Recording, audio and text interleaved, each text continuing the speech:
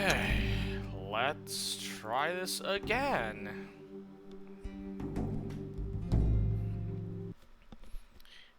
If I think if the internet cuts out again or disconnects, then wasn't meant to be today. Monday stream here.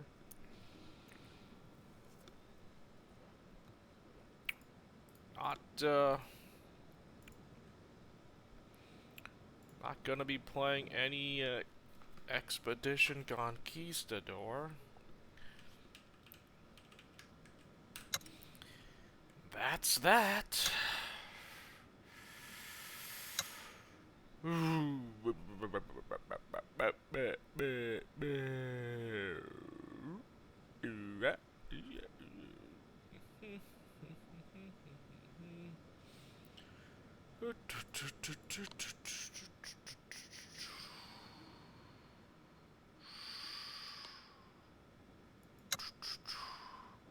Hunt difficulty high. Area mountain. Oh, at least guarding should be fine. Patrol and hunting will be rough. Oh, nope, never mind. Guarding is still terrible. I lost 39 medals.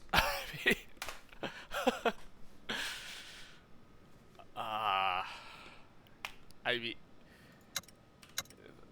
that's why I'm trying to use up as much things as I can, because I don't want stupid crap like that to steal my resources away, which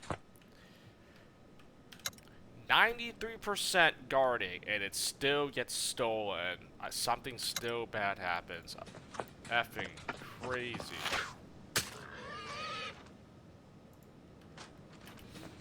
That's the funny part. It's something bad still happens. Like,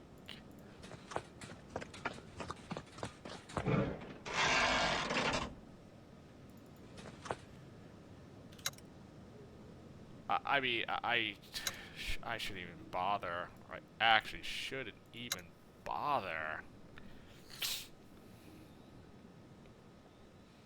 Like, what is the friggin' point? Lost precious metals,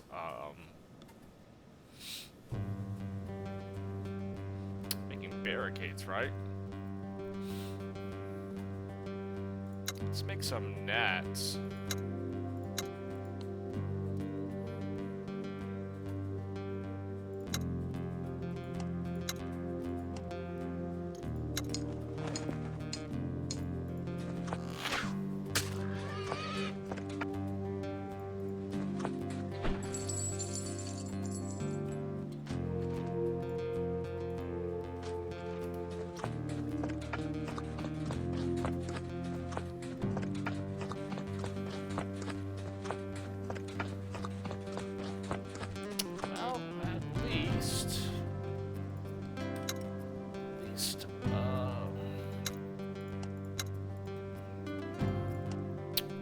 Out or anything. Internet's still holding up.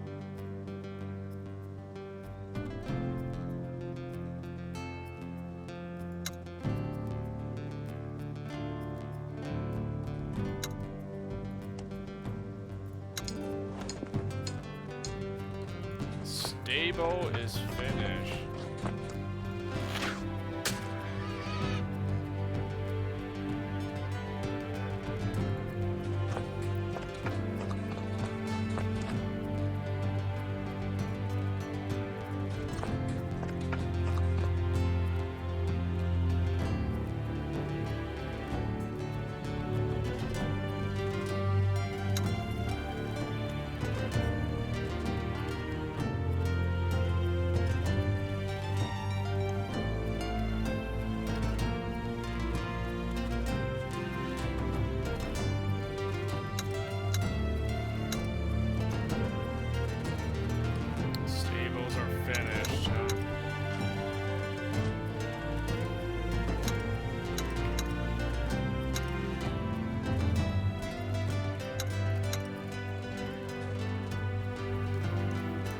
Tlaxcala tomb.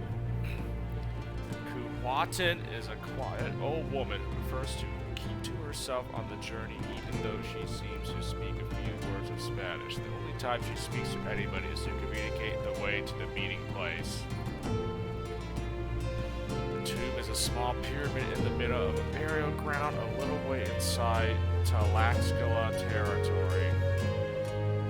You don't encounter any trouble on the way there, and at first glance the perimeter of the pyramid shows no signs of life. Scouting easy. Check the perimeter. Your people spread out to make sure the perimeter is safe. Anna Vidal returns with concern written on her face. Larger group of people have come through here, Capitan, but they haven't entered the tomb, as far as I can tell. From the tracks, I guess 5 people have come through here recently and may still be around. A battle is probably going to ensue, right? Enter the tomb, I guess. Entrance to the tomb leads a fair bit below ground. The tomb is made up of 3 small chambers in a row, with 2 rooms on the ends connected to the exit with a narrow corridor.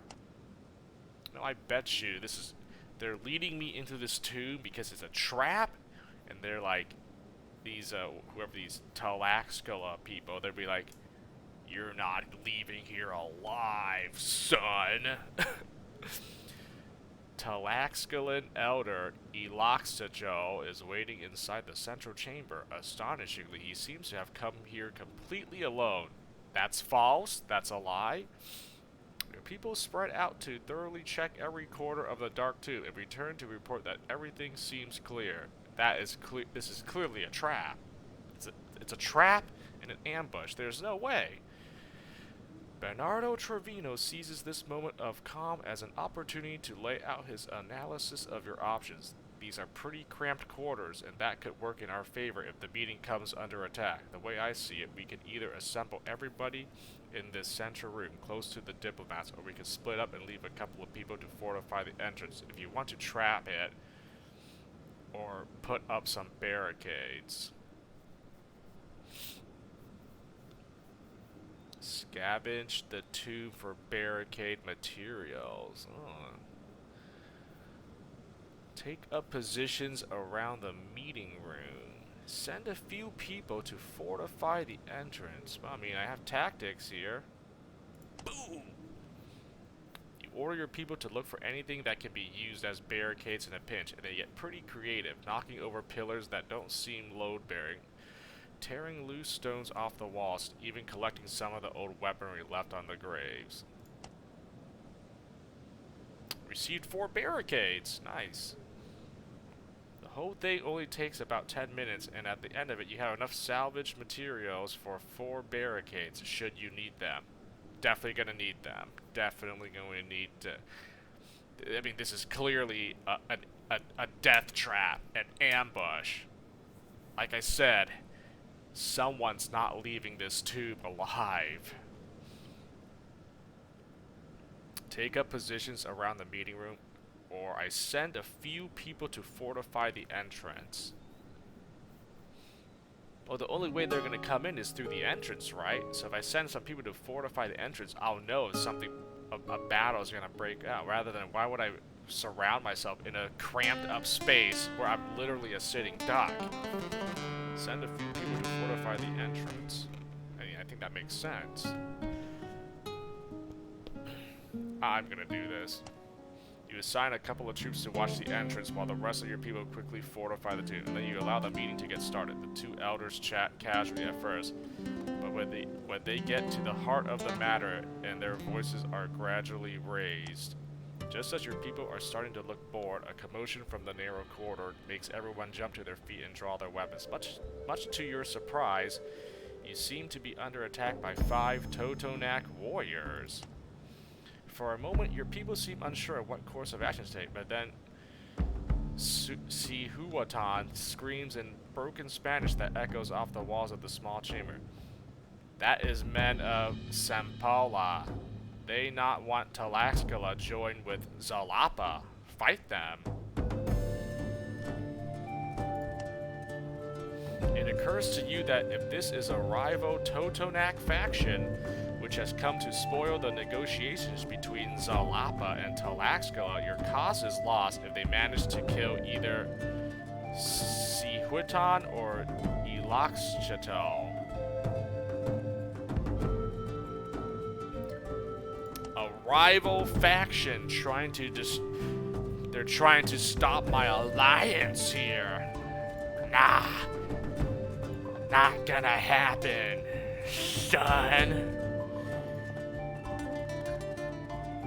Okay, I'm not gonna bring any archers. That's probably... Oh my gosh, I only can send 4... I can only have 4 people? Oh.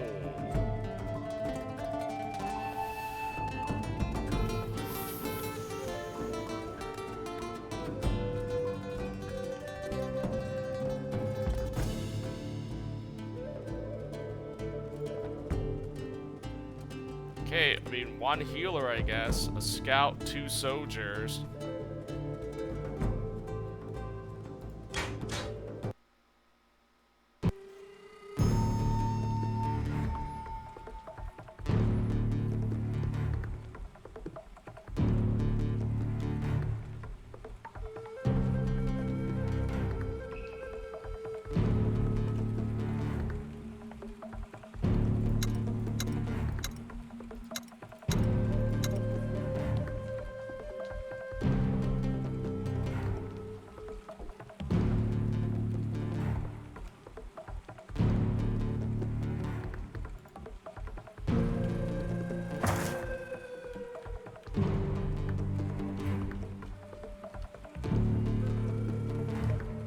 I have a plan here.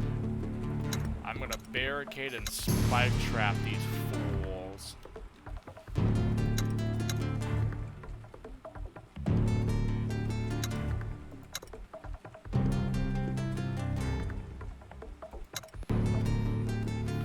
Okay, hold on.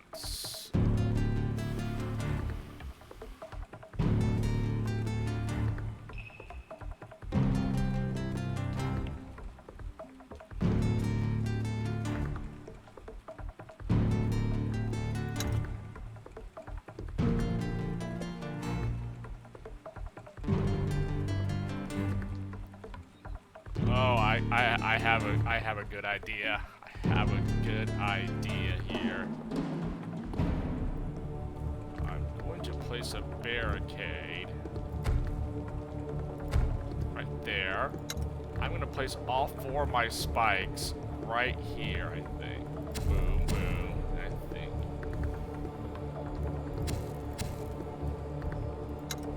Right, and then I will place...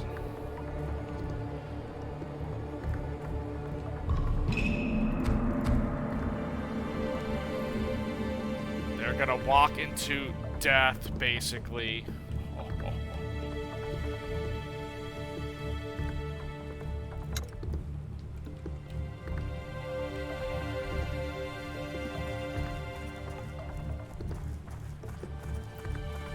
Wait a minute, I have control of these 2 diplomats?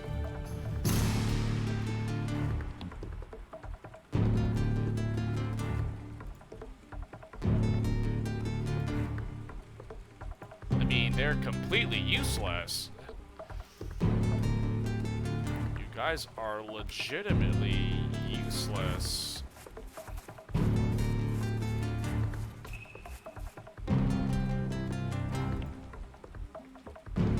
They're useless, but I still have a use for them.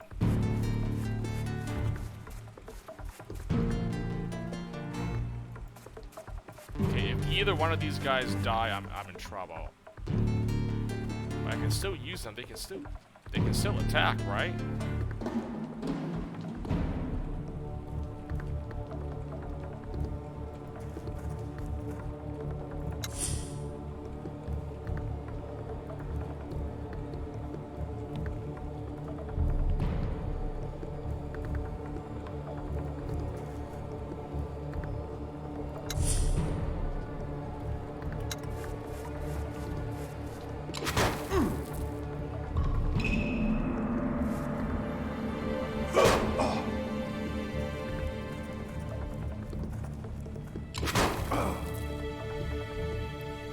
trap has been sprung.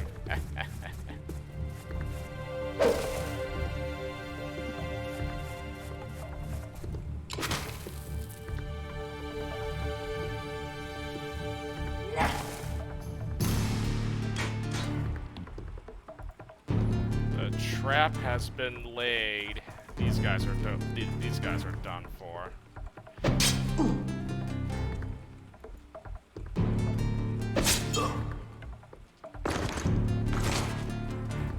Nice. I guess I made the right call by setting guys to barricade and whatnot.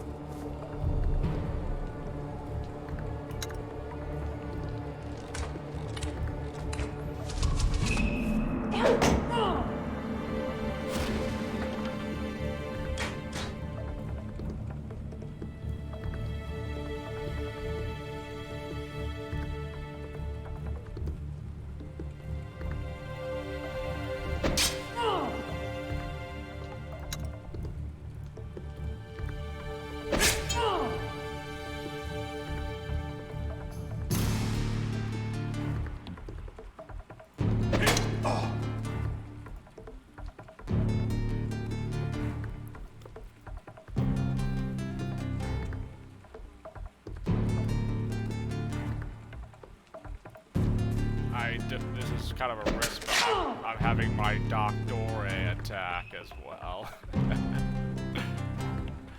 Doctore attack.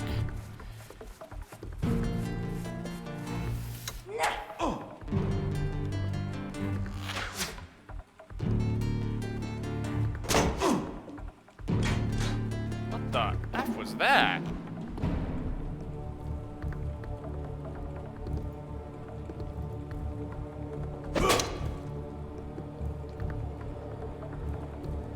Oh, I guess I made a mistake using my Doctore to attack. God dang it!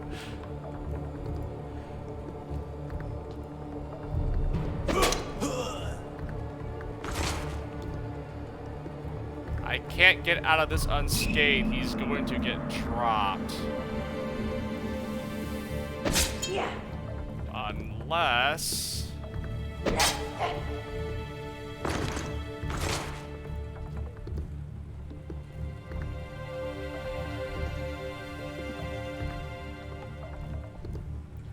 there's nothing I can do. He's gonna get dropped no matter what.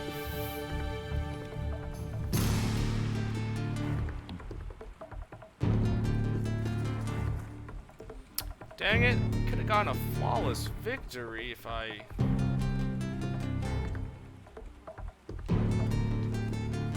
Hold on. Actually, hold on. Wait. If I do this...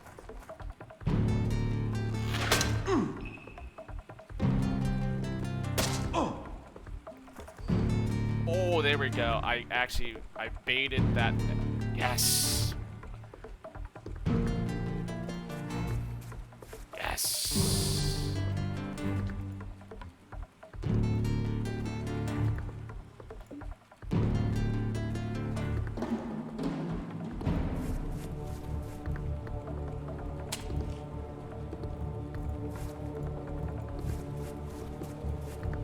Yeah.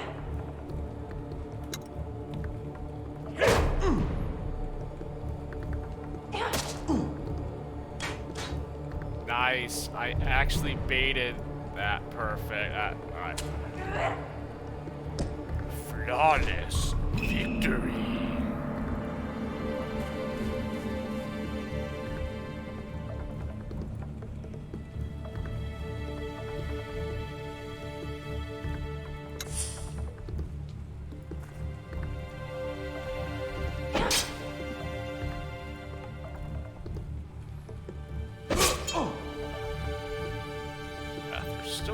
landing.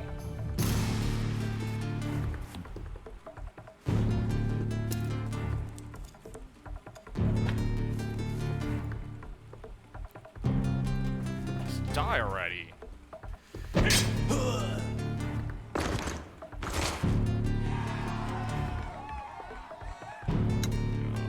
Flawless victory. Sweet.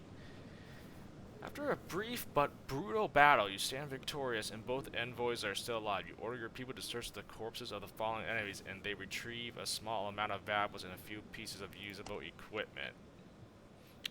Eloxticho is understandably more than a little upset at being attacked by the Totonac, but Sihuwatan appears to bring out the full diplomatic arsenal of appeasement, apology, flattery, and veiled threats. Eventually, Eloxticho is convinced that not only did Zalapa not have a hand in this assassination attempt, but you and your troops were specifically sent to prevent precisely such an attack from being successful. After Eloxticho leaves, Sihuwatan turns to you. Our many thanks, Forthenbras Dawn from Lanka. With not you here, I maybe would not be alive now. Thanks to you, Tlaxcala agreed terms of alliance. We must return Zalapa and tell Tepetotan of what happened. There it is. Successful alliance being made. A rival faction tried to stop this from happening, huh? No chance.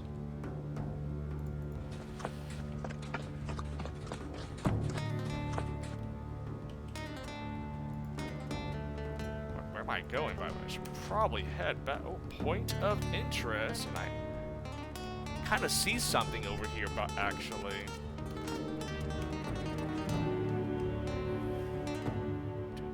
I see something. It looks like I don't want to say a pyramid, but it kind of looks like a pyramid-like structure right here in this fog of war.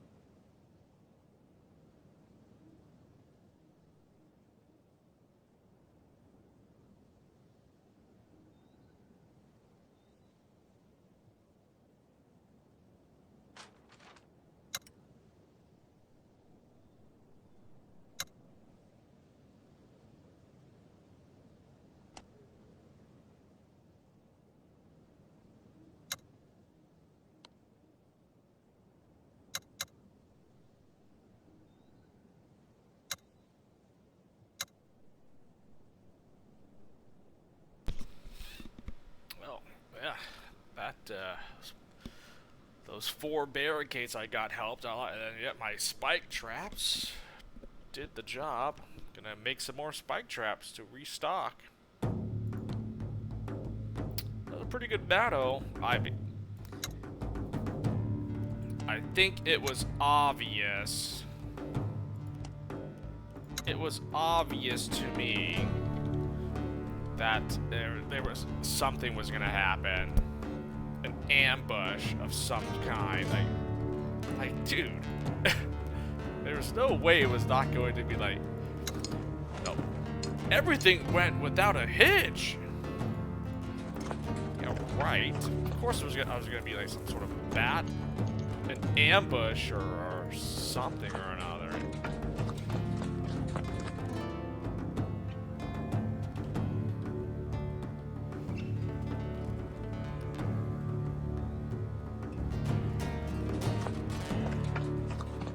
Got my wood stolen from me. I mean, of course, stuff keeps getting lost in the process, so that's why I'm using as many items as I can here.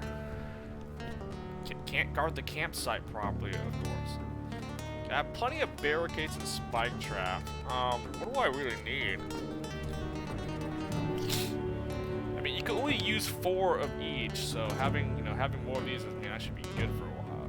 Could make some. I want to make some more lanterns, but I don't have enough oil here, so I don't use torches or caltrops. I guess I'll just make some more net trap. I'll make some more nets, I guess.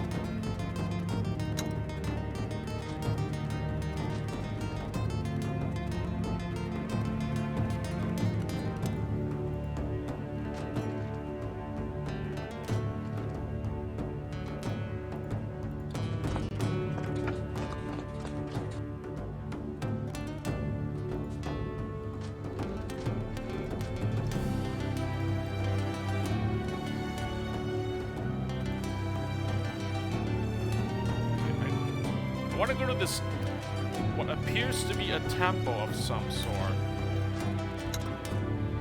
It's not the way.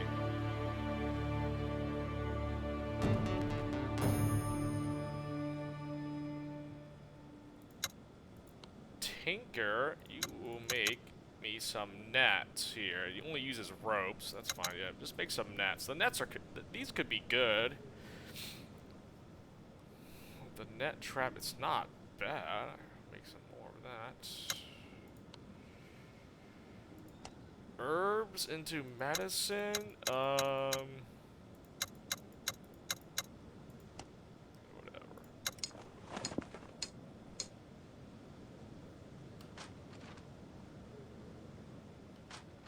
Pretty sure I go this way.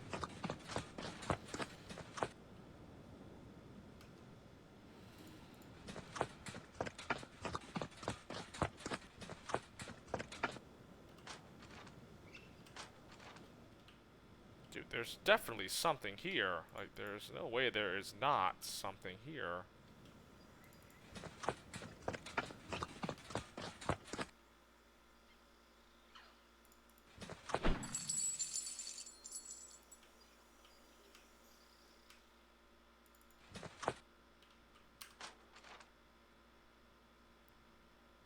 Ancient temple. See, I knew it.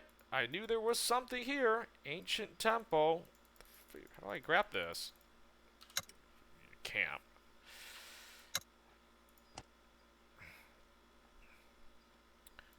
Knew there was something to, there was definitely something here.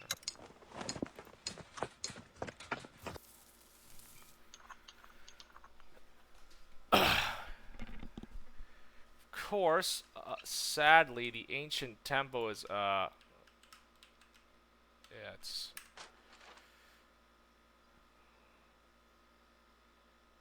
around. Oh, man, you know what? F this. I'm just gonna head back.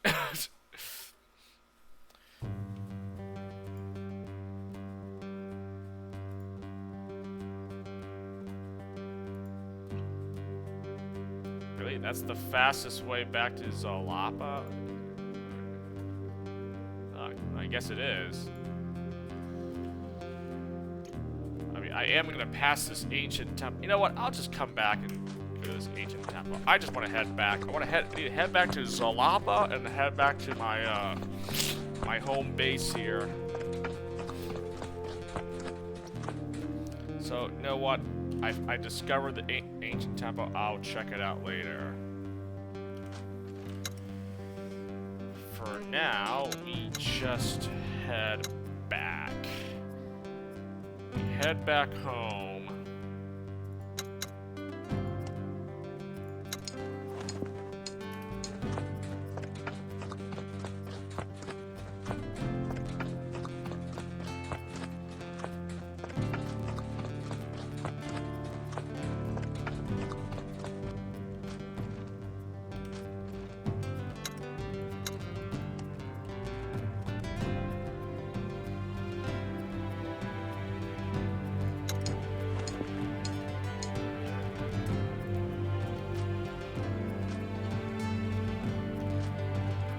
Nope.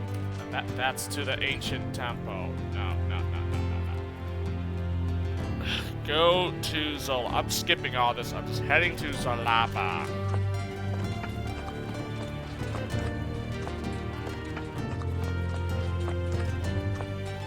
No, unless I see like this, I'm gonna, you know. Unless I see stuff like that. I want no part of it.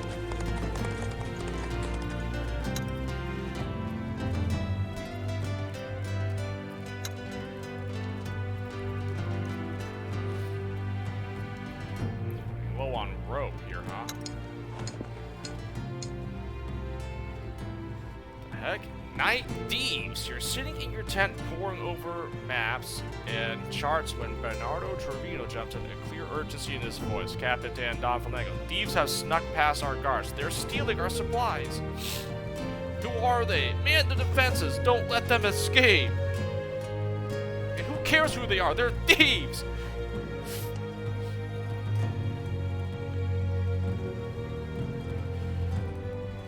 Thieves have snuck past our guards. Oh my god.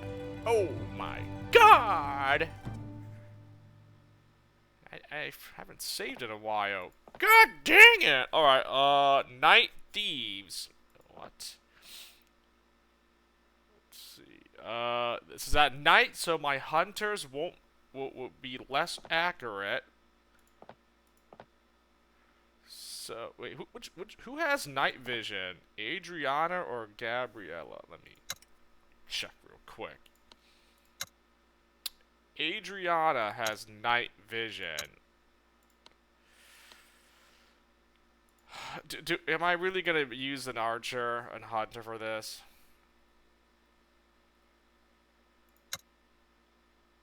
Oh, she also has night vision. The trapper.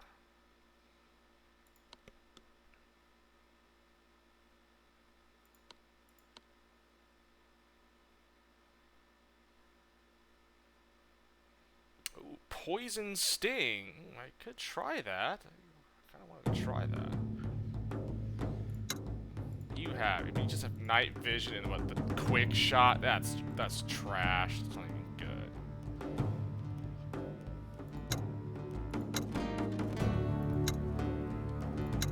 You know what? Let me use. I mean, I was gonna probably deploy one hunter anyways. So.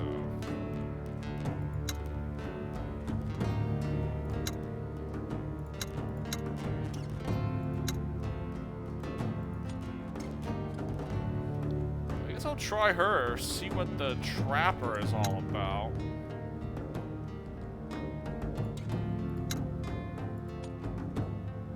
I don't know, just up the damage of this knife, I guess. I'm only using you because I want to see what.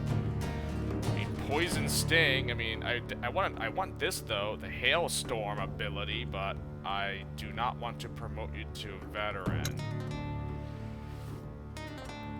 But I will deploy a trapper just to see if this is a better archer than my hunters here.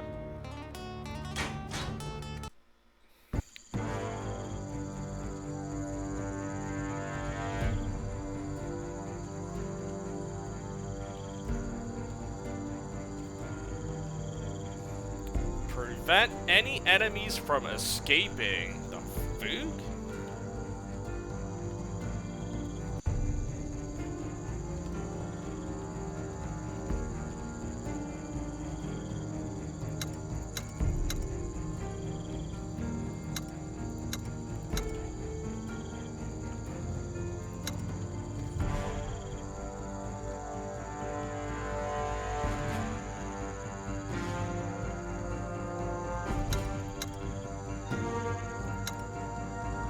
Just civilians. What the F is this?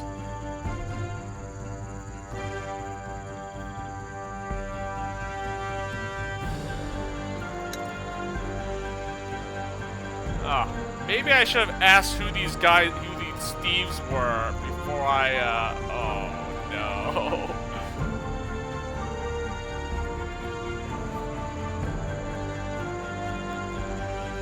Like, I didn't know who they were, like...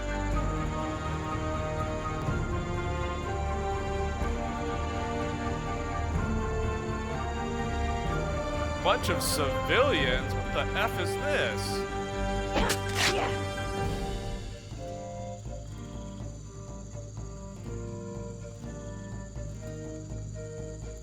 Whatever, man. They're thieves. I don't tolerate anyone trying to steal from me, so... Civilians or not, they're getting murdered.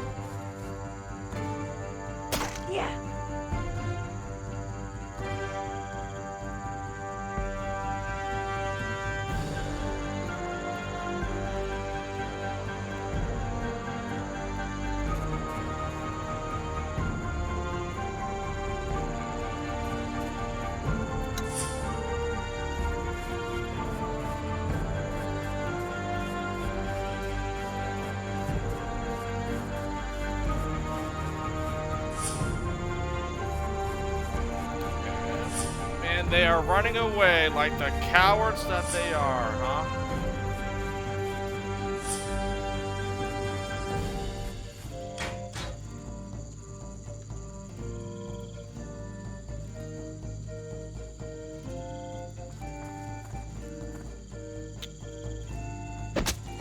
Now I regret deploying both of my doctores.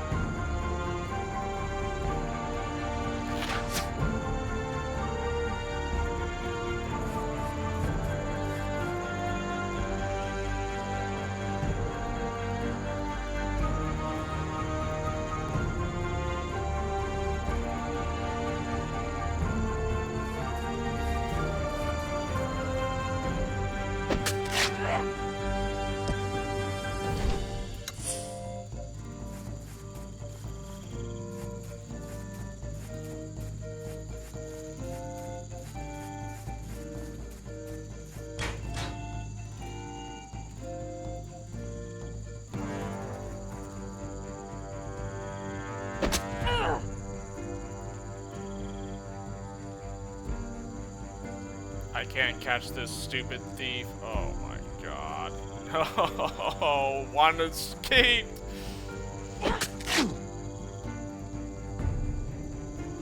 There is no way.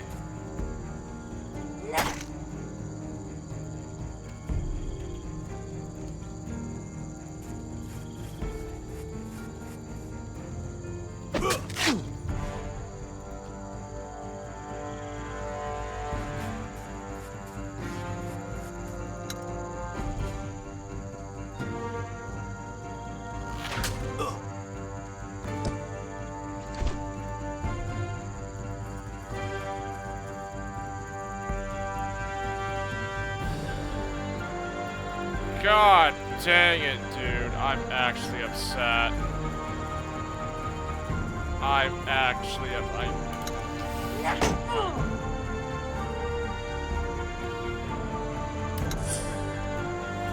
Well, I failed to stop this one thief. One enemy has reached the escape zone. You bastard.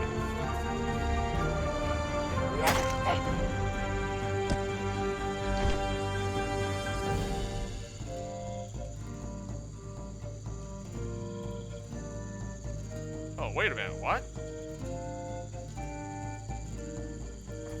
Oh, can I still stop them?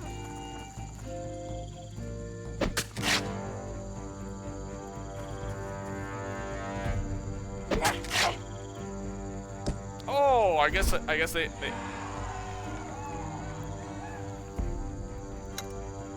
Oh, I guess they didn't flee. I guess they probably had to, like, all of them had to escape or something. I don't know. Oh, flawless victory. The thieves are elusive, but your troops hunt them down and kill them. They are mostly young men and women with no apparent battle training or experience, and they offer little resistance. You gather your stolen supplies again and bring them back to the carts to be repacked. Then you go over the defenses to see where the thieves might have gained entry. You should probably endeavor to guard your camp better in the future. The F was that, man? I mean, okay, well, I mean... an event that really didn't give me any experience. I mean, no one lost morale for this, but like, what the heck, man?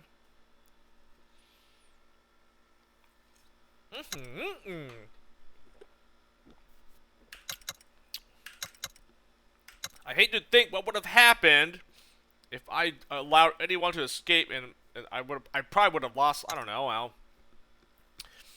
I don't have that much on me, but I bet you I would have probably lost like a good amount of stuff had they gotten away with this night theft here, huh? Scumbags.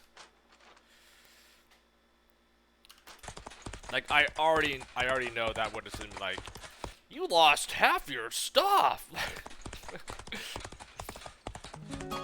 Yeah, I figured like it was gonna something bad was gonna happen if I just let any of these idiots escape. So I don't care if they were civilians. You steal from me, I'm putting you down where you stand.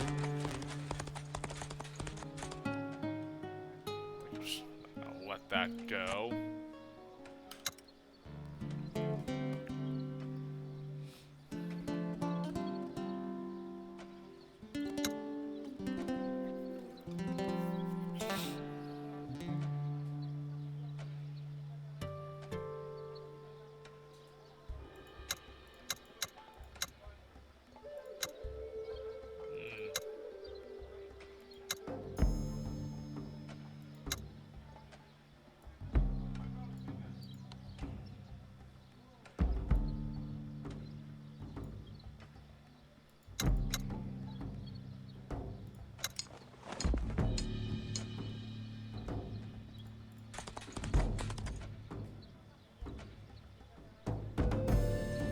Farmer, you meet a native on the road. He is in his best years and looks quite strong, but years of work have already chiseled deep lines into his face. He walks with an empty cart which is being dragged by two strong, healthy, delicious-looking oxen. He stops as you approach and warily wait for your expedition to pass. Greetings! He kneels. I am unworthy! What is your name, peasant? I would like to buy one of your oxen. I would like to buy both your oxen. Give me both your oxen. Leave him be. He looks rather confused that you might care to know. Otley, sire. Safe travels, Otley. Hold on now. The fact that they even mentioned the oxen here. The delicious looking oxen.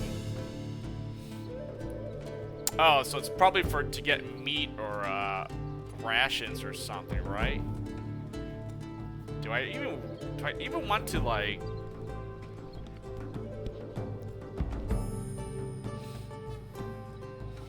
I mean, I don't want his ox for food or anything. I'm good on food, to be honest, but...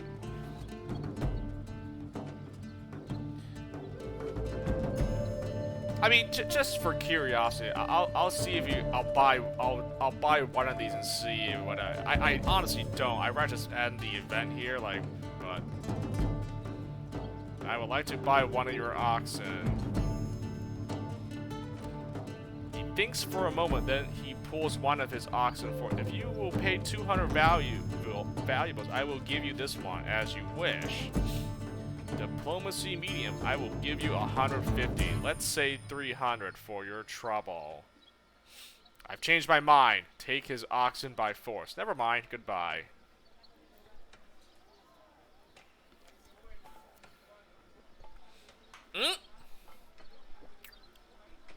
Hold on a second. I just realized something. What if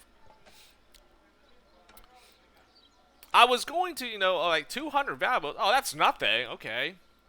But wait. Why was this option available? Let's say 300 for trouble. I bet you if I am generous to this farmer, I might get good pricing. I might get better pricing on those traveling merchants or whatever, right? If I show some kindness and generosity, this guy might relay that information back to his people. Be like, this Capitan Fortinbras is one cool dude. Give him discounts in the future. I mean, I could just buy it as you know, just pay him what he says. You know, I could also try to use, you know, haggle diplomacy, but like this is nothing to me. 300. You know what? I'm hoping that being a generous person here will actually pay off in the future. You know, having good what is it, like good karma, or you know, just I mean it worked before, so maybe it works again. The man's jaw drops. Sire. Vidal snorts. Have you lost your mind, Capitan? The peasant said 200. Why would you offer him more? Oh, and there's the greedy followers. The greed.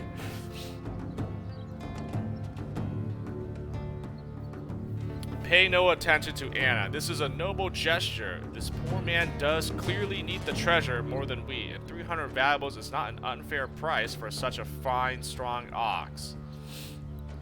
300 valuables it is. Arrange the transaction. On second thought, let's say 200. No reason to be wasteful. I forgot. I tried to be generous. My greedy followers were like, what are you doing?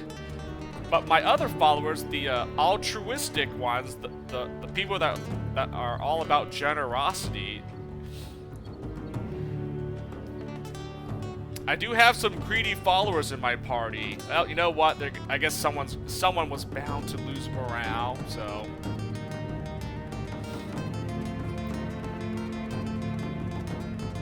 All right, 300 it is. Arrange the transaction.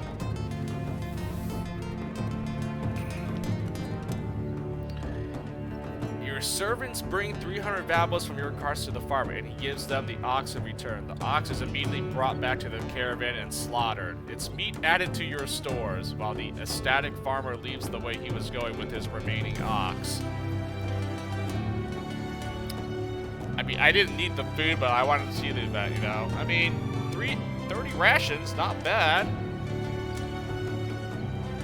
Greedy followers have lost morale. I mean, yeah, I kind of figured someone was gonna lose morale from this event. Well, at least I got rations and not meat, so that's actually better. I thought it was gonna, you know, butcher the ox and then, you know, have it meat, which is like, ugh, perishable. That sucks. But I got rations out of it instead, so that's actually, that's worth it.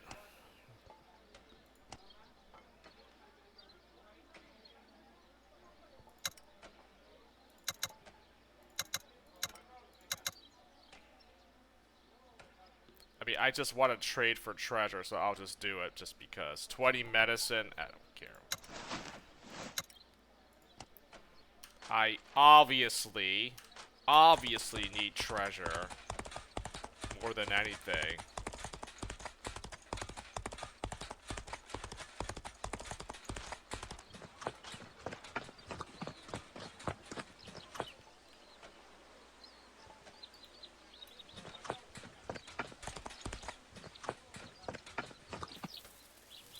You know what? Before I head back to Zalapa, I'm gonna head back to my fortress. I want to head back to the fortress before I go back to Zalapa. Oh, whoa, hold on. Fresh meat! more meat. Meat. Preserve said meat.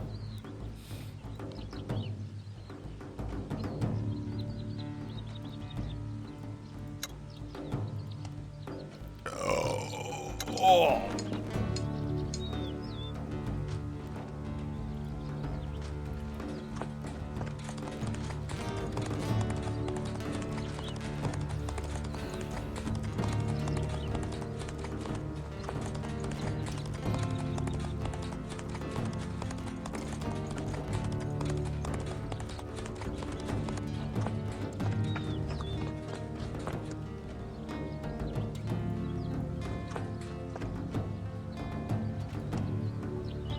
Torch and a spike trap. I don't care for that.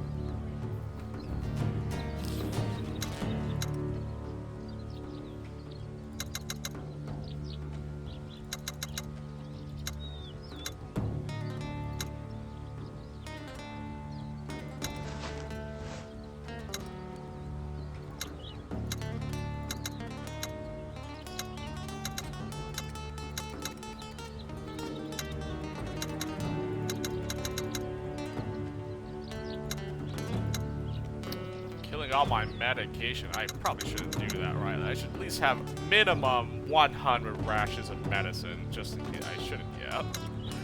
I need to gather more herbs, if anything.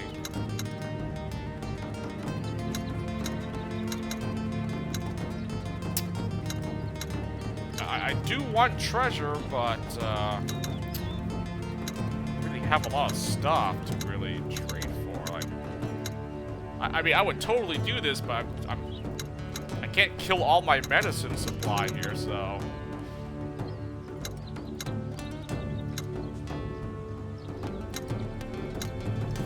I'm not trading my treasure for equipment. Nah, we're good. Not doing that.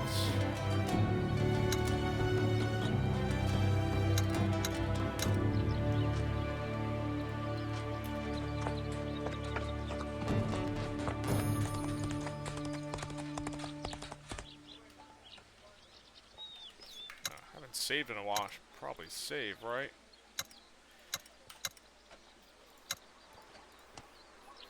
What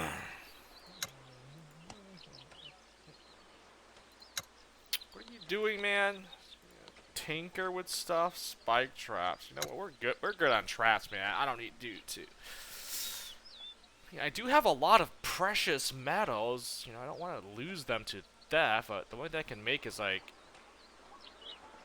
lantern, cannonball, or caltrops with the. I guess I could make a I don't really want a lantern. It doesn't even use that much metal. cannonball or the caltrops would be a lot better here. My gosh, this bug is still in my room. Dude, how is it still in this room? It just never got, like, it never flew out of here or died on its own or something? I'm getting upset with this stupid bug. I'll make you build a cannonball for me then, I guess.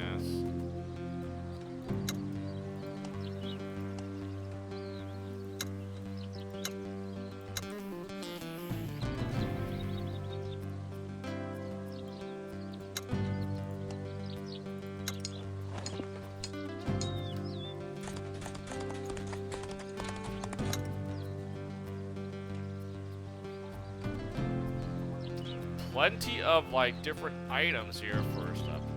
Could use some more lanterns, that's for sure, but I need more oil to, like, make a lantern.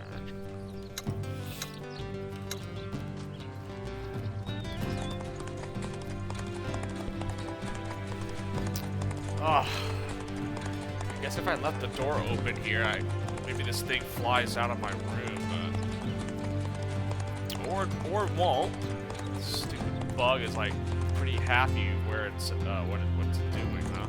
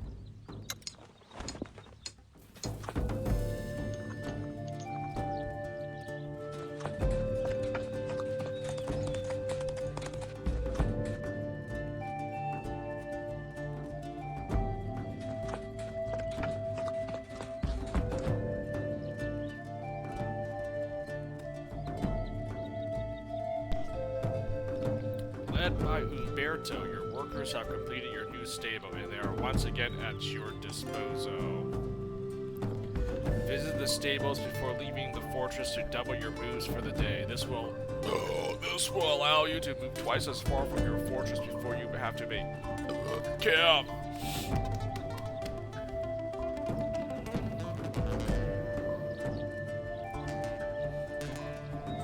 Barracks house 173 soldiers, so I'm getting more troops here. I'm amassing an army apparently. So I am creating an army or something. Interesting.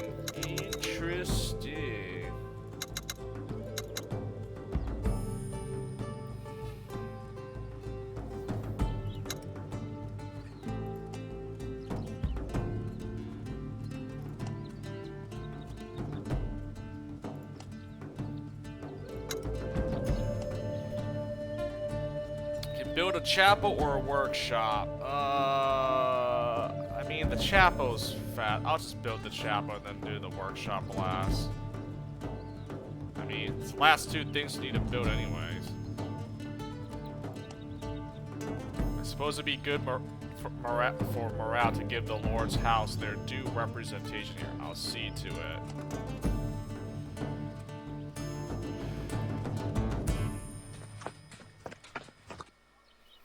Fortress stables. The stables of the fortress are modest. A tool shed with a simple shelter stand next to a small pasture surrounded by a wooden fence. The grass is nice and lush. However, as it's only used by a few horses, put your horse to pasture. You leave your horse in the care of the stable boys while you're staying in the fortress. When you leave, you'll be able to move twice as far before your first camp. Oh my god, look at that. 82 moves. Pog.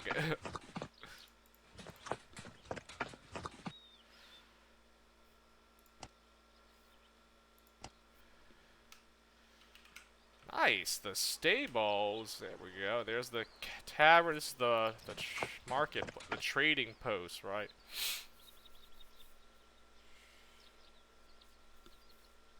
Trading post appears to be well visited. Several merchants in fancy travel clothes are browsing their wares or haggling with local traders. Maria excuses herself from one such negotiation to greet you as you enter.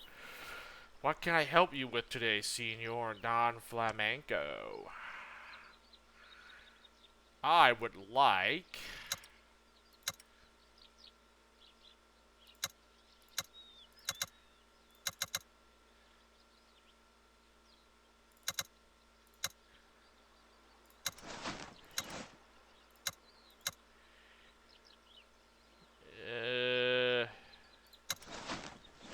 yeah, give me some equipment here.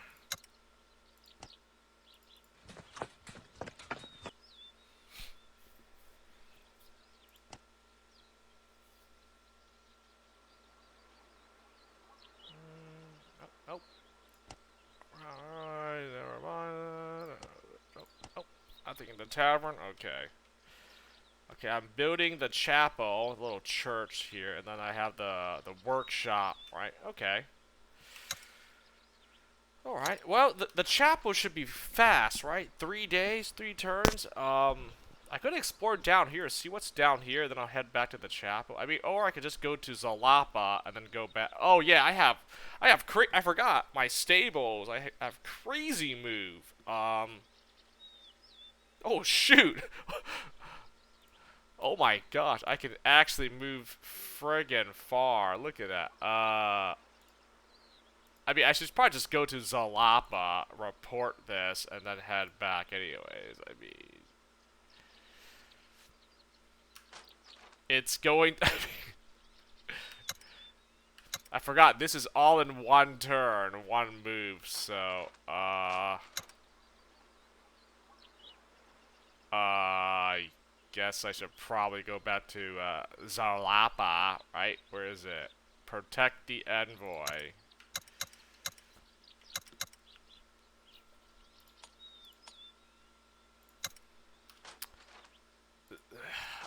Yeah, I guess.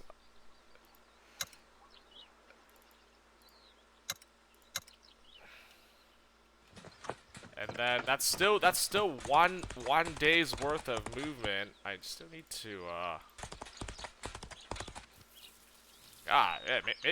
yeah, building those stables was definitely worth it now. Sweet.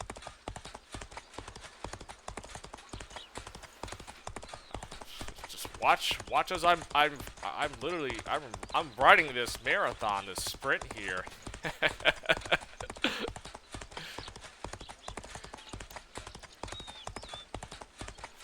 Oh man, the stables, yeah, that was a smart choice. Oh, whoa. Smart choice doing that.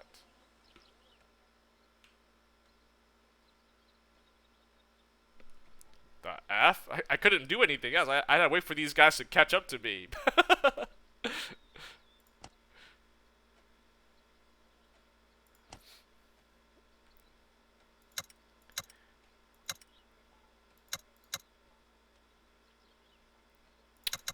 Could trade for some more equips, or... Man, I'm eating into my medicine supply, but you know what? Whatever. Whatevs.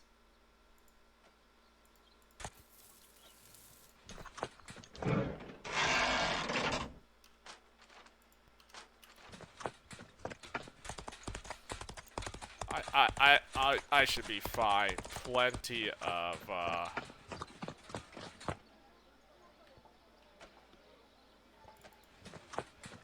I should have plenty of... Yeah, I have plenty of herbs. Yeah, my medicine's good.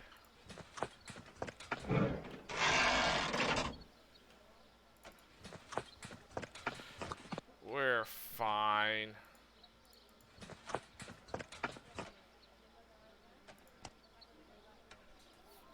A net and a spike trap.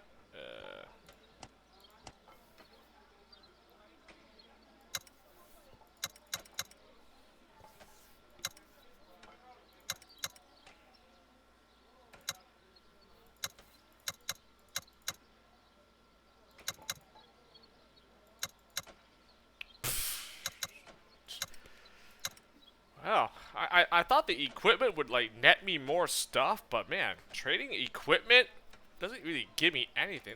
That's trash. So, like, I don't know. I guess equipment's not all that great, huh?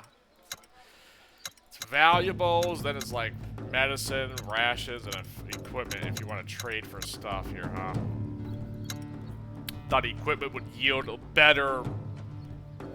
I would get a better return if I were to trade equipment for the other 3 resources. Not really. Not really. Like 200 for 2 pieces of equipment. That's... Especially when I trade my valuables for 2 equipment, it's 450. That's literally almost double. That's not even worth it. That's like pathetic. It's already double. 215 just to get 1 piece of equipment. But oh, when I reverse it, 1 equipment for 100 valuables. Are you serious?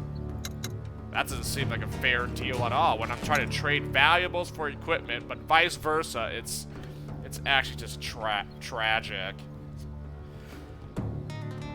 Never mind, I don't want to trade. I need to save and go to Zolapa or this guy here.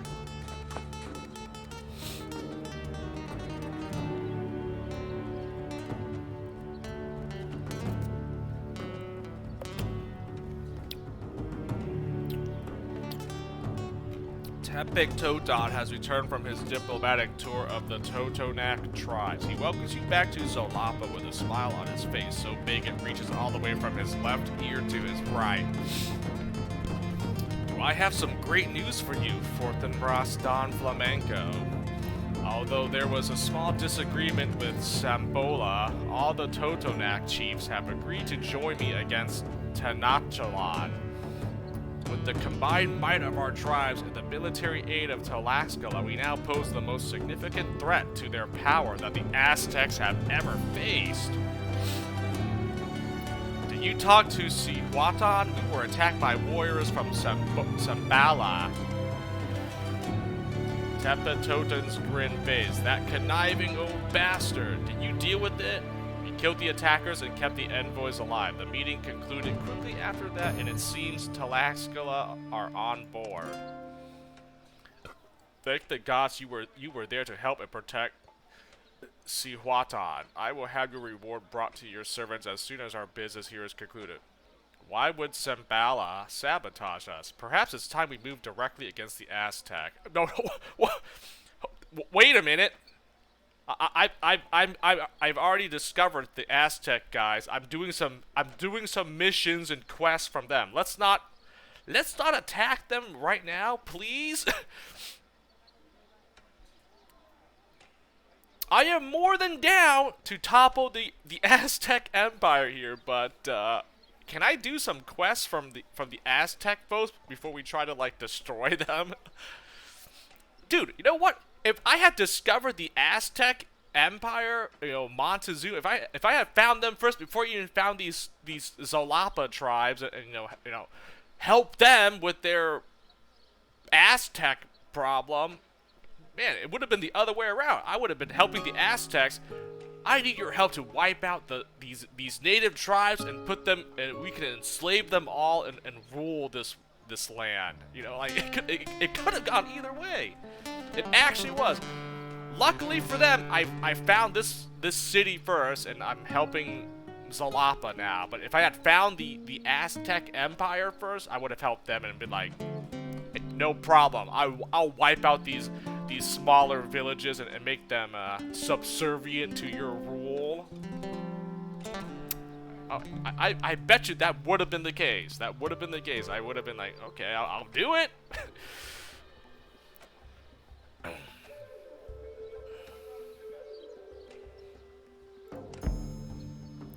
Chieftain of Sambala considers his city the capital of the Totonac people, and he was not open to yielding any of his power. He was nothing but trouble when I came to that city. But thanks to the idol, I was able to exert my influence behind the scenes, and, long story short, he was overruled by his elders, and Sambala has joined our cause without him. He must have caught wind of my plans to negotiate with Talaxcala and sent his warriors to ruin the meeting before I visited the city. Perhaps he thought that was the sticking point of my plans. What now? We can't strike directly against an Aztec settlement until we're ready for war. In the meantime, you can strike a blow against the enemy by hitting their supply lines. If you attack and raze their farms, they will not be able to withstand a prolonged siege, yet it will not be enough to provoke a full-scale response from them. You want me to kill defenseless peasants? Sounds easy enough. I'll take care of it. Killing peasants, I'll consider it recreation for my troops. What? Up there, and that's the warmongering. That's the casualty of war, right? Now we're gonna just kill defenseless farmers and peasants just to you know, this power struggle between the Aztecs and the all these native tribes, or these Totonac tribal guys. I mean, I guess in war, there's going to be winners and losers, and I guess this is just one of the aspects of war, huh? He throws up his hands. These people are far from innocent. That land used to be ours, home to the Totonac people. When the Aztec wanted to expand their influence, they rolled in and took that land by force to use for agriculture. Since then, they've been exploiting it to the very limit of its capacity. I'll pay them a visit. Tepetoten again shakes your hand for him. Good luck, Forthenbras. I will take care of the logistics for the war in the meantime. Return here when you have dealt with the farms. Is this the Aztec farm that I've already been? I've already Aztec farm. I mean, I've been here. They seem friendly enough. I don't like. Attack and raise the Aztec farms north of Tenatala. Oh my god, it actually is this Aztec farmland. Oh man. Is there? I doubt it, but I was like, is there an option for me to just like make these farmers just run away in peace, and I just kind of like burn a part of the farms just to like satisfy Zalapa here, or do I have to actually have to kill these farmers to get to make a point? Oh man, like come on. First it was the rebel problems of Hispaniola, now it's the Aztecs versus Totonac in Mexico here.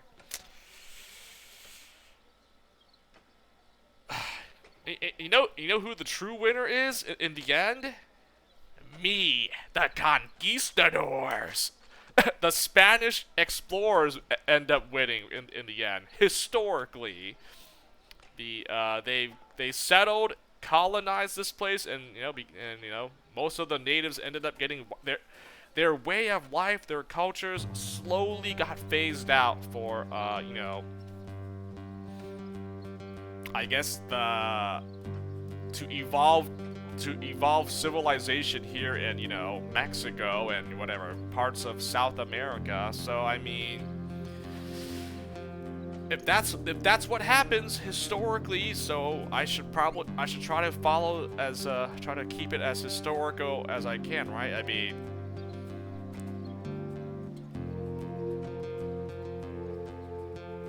mean, what help the Aztecs survive, make the Aztec Empire thrive? It's not gonna happen.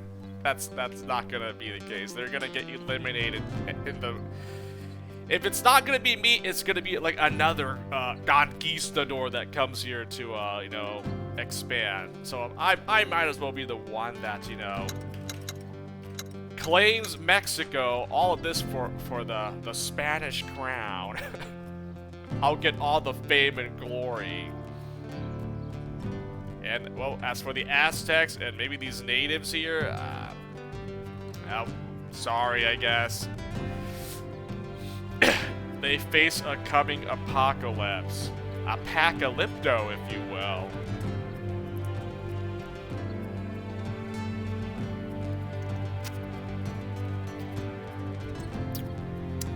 It's a good movie, by the way. Apocalypto kind of tells a fictional story of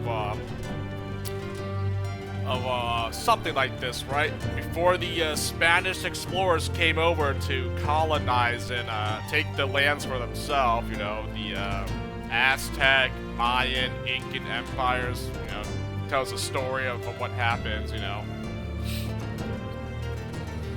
So I guess this is no different. No different from what happens here.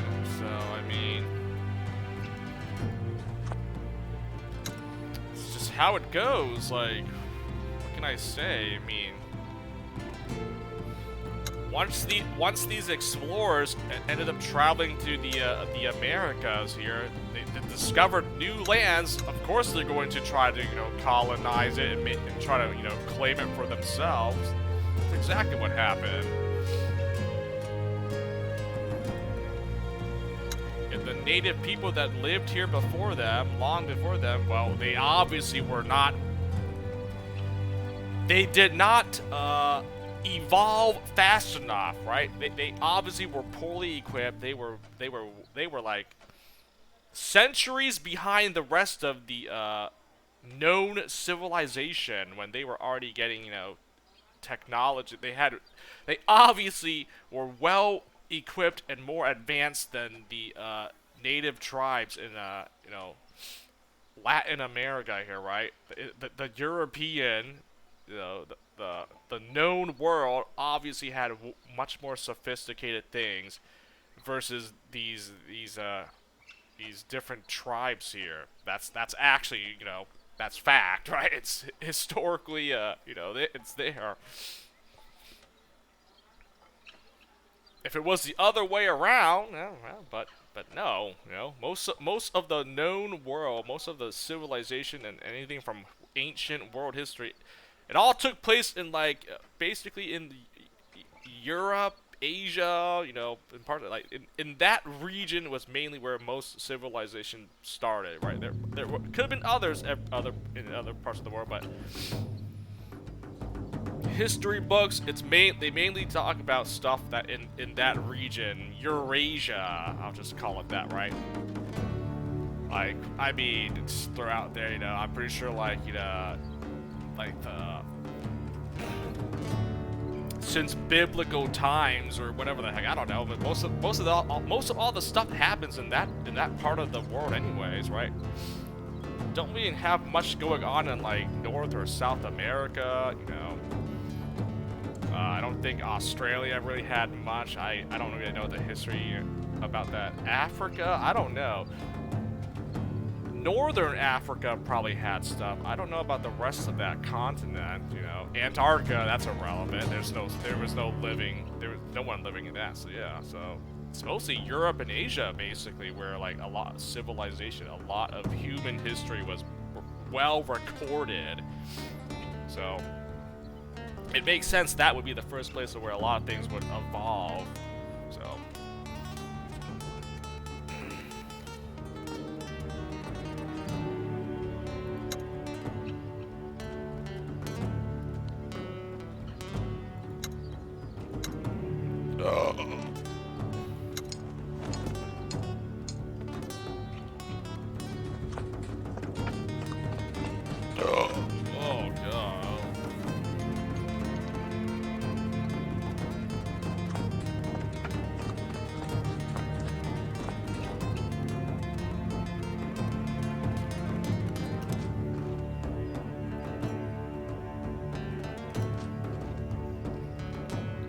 go back here to see what this is. I know what that cave is. Is there just...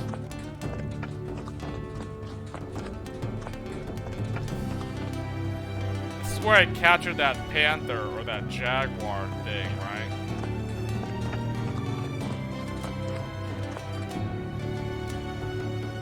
I don't know. I haven't had any chance to like use this jaguar yet. Is it still even in my party or what? Like,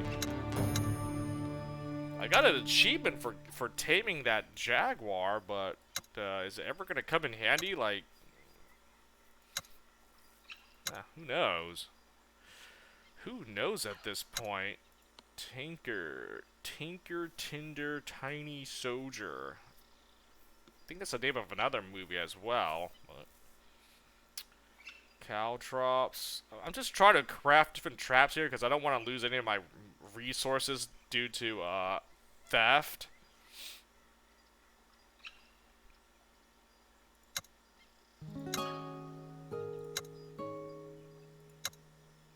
Well, I guess I can make one more lantern, then I'm out of oil again. Man, it costs a lot of oil to make lanterns. I guess it makes the most sense, right? These lanterns are really good. It's a really good item to use in battle.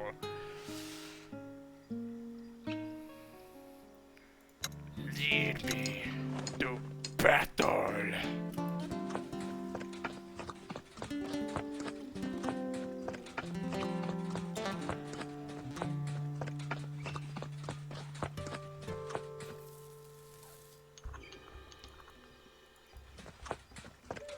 I don't know why I had to go all the way to grab those herbs, but I see something, I had to grab it.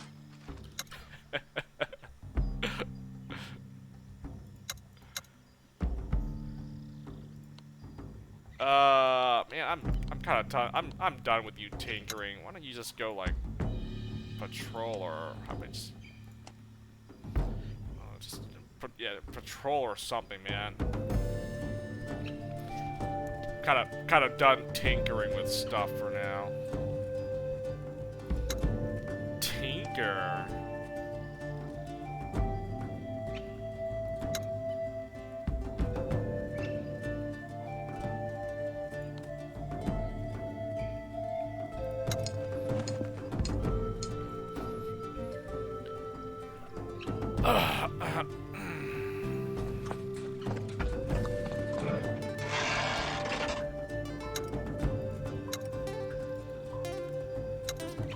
Well, my stuff should be finished now, so I think it's time to head back.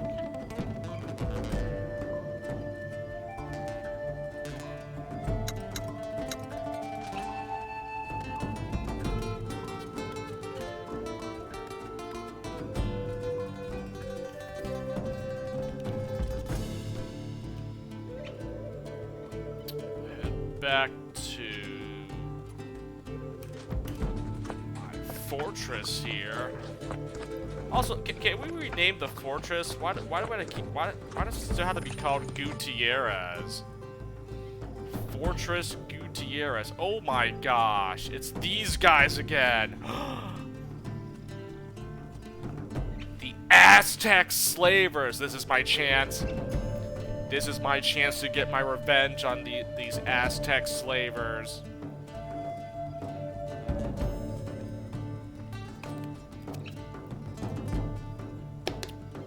This is it.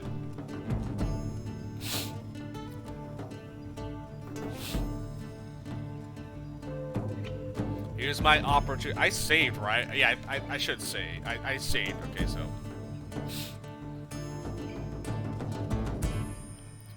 I'm obviously not gonna allow them to pass. F this, man. You think you're gonna enslave some people? Not on my watch, pal. Set up a surprise attack. I think at this point, this is probably the best chance I've got to try to, like...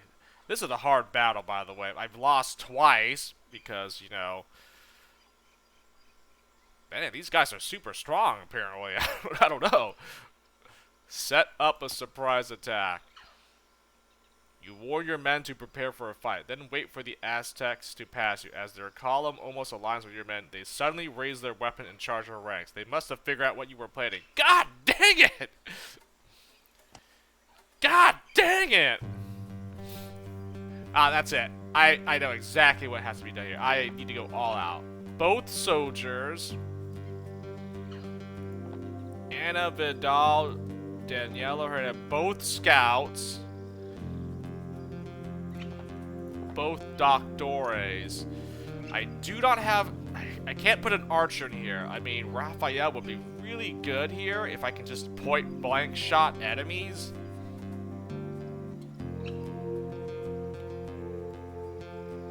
Is that even worth it? Am I going to use him to point blank? I mean, that's a guaranteed critical hit if I point blank them. You know what? Where's Daniela Hernandez? I'm going to bench her and actually put in my hunter. My shotgun guy, basically. 2 soldiers so they can tank and stun lock enemies. He's a shotgun user at this point. I mean, he's no longer a ranged attacker. 2 healers and 1 scout.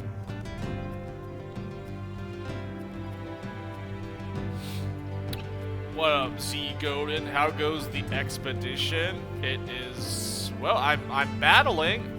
This is going to be a difficult fight, but it's going well, going decent.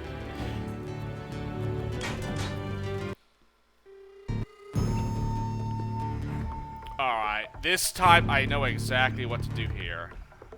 Okay, not really, but I am much better off than the last time I fought these guys. Okay, first of all,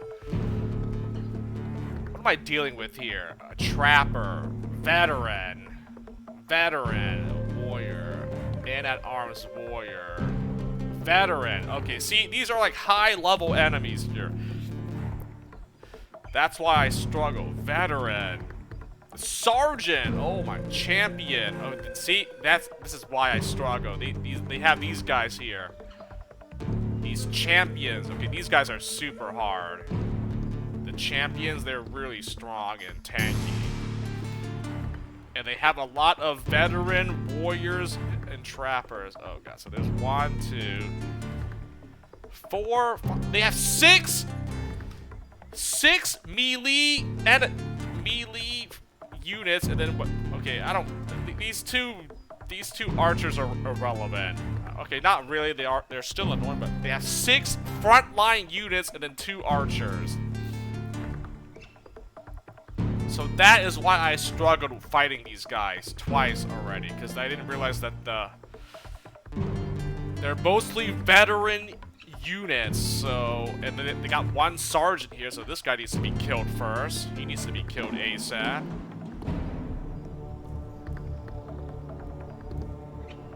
Well, and this is a bad, to be honest. Out in the open, it's not. There's no place for me to like use the terrain to any advantage. I do have my cannon. I do have a cannon here.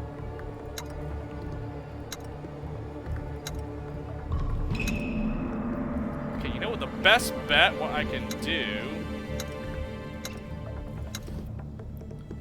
Okay. This fence is my best place to try to, like, funnel the enemy here. So, I think what I'm going to do is place my cannon all the way back here. And when they get towards me, I'll shoot and destroy them. Right, and then I will... I'm going to place some barricade. I'm going to try to make a makeshift little barricade to, like, funnel the enemy through, and I can kill them. So I think I'll use this fence as my little barrier as well. So let me see, how do I want to do that? I have spikes and barricades here. Let's see, so I definitely want some guys to, like, I mean... This is the best spot here. I can easily funnel enemies into this little spot. See, there's not much tiles here, so I can easily try to wipe them somehow.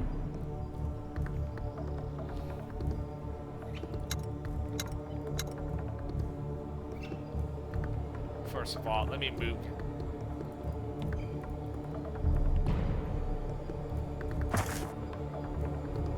Don't really have much. I thought I could move these guys. No, there's. Okay, I think. Let me see. How do I want to do this barricade?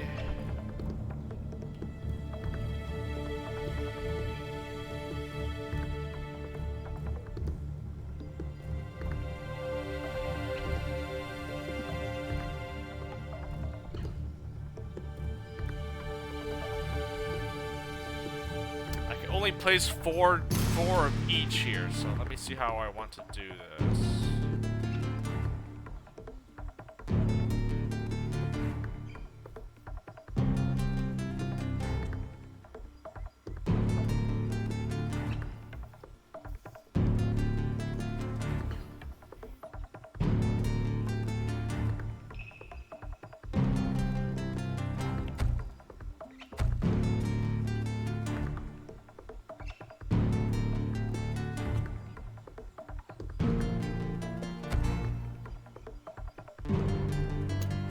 That, and then I can place a spike trap in between when I funnel these morons into my trap here.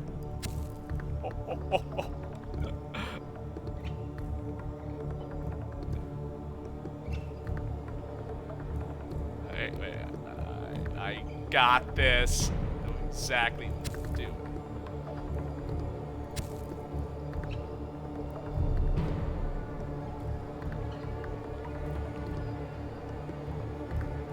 Oh, this is gonna be good.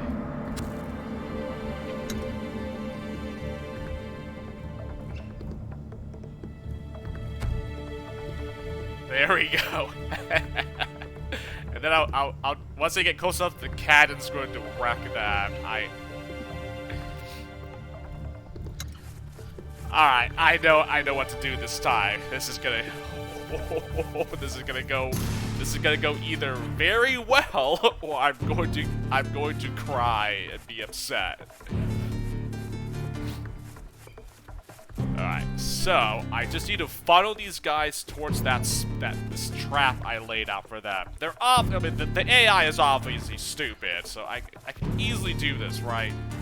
there is no way they're not gonna be that they will not fall for this trap.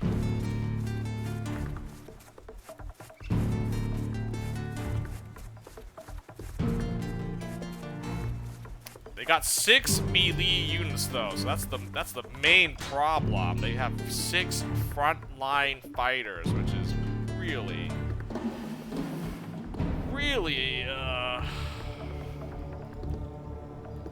Okay, well, I'm gonna have Doctores. You guys get the F away from me here. This is like, just run down here where it's safe, and then I'll have my guys in certain spots.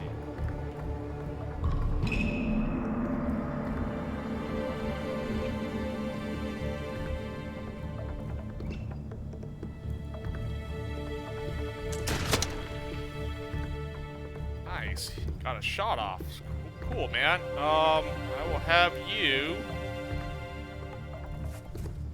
also be on this side of the fence, and then these guys. Alright, I got it. I will have Bernardo is my tankiest guy right here. Ortega, I will have you.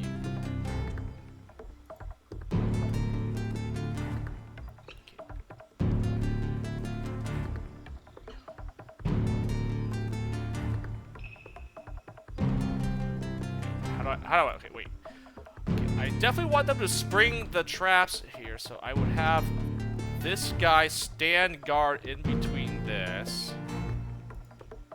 So I will move Ortega right there. You will,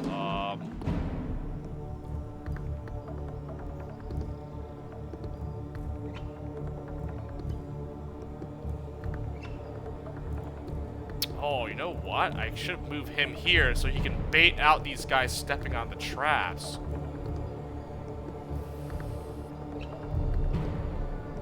Actually, you know what? Put him right there, and then, yeah, they'll definitely walk into this to try to attack him. Ooh, that's actually smart. And I'll have her stand like here, and then have him right here.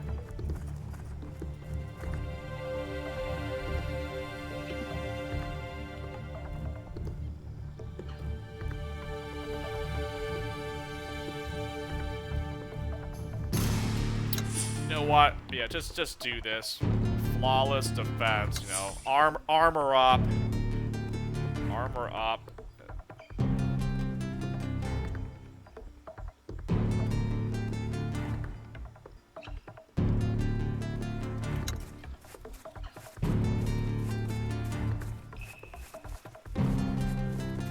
There's no way this is not going to go poorly, right?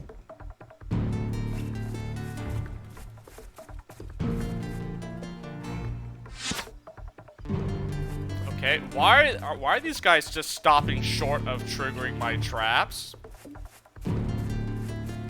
Dude, come on, man. Walk into this thing, you idiots! I literally, oh man,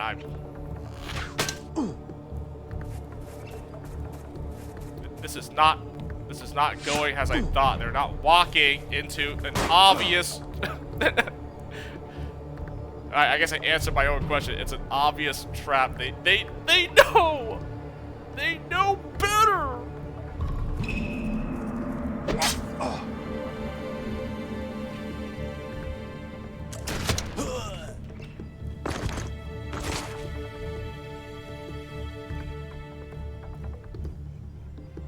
Oh yeah.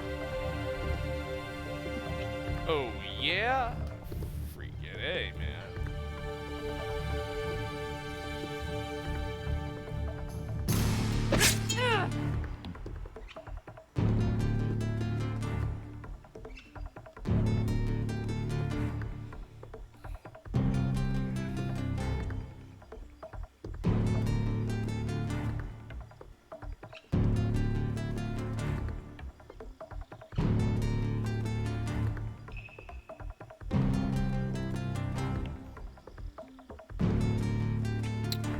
move him. I want to. I gotta move this guy. He's gonna get hit though.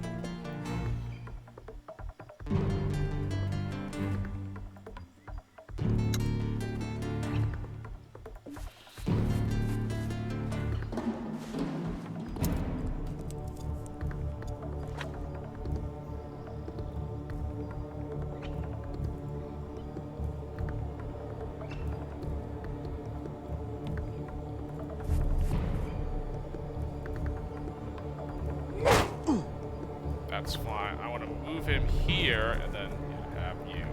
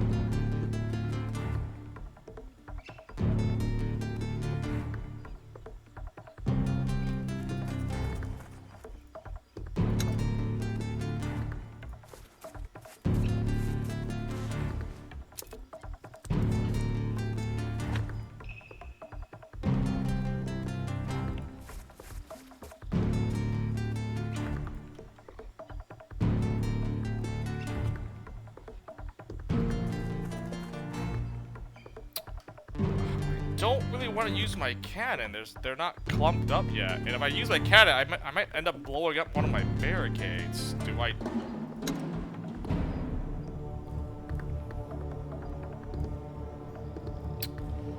I mean, you know what? F it. I gotta take the shot. Gots to do it. Ooh.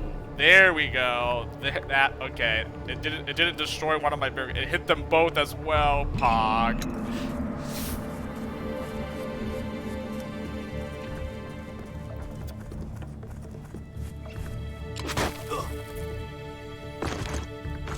Trap was triggered, sucker. There we go.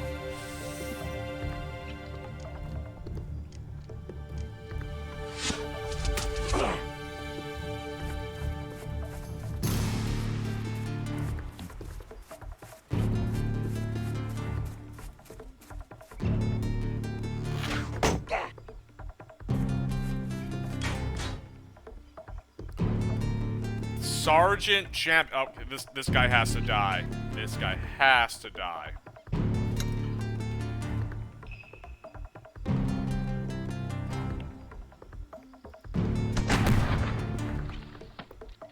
Dang it! Only got one guy that time. Fooge. Okay, this guy has to die. The champion sergeant. He's a threat. I will have.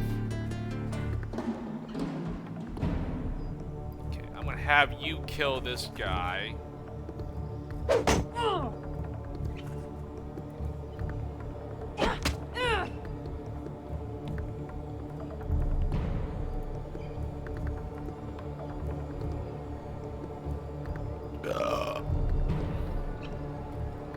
Okay, I'm gonna have Bernardo stun him, but I need to move you out. I gotta move you out of the way. So you.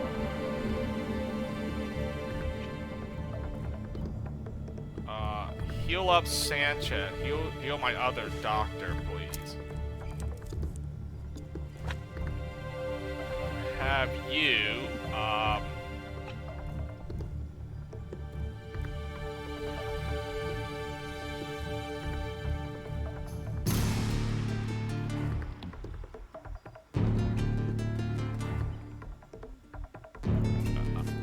just flank him. I will have you stun this idiot.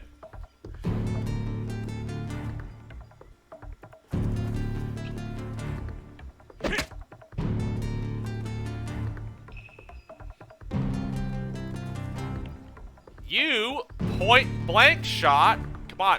Oh, I should point blank shot. He's stunned. Hold on. Wait. Let me.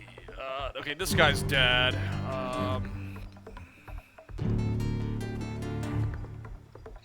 So he's stunned, so he lost a turn. You know what? I'll kill this guy. He's dead, right? Yeah. She's dead. I mean, I can't tell male, female. They all look the same, unless you hear their voice. All right, she got dropped.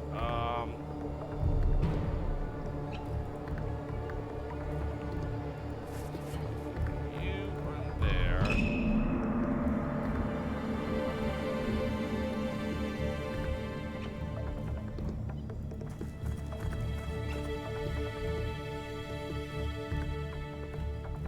Okay, you know what? I'm gonna have this guy shotgun this warrior, so. He should die. He should die from this critical point-blank shot, correct?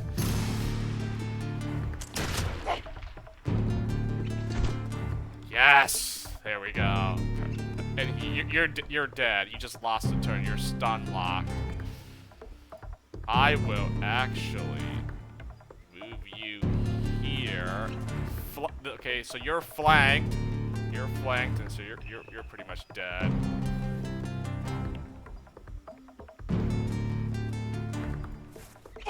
Oh.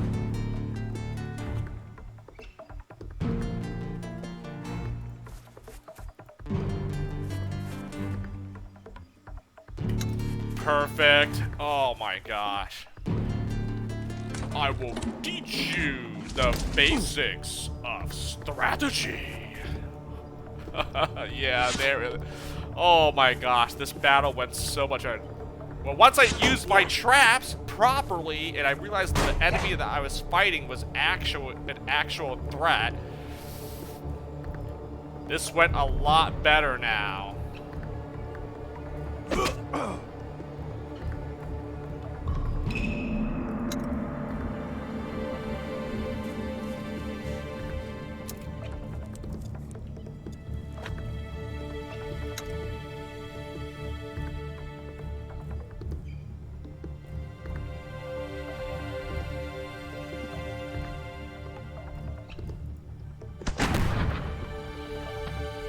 I don't care. Fire the cannons! Alright, this guy's dead for sure, right? Point blank shot this idiot. Yeah, he never had a you never had a chance.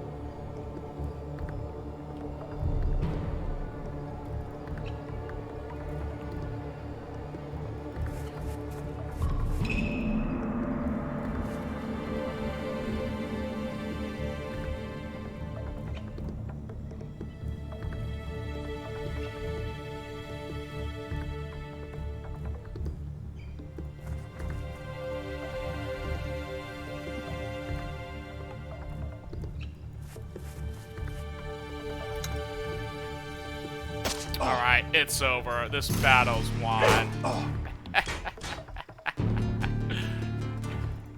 This battle is won.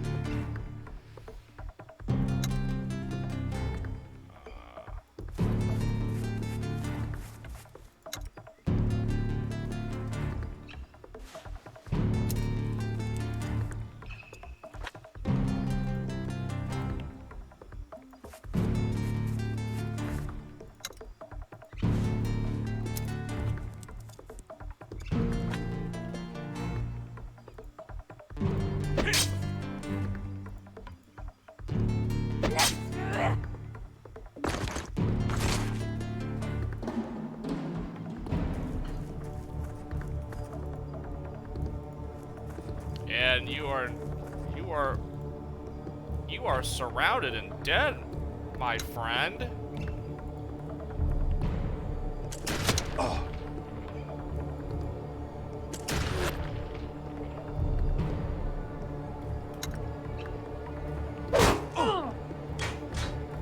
Ooh, wow, you're gonna swipe me like that, huh?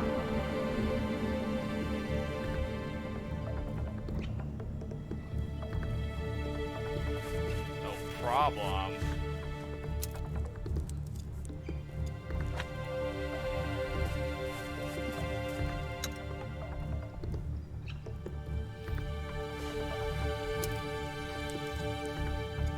Does someone have a stun? Oh, you have a stun. Alright. Just to mess with this scumbag, I'm just gonna like have everyone get a lay the smack down on this fool. And then you know what? Just to ensure you're done for, point blank shotgun. Boom! Miss! Okay, fine, I'll just do that.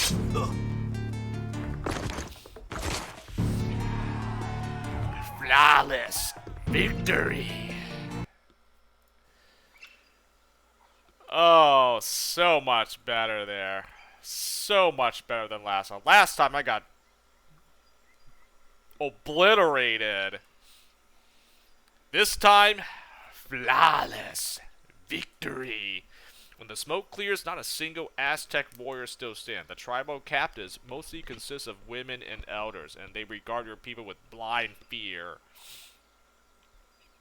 I think I want to free the slaves, correct? Right up to an old man who looks like he may have held a position of authority in whatever village these slaves were abducted from. His eyes meet yours with a pleading look. You raise your sword and cut his ropes, freeing him. Gasps and screams of relief resound through the ranks as your men follow your lead, and the slaves celebrate their regained freedom. The slaves take turns to kneel at your feet and praise you in an inexplicable tongue before you send them on the way. You assume they're heading back to their village, but perhaps word of your deed will make it to some of the other tribes. That's exactly what I wanted. That's exactly what I wanted. I did a good deed, and there it is. Oh, my followers gained morale. Cool. Right there. Prices offered by tribal merchants have improved. Yes! I'm getting 100 experience. I'm getting better discount, better prices when I trade with these different merchants. That's all I wanted. Effing sweet.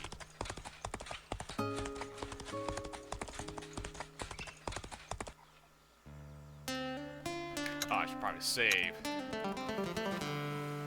Save it up. Yep, my traps did a number of them. The barricades, the spike traps, and the cannon. The cannon did some damage.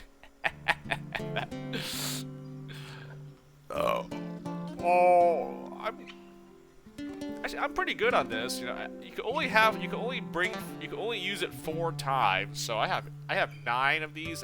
That's 2 more battles if I want to use it all, right? So pretty good on all my traps. I think I might. Oh, I'm kind of low on materials. I think I could probably craft some more stuff though. If anything, probably barricades. Let me see here. Explore nearby caverns. Might do that.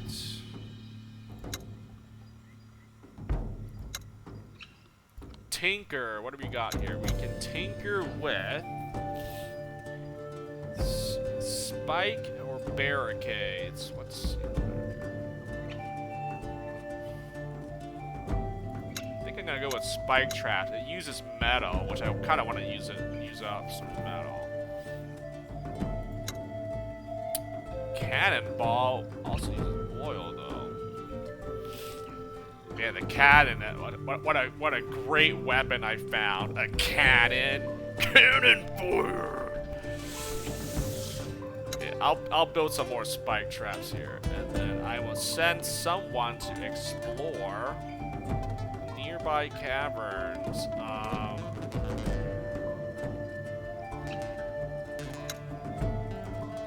I'm gonna send you. Actually, I lied. Your scouting is kind of not that high. Never mind. I will send one of my scouts to scout for stuff. I guess Daniela Hernandez, explore nearby cavern. Oh, and there goes my patrol. Whatever. I might find some better stuff here than if I were to patrol anyways. So. Oh, just like that. Oh, look at that. Gained 1 equipment from a patrol. So I did find something anyways. I got meat from hunting. Ooh, I found oh, returns empty-handed. Ah. I thought I got a spike trap. I crafted the spike. I didn't get anything from it. Ah. Ah. Worth a shot. I still got something out of it, so.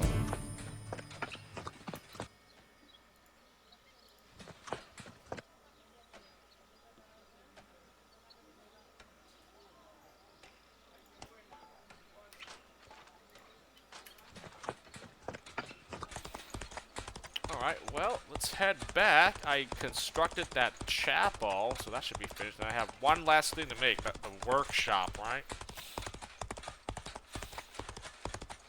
I basically rebuilt, and I made a more magnificent home base here, the fortress. My headquarters.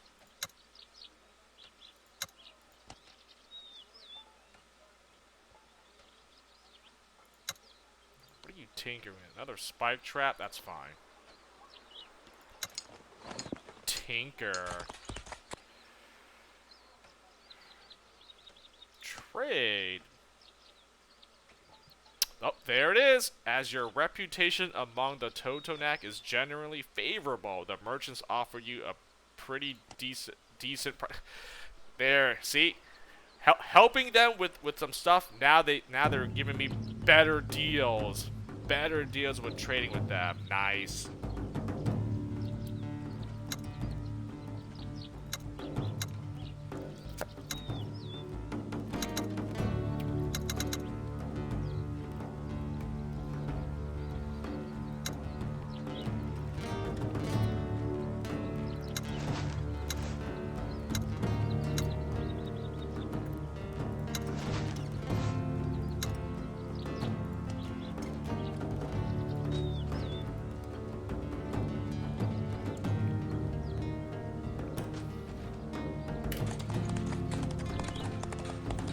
Very good.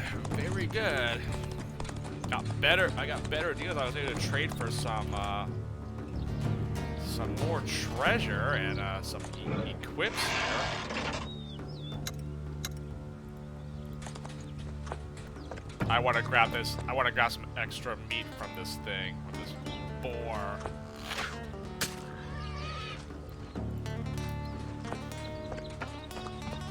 Nice. We're good on meat now. I can preserve some extra meat.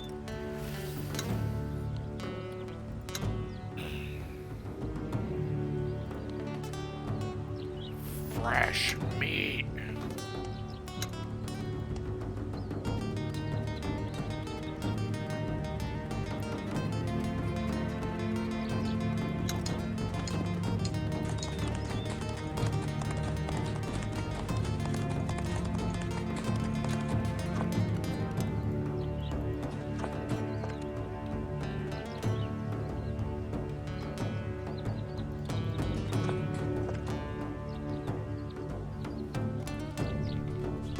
What the heck is this? So something new in the tavern here. When Gaspar sees you enter the tavern, he opens his mouth to tell you something.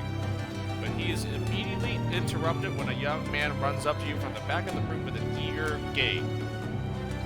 To your surprise, he addresses you in decent Spanish. Honored Shining Champion, this is Nekali, warrior of the Totonac. Nice to meet you. Why have you come here? Recruitable party member? He nods respectfully. Nakali has left his village to become a shining warrior. He is one of the finest warriors of any tribe in these lands, and he wishes to join your expedition. There it is.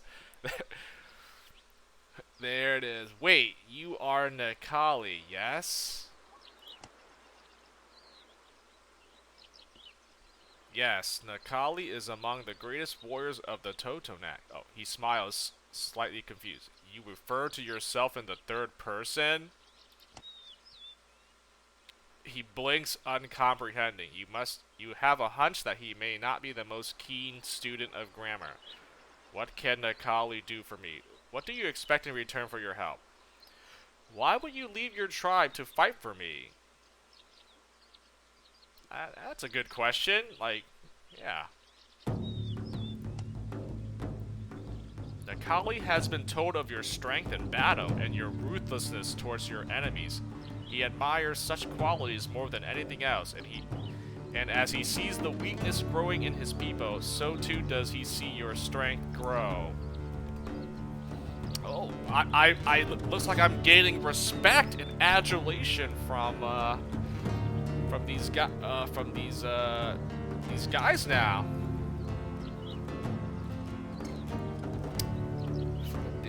Did I use the Chrono Cross? Oh, well, to answer your question, Zigo, I did beat the game. I did beat Chrono Cross, and yes, I did use that special element item, whatever it is. Yeah, I'll assume I got the good ending. Yeah, so.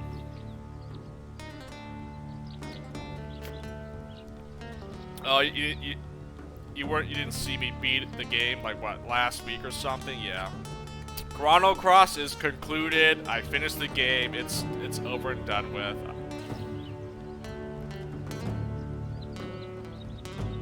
You know, I've already pretty much had said what I had to say with the game when I finished it up, right? My final thoughts and review. But I'll say this, as you missed it. I can't believe you end up fighting Lavos. Lavos was indeed the final boss in Chrono Cross here, right? Lavos hybrid or whatever. I'm like, man, I even said like, dude, if the final boss is actually Lavos again, I'm going to actually laugh. Like, really? And yeah, I guess it was, right? Time Devourer was basically Lavos. So I'm like, I don't know. I knew that there was no way Link's fate, you know, was indeed the final boss. I knew, yes, that was the main antagonist for pretty much the majority of the game, but I knew Link's was not going to be the big boss man in the end. It's one of those things where, like, RPG tropes, you know what I'm talking about, where like the main bad guy that you fight in the very beginning of the game is not actually the final boss, right? It turns out to be like another mastermind that's the final boss. And yep, I was correct. I was like, man, I was just saying, please do not let it be Lavos. They kept referring back to stuff from Chrono Trigger that it's just, man, all signs pointed to like it has to be something to do with the first game, right? And yep, Chrono Trigger, Lavos, time traveling, all that. I'm like, okay. I mean, I guess that was the Chrono series, right? Both games tied in with one another, essentially. So, I mean, alright, I guess. So, it was a continuation of the story, if you want to go that far, right? So, I mean, I will say, like, the final boss was not really a final boss. It was just kind of a puzzle. Like, I just had to use the Chrono Cross in the correct sequence, and that was it. Like the one boss before that, the actual dragon god, Time Devourer, that was a good final boss fight. Like that one was pretty epic. But the actual final boss was like, really? Like, ah. I was a little bit disappointed by that, you know. But I mean, overall, it was still a decent enough game. Chrono Cross, I had fun with it. I enjoyed it. You know, having said that though, would I play the game again? Like, would I do another playthrough? Most likely no. I don't think I'm gonna come back and play that game ever again. I'll be honest. It was a fun game for like a single playthrough. I did a lot of stuff. I made sure I did everything I could. But you know, I'm pretty happy. I don't think I'm gonna go back and play the game again. Honestly, I haven't even I haven't even checked out all the different endings to the game yet. I kind of don't really care, to be honest, when I see all the different endings to Chrono Cross, but I mean, it was an okay game, you know. It was fine playing the game 20 years later after it came out, but you know, I don't think I would ever come back and play it again. No, I don't think it merits additional playthroughs. Now, the actual final boss was weird. Yeah, it was just more like, well, do you want to kill it or kill her? I mean, you saw Scala; she was trapped in there, so you kind of have the dilemma: do I kill Lavos and effectively kill Scala, which who you were trying to save all this time? So I was like, yeah, I guess you got to use the Chrono Cross to save her life and, you know, get the good ending, I guess. So it makes sense. But you know what? Man, I didn't want to keep talking more about this, but you know what? I think I realized the reason why,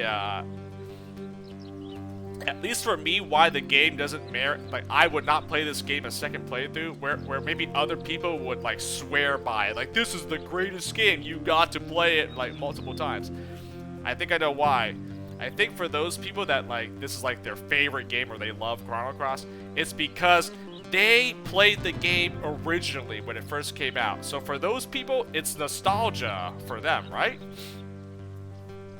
I never had the chance to play Chrono Cross back in the day when it came out, so I don't have any nostalgia for the game. Like, oh man, this was a great JRPG, great game, you know, you should play it.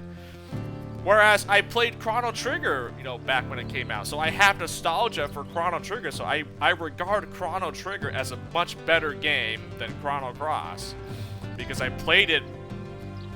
I've already played the game before, so I have nostalgia. I have more fondness for the game than versus like, okay, let me play Chrono Cross. Now I've never played this game ever before, so for me it was kind of like, you know, it was okay. But I guess since I have no nostalgia for it, I don't think it's that good of a game. If I had played this game before, then I probably would have given it a much better like rating, and like I would have enjoyed it more. But I think that's the main reason, right? If you play these games before, these older retro games, you probably have nostalgia for it, so you're probably a little bit biased. You'd be like, yeah, this is a great game. Of course, everyone should play it, you know.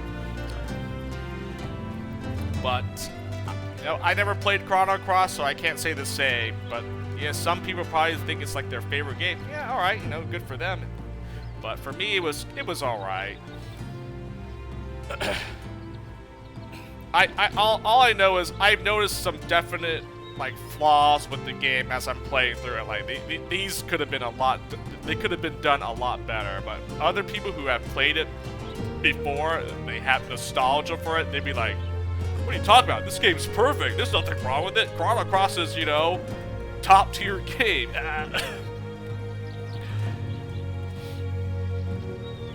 Yeah, because those people can look past those flaws and see like this like a great game, whereas me, unfortunately, I can't because I'm playing this game in the present time. You know, 20-something years later after it came out. Like there's definitely some flaws with this game. Like, what are we serious? Like, there's nothing wrong with that. Like, decent enough game. It told a good story, but there were definitely some gameplay mechanics that were not. At the time, they easily could have streamlined it, made the game better, but you know, they did not. They chose not to do it, or they were lazy. They rushed the game in development, whatever.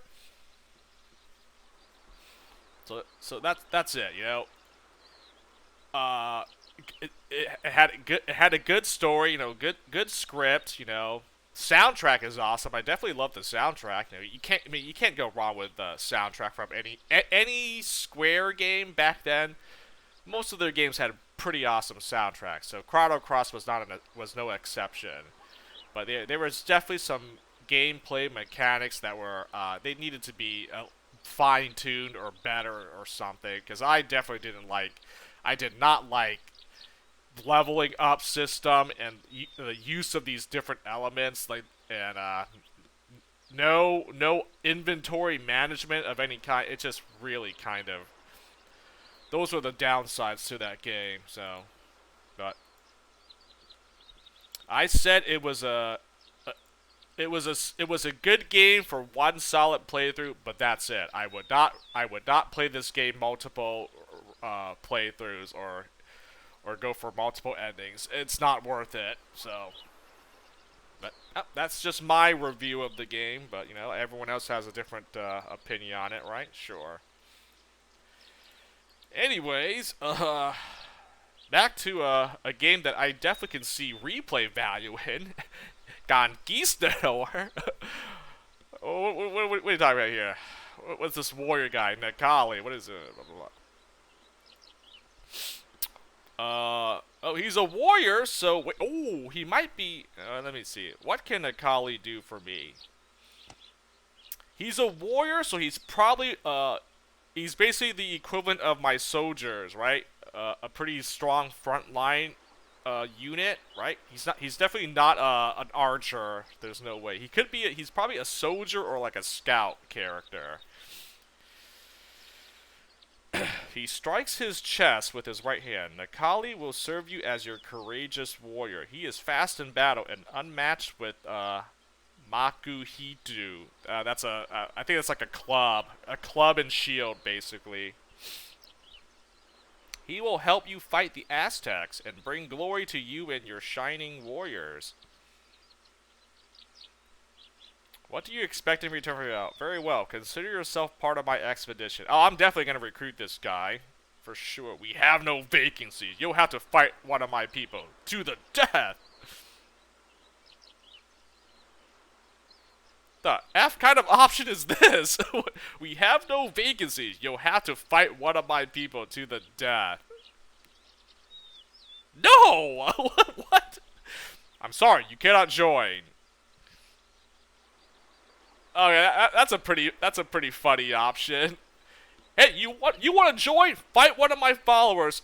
You know, 2 men enter, 1 man leaves. Yeah. 2 men enter, 1 man leaves. Oh god, it's freaking Mad Max Thunderdome. 2 men enter, 1 man leaves. 2 men enter, 1 man leaves. Oh man, I just made 3 movie references this one stream. My god. Apocalypto, freaking Thunderdome, and Tinker Tiny Soldier. God dang. Oh yeah, this is a pretty funny one. Funny. What do you expect in return? Alright. Nakali bows his head slightly. For his service, Nakali desires nothing but to share in your glory on the battlefield, to face your enemies unwavering and merciless. He just wants battle. He just wants to battle and gain glory and fame. I like it. He does not require any no payment necessary.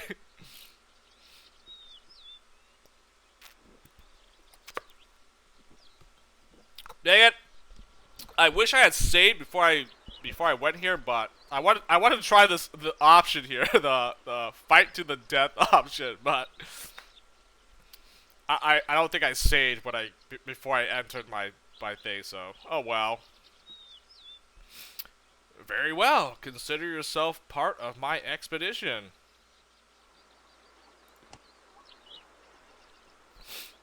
Feel your people shake Nakali's hand as he proudly returns to his table. Nobody seems outright opposed to his joining.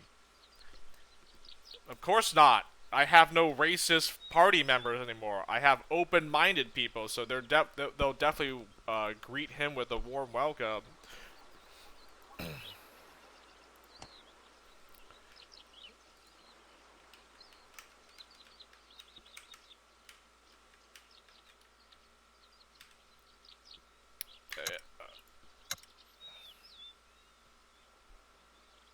Yeah, I don't know if when I last saved. Whatever.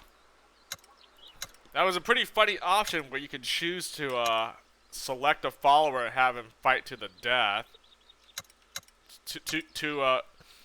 Someone's gonna fight to the death, and then you can you know, so whoever still survives gets to be in my team. What is this guy? He's a warrior. Okay, what's a warrior do again? Fast and lethal melee fires. Poor aim in range combat. Oh, he's a scout. He has the highest skill in patrol. Oh, nice. I got a scout. A scout basically. I mean, I guess I could make him a guard if I really wanted, but. You are, I guess the warrior is kind of like the scout character, huh? Nice.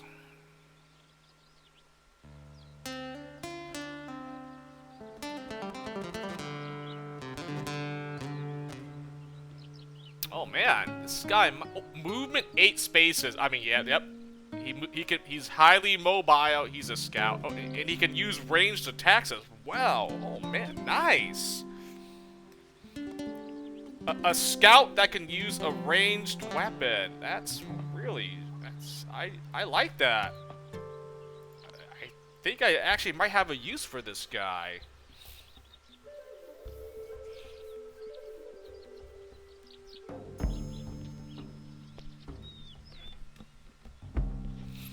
Oh man, I'm getting some good followers. Yeah, I got her. She's an archer. She might, you know, she has that hailstorm ability, which I definitely want to use. And I got this guy here, this warrior dude.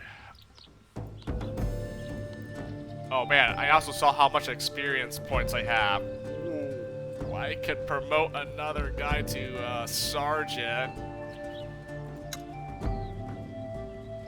Or 1,000 experience, Bernardo. You're my one and only lieutenant. Oh man. I could make my lieutenant and be done with it, because you can only have one lieutenant in the game, or I could just make a second sergeant. I mean, I really could use another sergeant, honestly. And you know what? It's most likely my hunter. My hunter is gonna be a sergeant. I mean, did he not prove his worth? Now that I know how to use him correctly, I just literally just point blank shoot. I point blank shot every single enemy with his gun. Will be now becomes a shotgun. He just shoots at point blank, and that basically is a guaranteed critical hit. Like. This is how I use this guy. I just get into melee range and then shoot them for a critical hit with his gun here. It's gonna do tons of damage, for sure. Promoting him to a sergeant just makes the guy even stronger and more accurate, so. Like heck, he might end up being the strongest guy just for point blank shooting any enemy versus like using a scout or a soldier. Yes, he's a sitting duck because his defense is not as good as my scout or warriors, my scout or soldiers, but all I need for him is to just to critical shoot at someone, and they'll most likely die from the shot or be like near death anyways. Then I just have someone follow up and you know, kill the guy he just shot at. So no, hold on, before I do all that, before I make this choice, let me go back and read it. I forgot what I was doing here. I want to go back to my base and under Umberto's supervisions, your workers have completed their reconstructions of the old chapel, and they are once again at your disposal. Every 7 days, you can visit the chapel in your courtyard to gain a small morale increase for any pious followers in your expedition.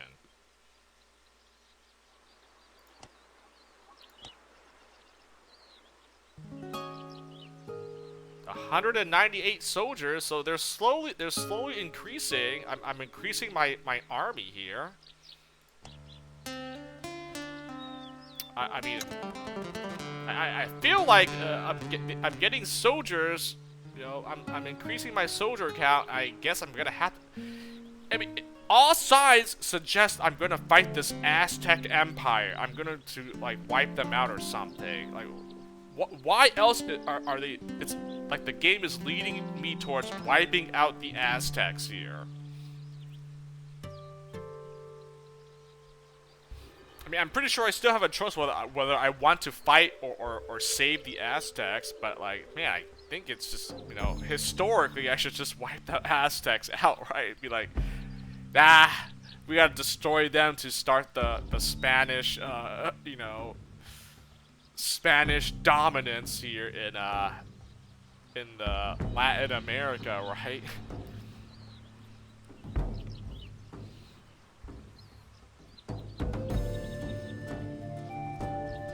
At the very least, you know, if I wipe out the Aztec empires, I'm helping those other tribes. I'm not wiping out those other tribes, so I'm helping them to rid them of the Aztec, so the Aztecs don't enslave and ritual sacrifice the native tribes here. So that, I mean, it's kind of, it's not like I'm doing it for my own personal gain.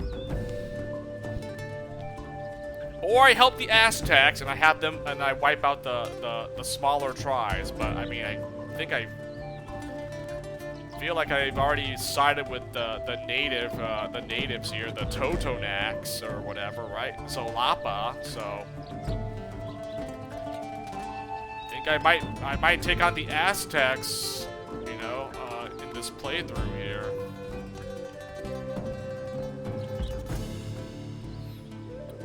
Well, this is the last thing to build here, a workshop.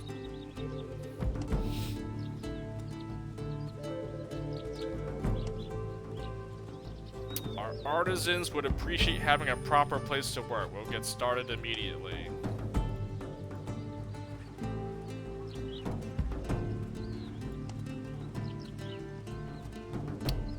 I don't have enough money for anything, do I?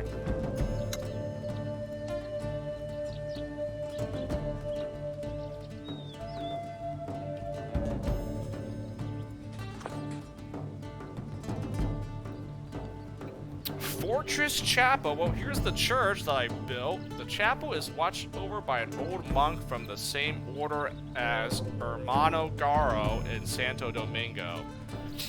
In fact, he looks startlingly similar to Caro, enough that you mistake him for his brother at first. Yeah, it's like the same portrait as that other bishop guy. You must be Capitan Don Flamenco. My name is Perez. It is an honor to make your acquaintance. I must thank you from the bottom of my heart for building this chapel so that I may have a chance to spread the word of God in this new land. Have you come here to join me in prayer? Do you know Hermano Caro in Santo Domingo? His face lights up with a warm smile. Caro? Yes, of course. He is a member of my order, and as dear to me as if he were my brother by blood. Well, you guys both have the same portrait, so I mean, you're literally like his twin or something. You accept Hermano Perez's invitation and join him in prayer along with the most devout of your followers.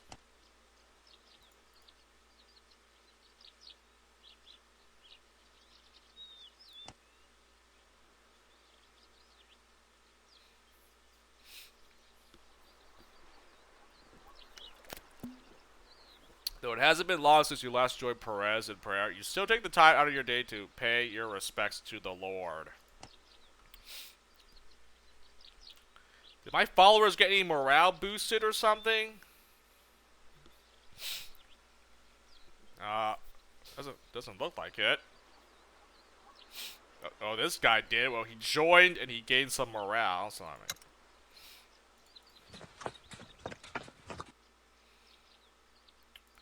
trade. I really don't have anything I can trade at the moment. I mean, I've been trading so much medicine, I'm kind of low on medicine now. I probably should. I have no valuables to trade. I'm not going to eat up my rations for stuff, so I actually can't trade this time around.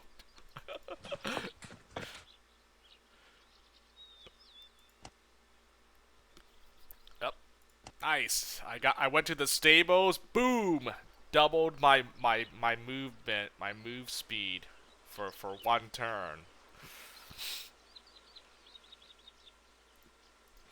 Then, there's nothing in the tavern. That was it, right?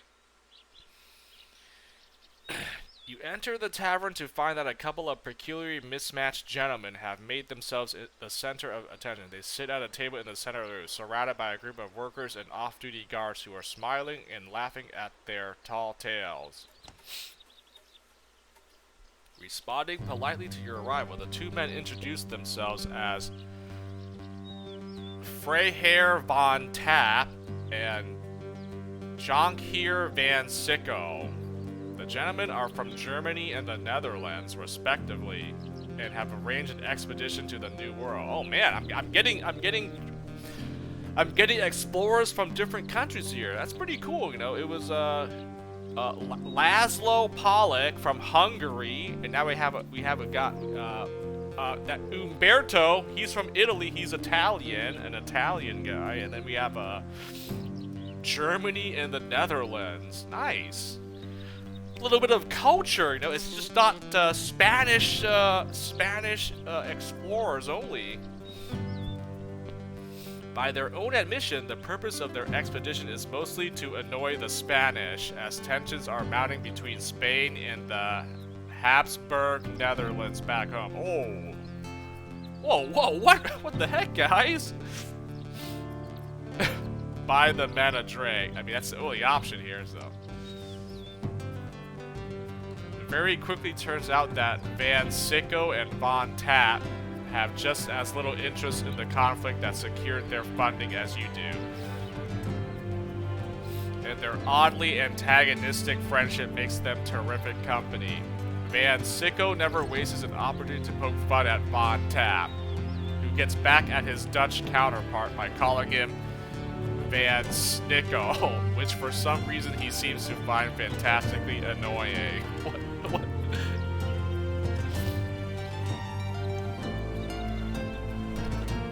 When it's time for them to head out, the pair quickly confer and then pull you aside to share the location of an old Aztec ruin that they call the Temple of Death to the southeast.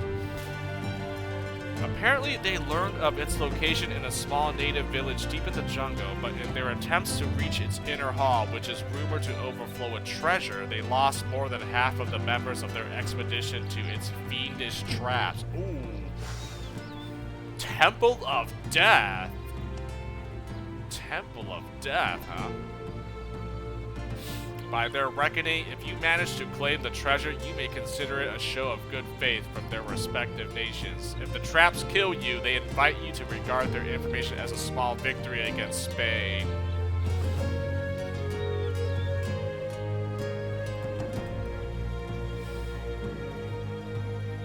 Interesting. Yeah, it looks like it said Temple of Death has been added to the map.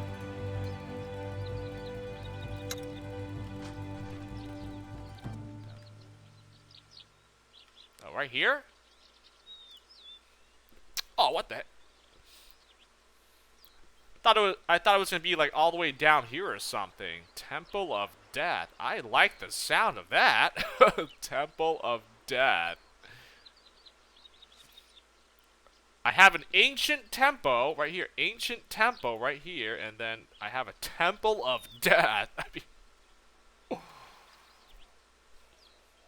I mean, it's right here. I should probably check out this Temple of Death. I'm a little bit curious now. Oh.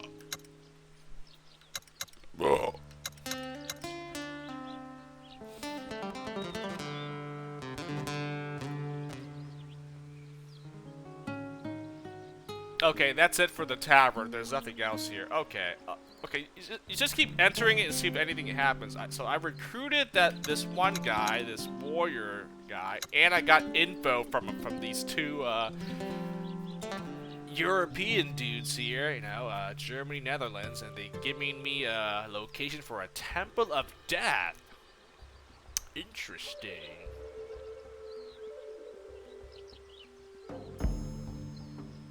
I have 780 XP. Again, that's enough to promote 2 characters to a veteran rank.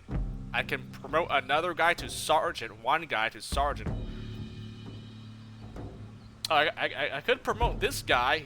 It's a 100 points for man-at-arms, and I would still have 600 to promote a sergeant or 2 veterans.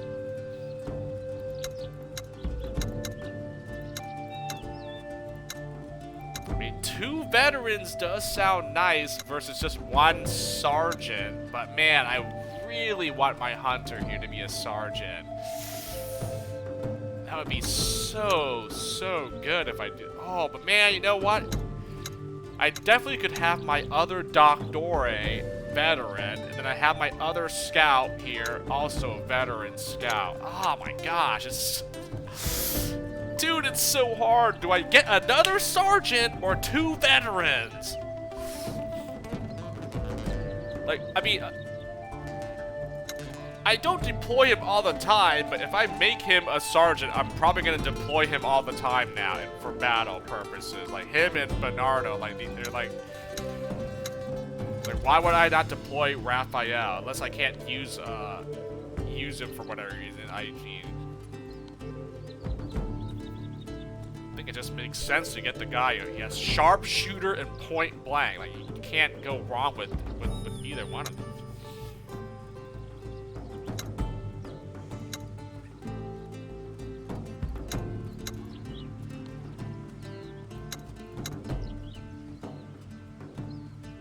Okay, you know what? I can definitely promote this guy to man-at-arms, so I'll probably let me do that first. Let me save it up, actually. So, this guy's basically a scout. I mean, he has +2 to scouting, so yeah, this warrior is considered a scout, not a soldier. So I bet you so these warriors are like... They're just basically scouts. So that champion enemy that I fought must be the warrior, the soldier equivalent. The champion is basically a native soldier, whereas these warriors that I've been fighting were nothing more than native scouts. I thought the warriors were the soldiers, but I guess they're actually scouts because they have high mobility and they can do decent damage. Interesting. The trapper, yeah, the trapper is a hunter, right? Trapper is a hunter, so... And then I guess if you really want to count a civilian as a scholar, I mean, you know, equivalent. The shaman, doctor, yeah, shaman, doctor, so trapper, hunter. So scout and a warrior, So that means the soldier... is actually that champion enemy I fought. Those guys. A champion and a soldier. Okay. Wow, that actually makes a lot more sense. These warriors, I've been fighting a lot of these warriors. I didn't realize they were scout equivalents, but they also get the ability to use ranged weapons, which kind of makes them slightly better than a scout, because my scouts can't use any ranged weapons. See, they're melee only. They cannot use a ranged weapon. but these warriors can definitely use it. I mean, they probably have terrible accuracy with the ranged weapon, but they can use ranged weapons.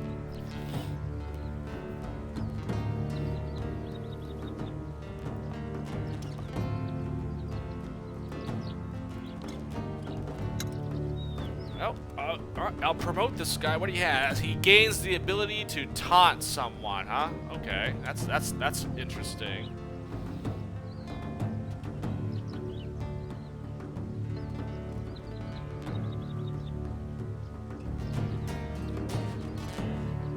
You're a scout, so should I give him like any defensive?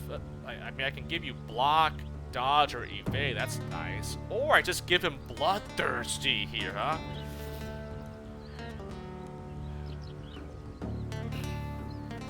Avenger, bloodthirsty. Let me see what's good here, huh?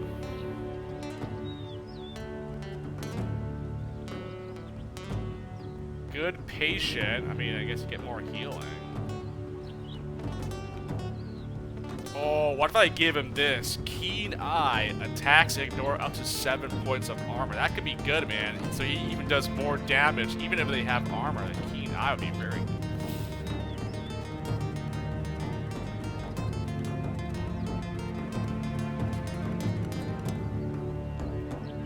Or I could try something completely different. I never done this before, but let me see. He can use spear. I'm not gonna. Nah. He has this thing. This is good. This is like a sword and shield. He also has a dagger, which is a bow. A bow is fine. A blowgun. Nah, I don't want it. I don't know.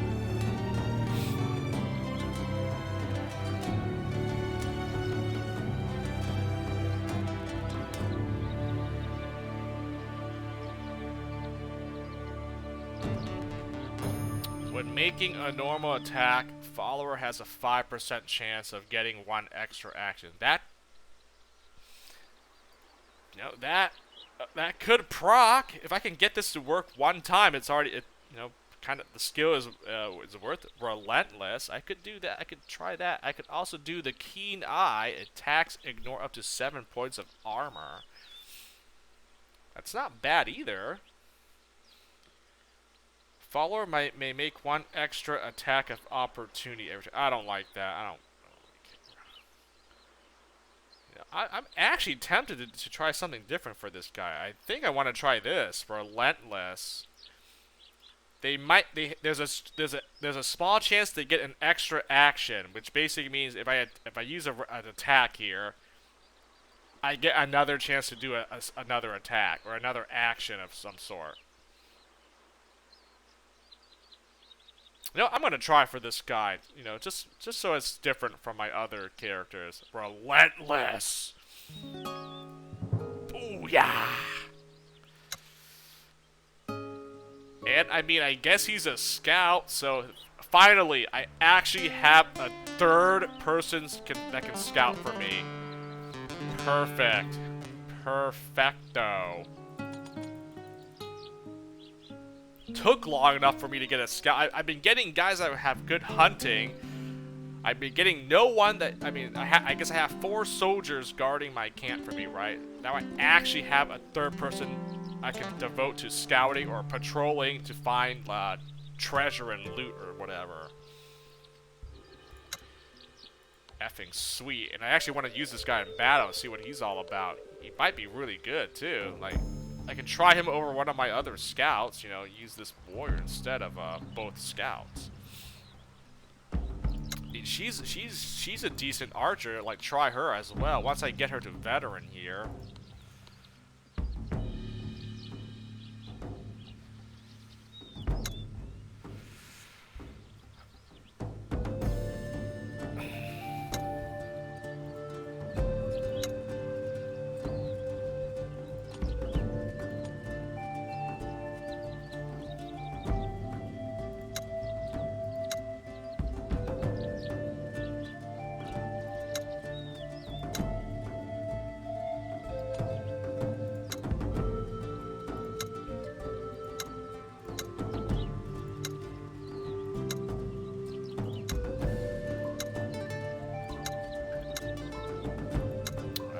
next question is, do I promote someone to sergeant or I promote 2 characters to veteran rank? I gotta save again. Man, I really want him to be sergeant. I really want this guy to be sergeant, man. He'll just be even better and stronger. He can actually, he probably has better accuracy to shoot stuff. And then obviously, if I ever use point blank shots, it'll do tons of damage. I think I promote Raphael here. I'm gonna be honest. I think I promote Raphael versus promoting 2 other characters to veteran rank.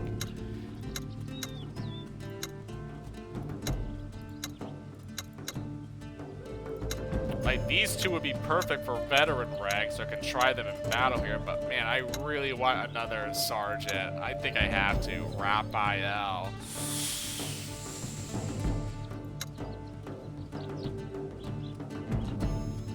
Also, what skill? If I promote it, what? I mean, he's not even. I guess I shouldn't bother using guard or patrol. I mean, tinker, herbs. I mean, he's maxed out. I mean, I guess I just make him do patrol. I mean, patrolling wouldn't be that terrible. Your guard would be too low. It wouldn't make any point making him go on guard duty. I guess patrolling would be good. You know, I can always, if I don't need to hunt, I can just send this guy on patrolling. Herbs and tinker, that's not even worth it. Yeah, I guess I'll just put the points into patrol. That's what, 7 points into patrol. That's not bad. Or I do 5 points to guard, which is kind of a waste anyway, so.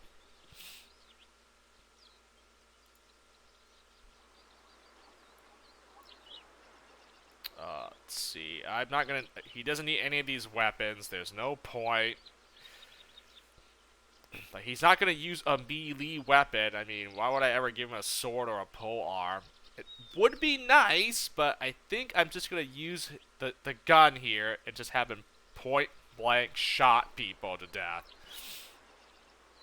Speaking of that, I think this is the best thing here. Walk your shots. Every range attack increases the accuracy of the next range attack to the same target. So basically, if I keep shooting the same target, the accuracy will go up, which actually makes my point blank shots probably connect on the enemy here. So this might be good on my hunter. Walk your shots. I keep attacking the same guy. The accuracy keeps going up for the next attack, up to a maximum of 25%. That could be good. I mean, let's see. Strider, he doesn't need Strider. Sneak attack, no. Sexist, dude. I can't even tell whether I'm attacking like male or female enemies. I can't tell. So like, this doesn't do anything for me. But I mean, I guess it's cool that there's a sexist passive ability that like you deal more damage to the opposite gender. Relentless, I don't care for that. Night vision, yeah, I don't care. I don't fight enough night battles where I really need night vision. This is not bad. Keen eye, this could be good. Ignores 7 points of armor. That wouldn't be bad.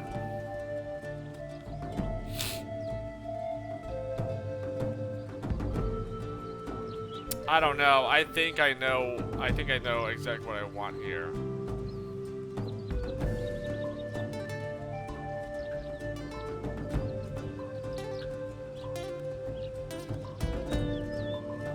Aim high, aim low. Yeah, I think that this is the best thing. Walk your shot. Improve his accuracy when shooting at the same enemy here, huh? Alright, let's do it. And then, I said patrol, right? There we go.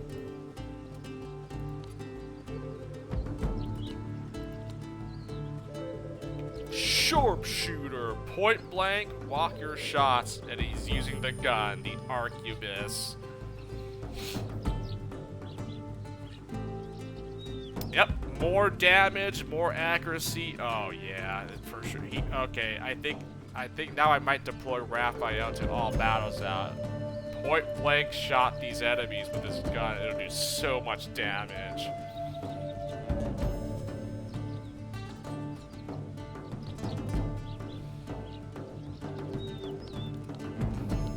Alright, I got 2 sergeants, Raphael and Bernardo. Oh my gosh, and yep, I got more leadership because I got another lieutenant, or a sergeant, I mean.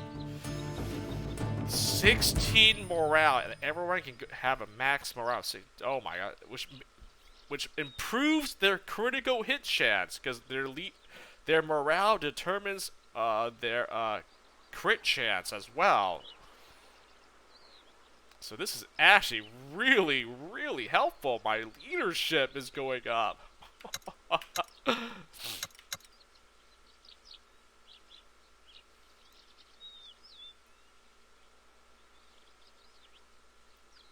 Dude.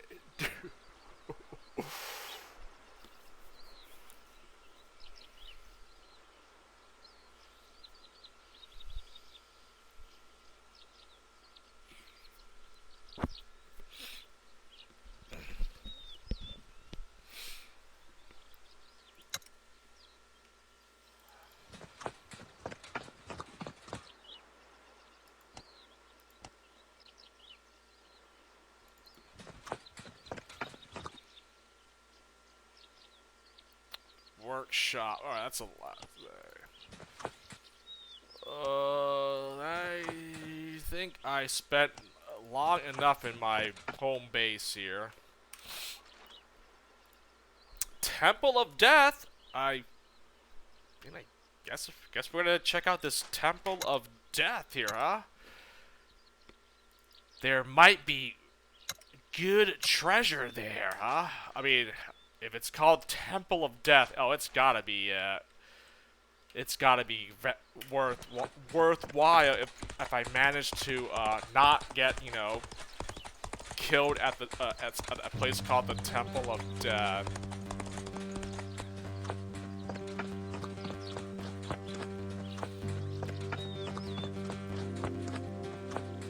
Nope, I'm not stopping. Just go towards the Temple of Death. I see stuff, I just go towards this Temple of Death, please. Hey, on the way back, I can go ahead and pick all these things I missed. Oh, there's a point of interest. Oh, whatever. I mean, again, I'm just going towards the Temple of Death here. Oh, there it is. I'm nearby. Oh.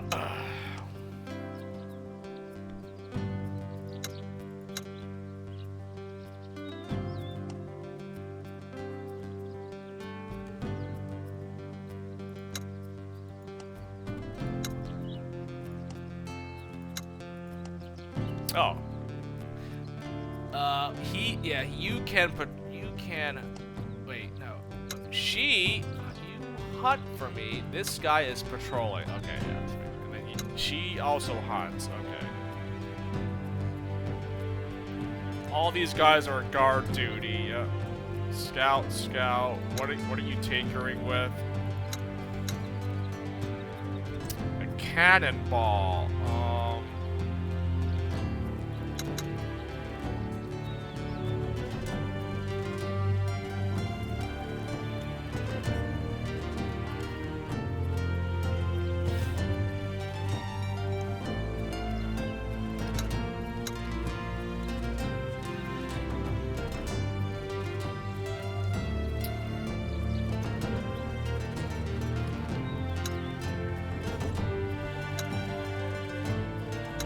I need.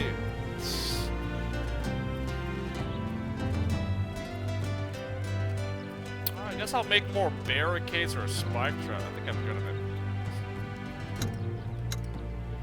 it. You can tinker and make a barricade, I guess. Yeah.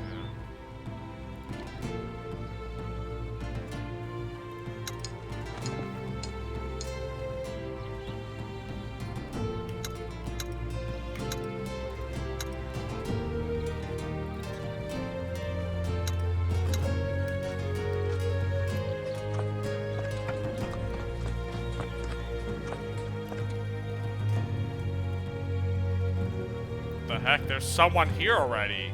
The fook?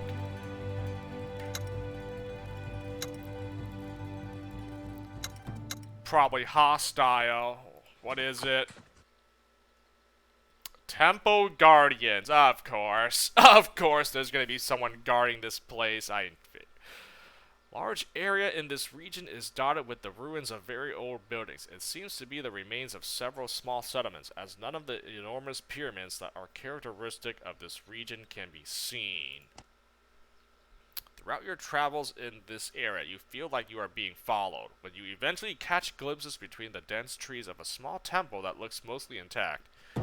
A group of warriors appear, posing menacingly with their weapons. They look competent, but not particularly well equipped.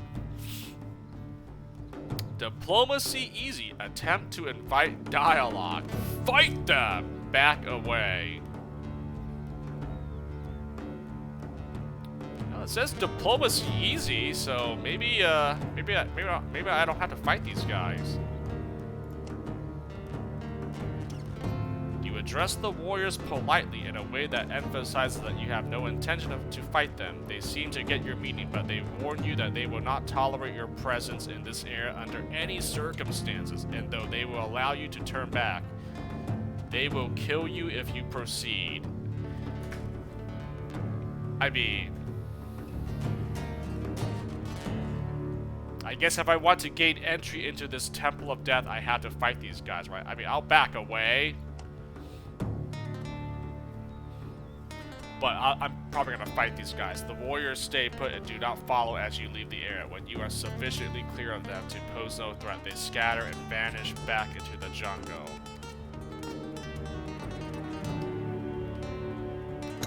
Yeah, I guess I gotta fight my way into this Temple of Death, huh?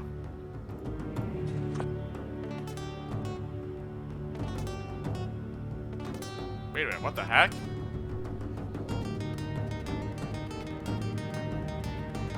No, I guess not. I backed off and they ran away. Yeah! So, that was it? Just back away from them? They're no longer guarding this place? The F?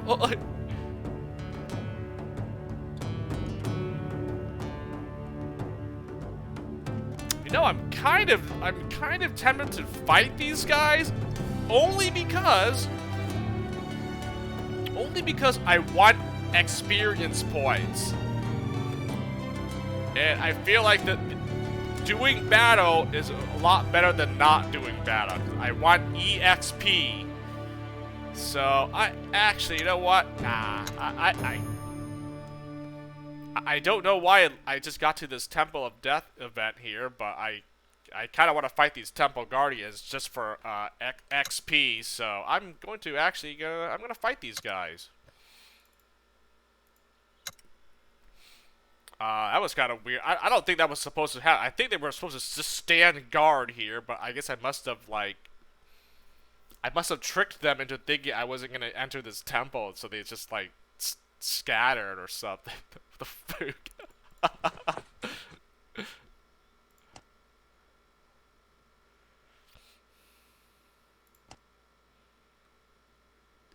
Yeah, F this, man. Fight!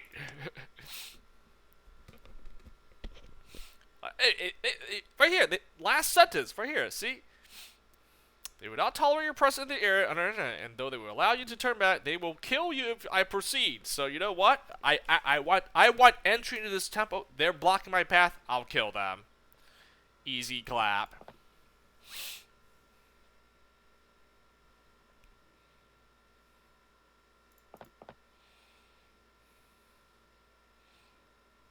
Oh, you know what? Hold on. Bernardo Raphael, I'll use them. Juan Ortega, I don't see. Pedro, where's my Teresa saying I need her? Let me try, okay, I'm not gonna bring any, nope, I learned that. One archer is all I'm going to deploy. So if I'm not going to deploy Raphael, I can deploy another. I want to try this guy here, Nekali. This guy's a scout, I guess, so I'll use him. Anna Vidal, there's my other scout. Let's see. Adriana, Gabriella, Taya. They're all archers. Okay, if she was a veteran, I would have tried her because that could use the hailstorm, right? And these two are just regular hunters. There's nothing special about them. So I want to use her, but if I get her to the next rank, then I can definitely try to use her because she has a special attack or a special skill I want to use. I'll try this guy because he's a warrior. You know, he might be a better scout than my other two scouts actually. So I'm gonna try Nakali here.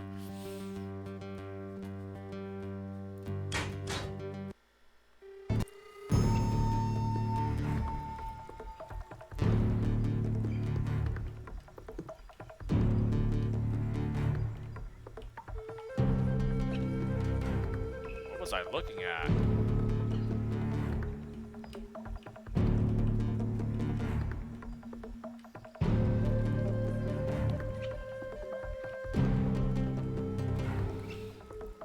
Let's see. Veteran, Trapper, Sergeant, Warrior, Lieutenant, Warrior. Okay, these two guys need to go.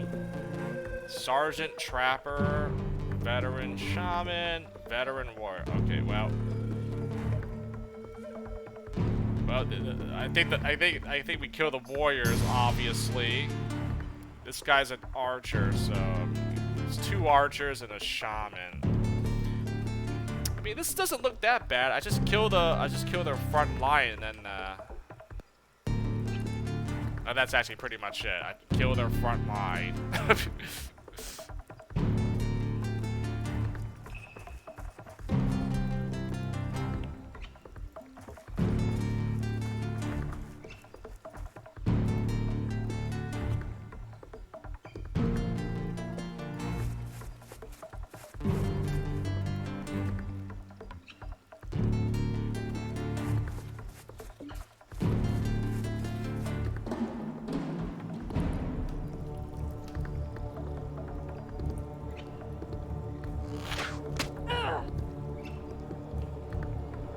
Wow, that actually connected. Nice. I kind of expected to like get a miss or something.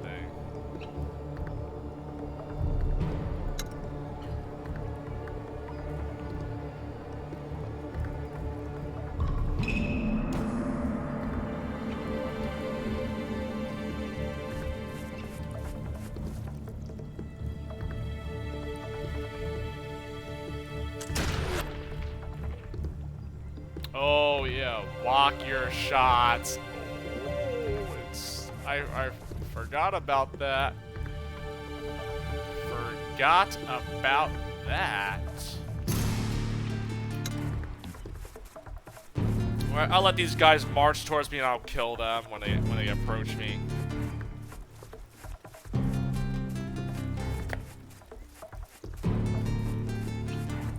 Oh, that guy's dead.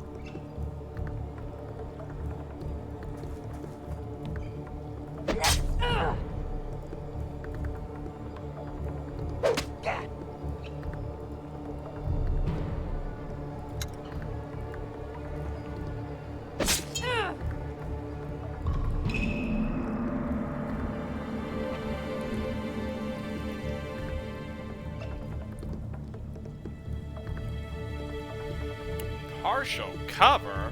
The fook? Oh, because I smoke bomb. Should I even walk here and try to do a point blank shot? Is that going to work? You know what? I'm taking it. I'm going for it. I don't care. I'm doing the quick shot. Point blank shot.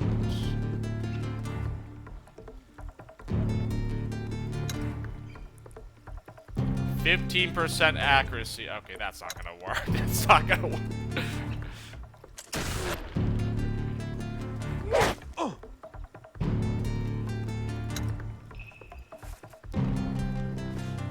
I mean, worth a try, I guess. I mean, these guys are still dead. I don't think they're not gonna survive this.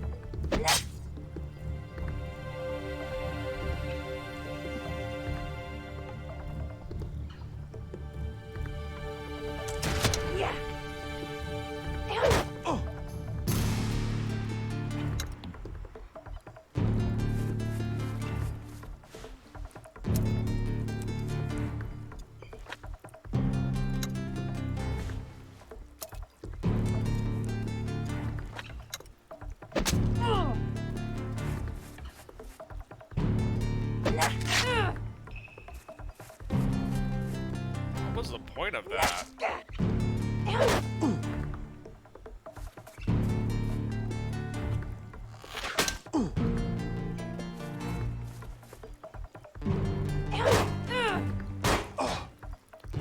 Okay, you're doing a lot of damage to me. I don't like this. I don't like you!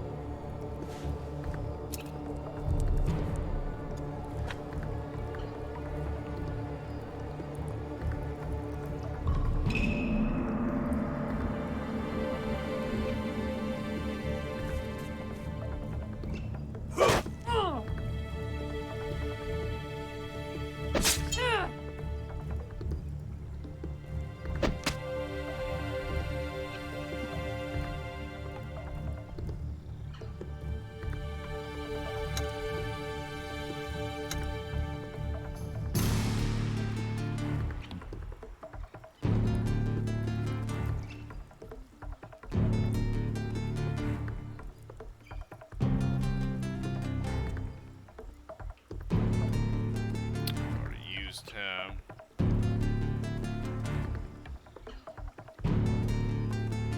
Oh, that's gonna be a flank. God dang it. Anna Vidal is. I need to move her out. I need to have her run for her life. She's flanked.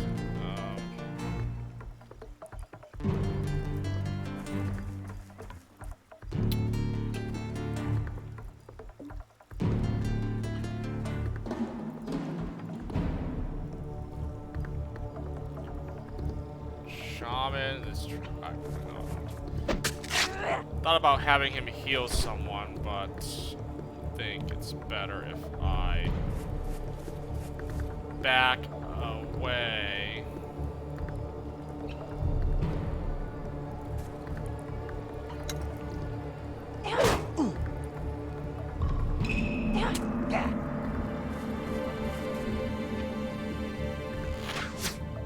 Yeah, I think that was better. See, no one got badly hurt, I mean.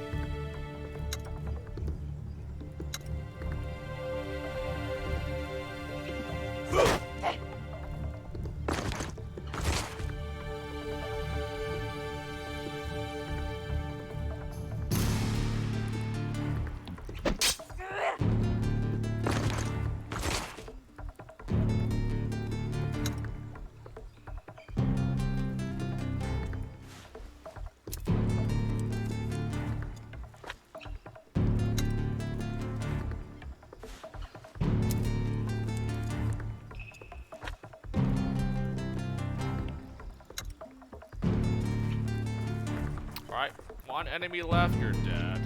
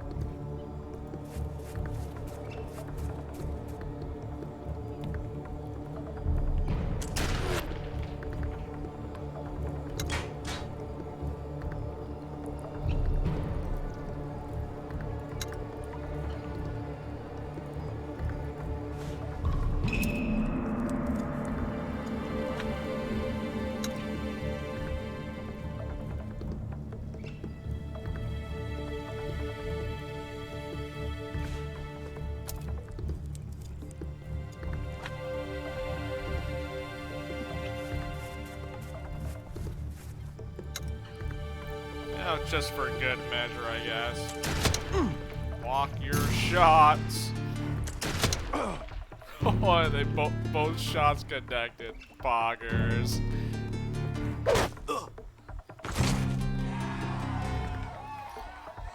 Flawless victory. The warriors are beaten, but all alive so far. You gather your people your people gather them in the middle of the battlefield and look to you expectantly.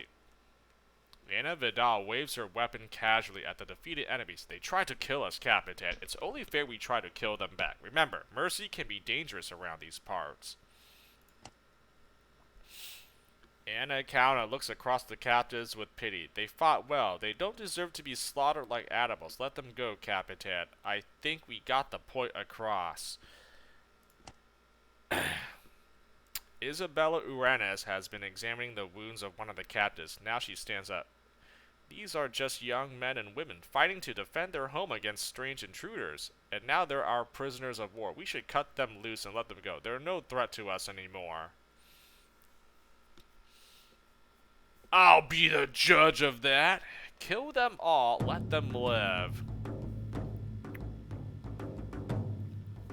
And two of my followers wanted to let them have mercy, huh?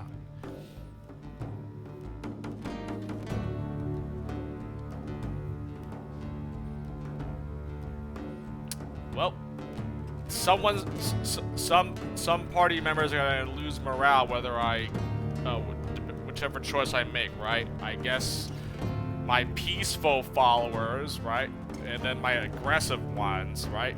Whether I kill them or free them, let them go.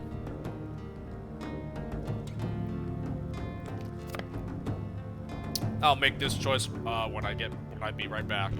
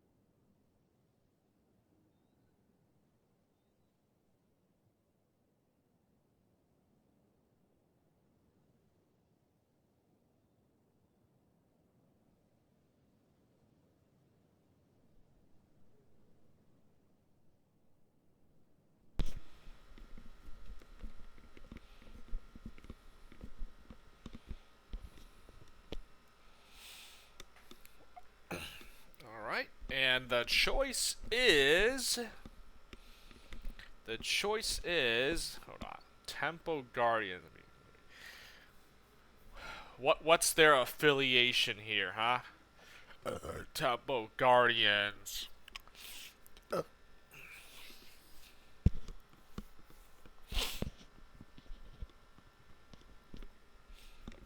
Okay, I do not see any affiliates. It just says a group of warriors. Okay, I don't know whether they're Aztec, Totonac, or any other.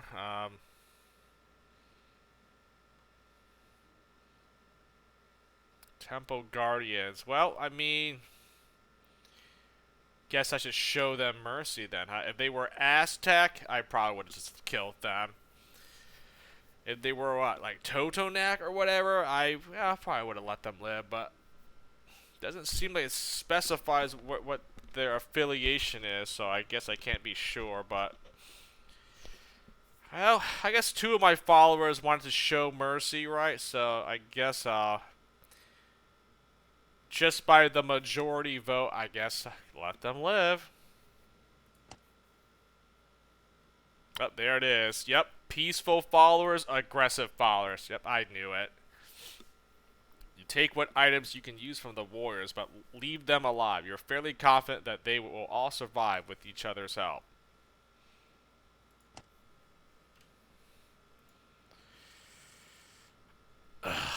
Oh, well, aggressive followers lost morale. Proud and peaceful gained.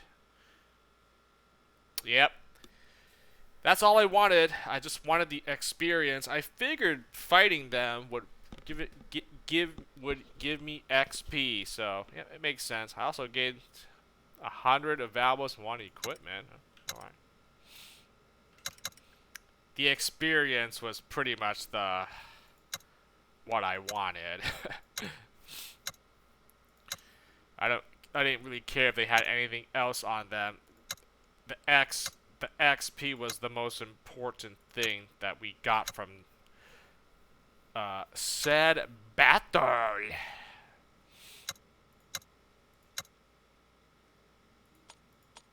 Wow, this guy's not bad. Oh, he's aggressive. Well, oh wow. Not bad. This guy, definitely want to use this guy for sure.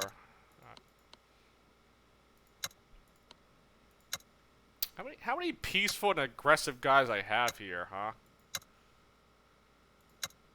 A good amount of peaceful, aggressive guys. Oh yeah, I definitely see a lot of aggressive. Guess I probably should have killed them, huh? Rather than letting them live. I mean, a lot of aggressive. Oh, there are some peaceful followers here, huh? I mean, I have more peaceful followers than aggressive. Why didn't my aggressive followers speak up and say, "No! Kill them, Captain! Leave no survivors"? 2 of my peaceful followers, you know, oh man, whatever. Hey, if they don't speak up, I'm going with the majority vote, right? Whatever. I mean, everyone's still pretty. There's still high morale thanks to my charismatic leadership here, so it's all good. Hey, if these aggressive guys didn't like that, they should have. 2 or 3 of them should have told me to kill them, but nope. Only 1 did, and two peaceful guys were saying, "Please spare them. Spare them, please. Please, Capitan." Probably whatever, man.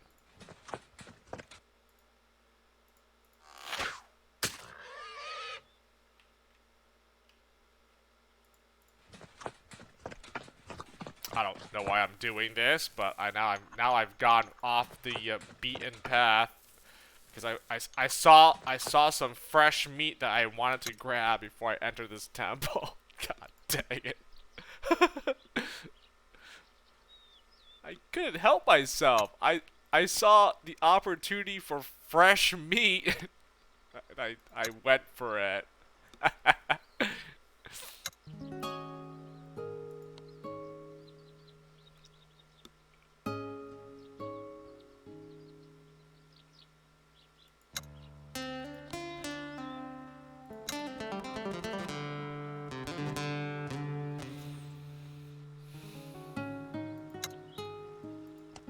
I guess preserve some fresh meat.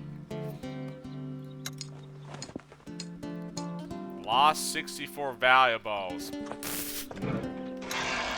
Didn't have that much on me. That's fine. At least I didn't lose, like, I don't know, something else that I have an abundance of. So I'll take it. That was a bad guarding, but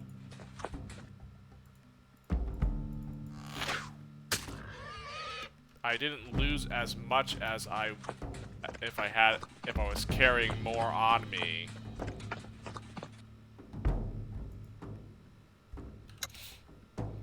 Raid burial grounds. Grave robber, huh?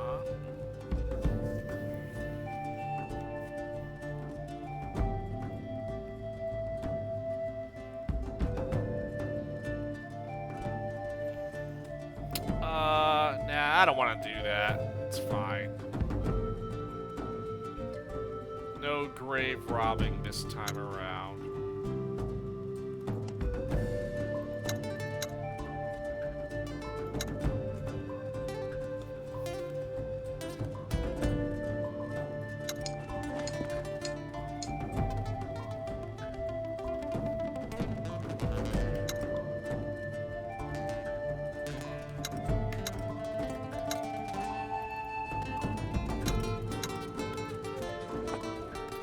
Let's check this Temple of Death out.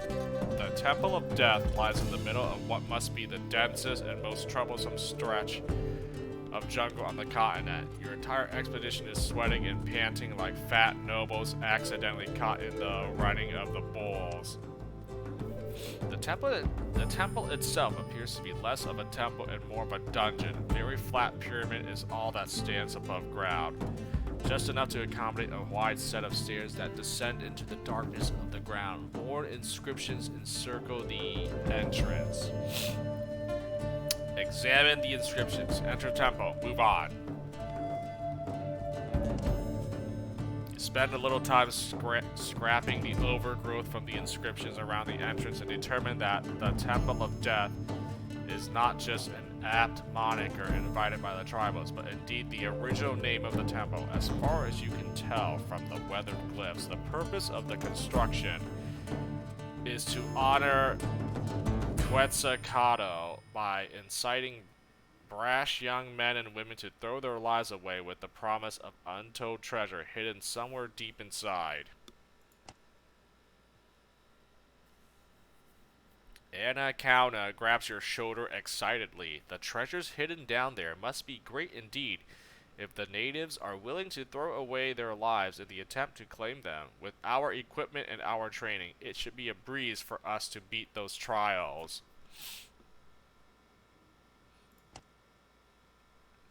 Isabella Uranus shakes her head in admonishment.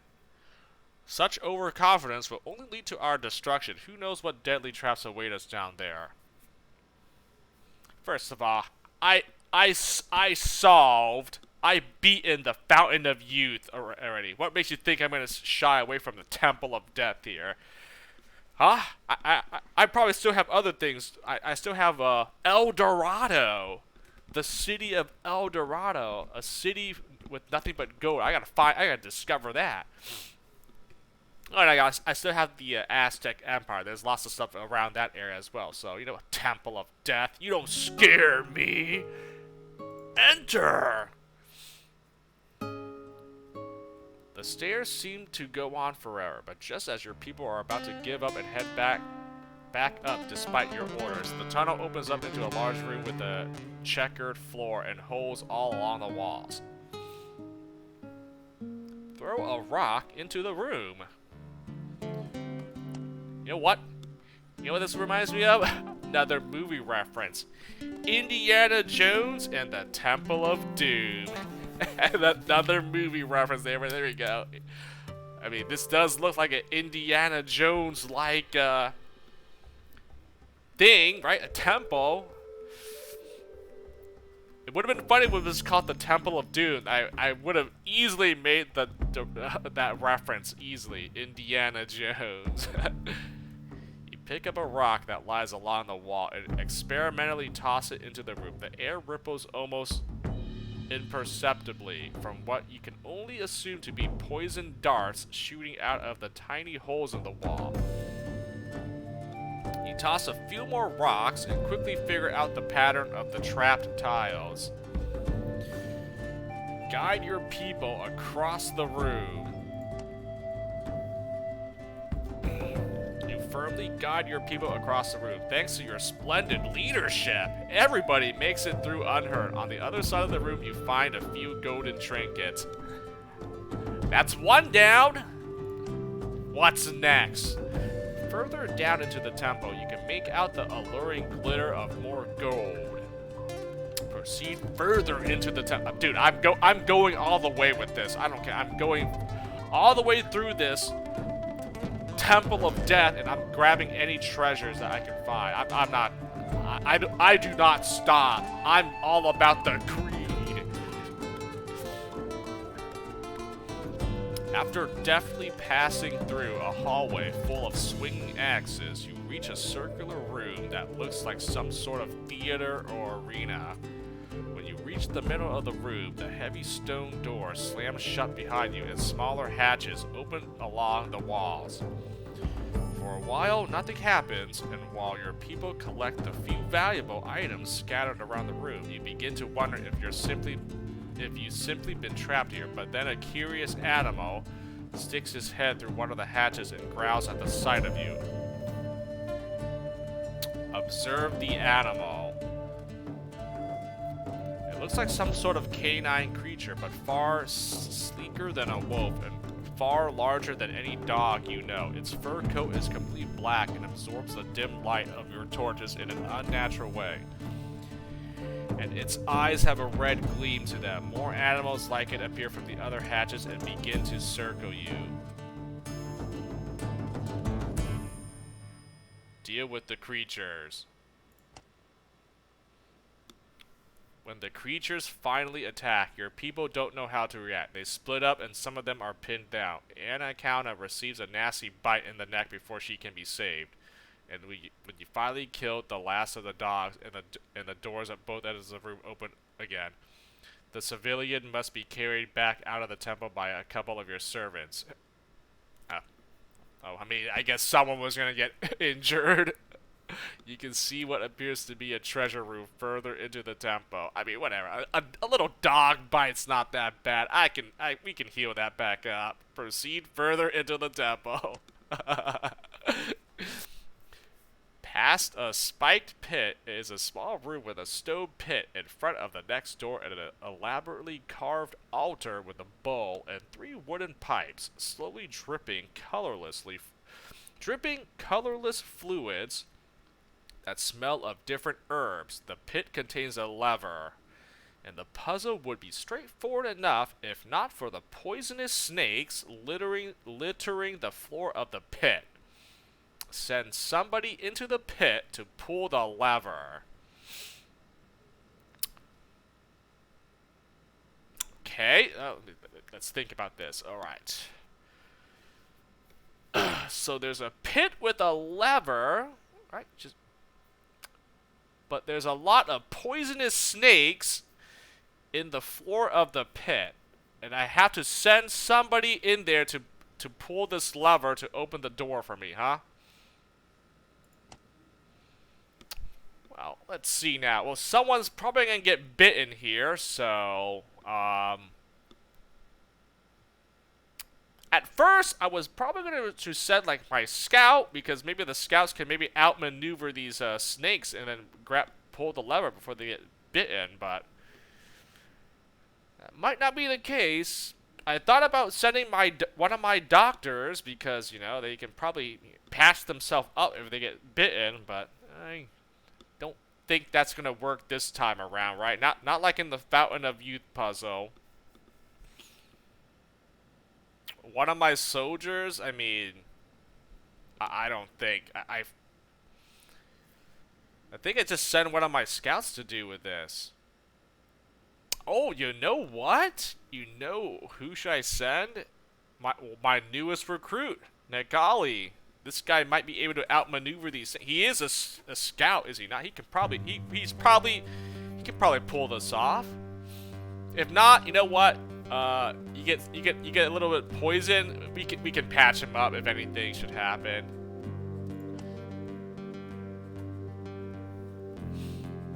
Kali nervously agrees to go in and pull the lever, while you carefully examine the 3 pipes. As could only be expected, he returns with several snake bites. In the meantime, however, you have roughly translated the instructions on the altar with the pipes. One of them apparently releases the anti-venom for the snake poison. Examine the different fluids. Well, I mean, yeah.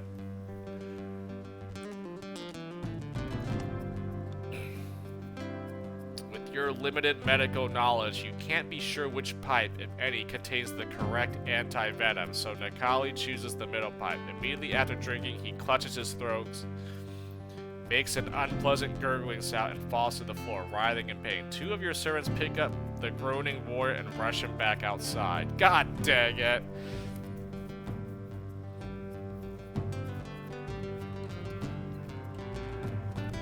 I guess I should have sent one of my doctors. Maybe they would have.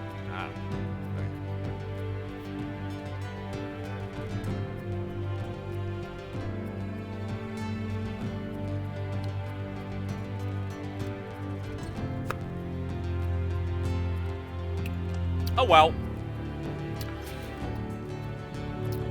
You appear to have finally reached the innermost room of the Temple of Death. On a dais along the far wall, surrounded by valuable gems and golden trinkets, rests an exquisite mask shaped like a mostly humanoid skull, but with very large fangs. The mask is adorned with blue stones, and its eyes are 2 enormous oboes. From what you picked up of Aztec mythology, you're guessing it must represent the creator god Tezcatlipoca, or Smoking Mirror. Claim the treasure. Raider of the Lost Dude, this was literally an Indiana Jones riff. I just got an achievement that popped up for this. There it is. You take the mask and the rest of the valuables distributed around the dais and leave the way you came. End event. That's it. Temple of Death completed, and only 2 people got injured, huh? Fatally poisoned and critical lacerations. Oh man. Hey, you know what? We can heal them back up. It's all good. Temple of Death has been beaten. Yeah. Look at that. Adventurous followers have gained him. Oh, Nakali has lost because I sent him. Whatever, man. 25 XP for all that. You know, like, got some stuff, you know. I guess it was impossible to not come out of this without anyone taking any damage here, huh? Not bad. We got yeah, we got some nice loot, so I'll take it. Free get, dude. Literally just got an achievement. Indiana Raider of the Lost Temple. Complete the Temple of Death. And you see like the freaking hat Indiana Jones at. Like, come on, Raiders of the Lost Ark, the Temple of Doom.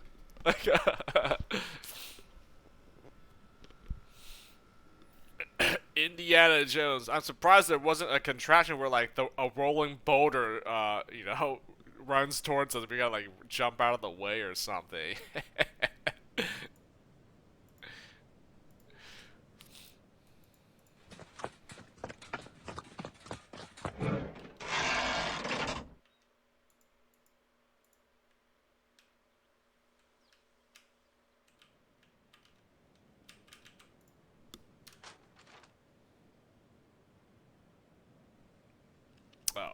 did that.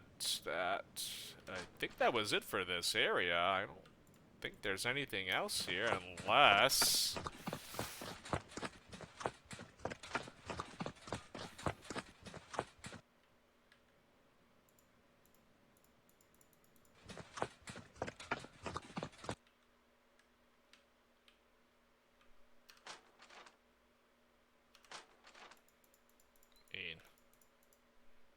I think that's it.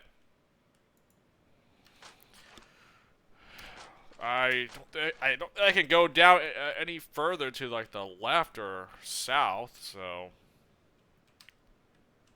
I think that was it. Oh.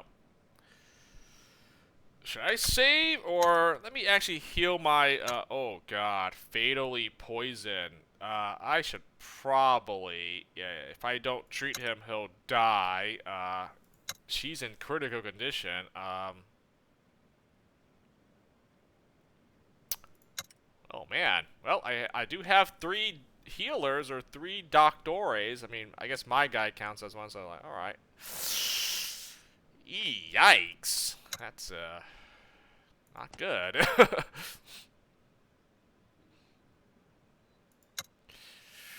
Oh boy. That's 2 guys got badly injured in that Temple of Death. At least it wasn't anyone that I was going to use in battle, really, so, you know.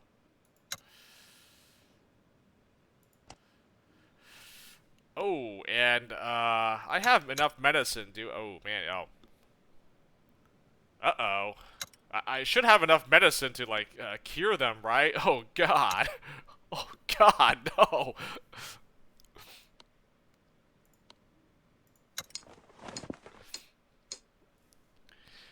Animal herd. Your hunters return elated from their sortie to report that they found a watering hole with a herd of adults not far from it. They killed quite a few of bees. I've seen it. Animal herd. 10 meat. Yep. That's nice. Good event. Lost 21 medicine. Oh my god. I need to find some healing herbs, like, very soon, because I have 2 guys that are badly injured here. Oh no. Oh no.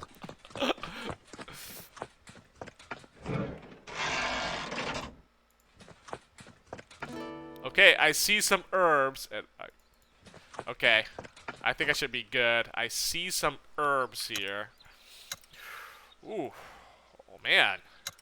You know what? At least we didn't get a lot. We didn't take that much damage. We didn't take that much damage.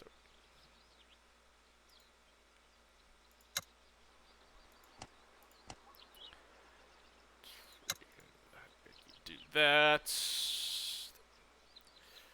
Critical, severe. I mean, okay, gotta heal them back up, man.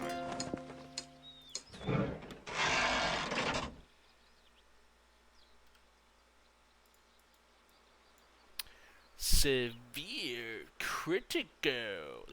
Found rope. Chart the plains. Okay, I got XP for finishing all the plains. Charting. How many more of these do I have? Chart the mountains. I still have that. Well, that's it. I got the plains.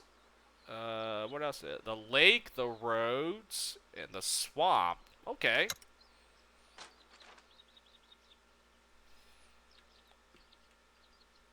So I guess there's probably more mountain terrain down here somewhere, right? Yeah. Nice. All right. Getting the landscape here charted.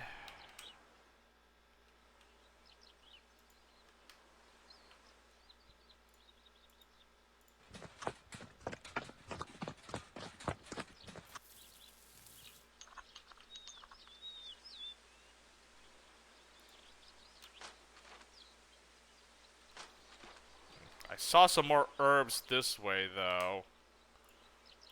Oh, there they are.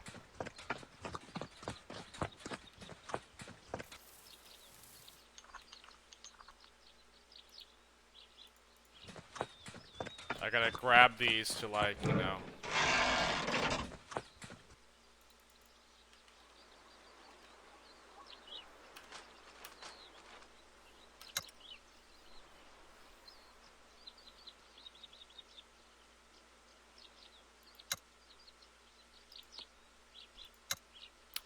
tinker. I have a lot of metal. I mean, dude, the only thing I can use is making more caltrops to use up some of this precious metal.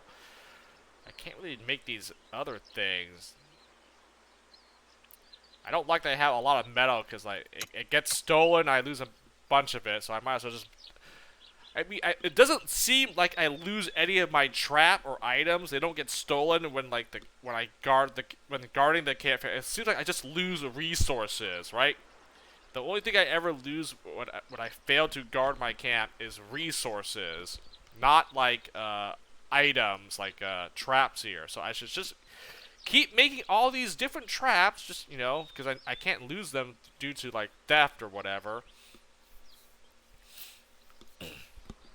So like even though I don't use caltrops really, I mean I can't. There's nothing else that uses a lot of metal here. I mean I can't keep making lanterns, cannonball, and spike traps, right? So I might as well make the caltrops here. It uses up a lot of metal versus these other ones.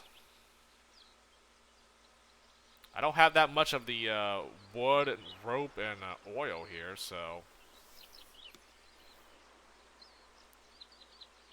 I guess I gotta make the caltrops then. I mean, maybe I'll try to use it somehow, but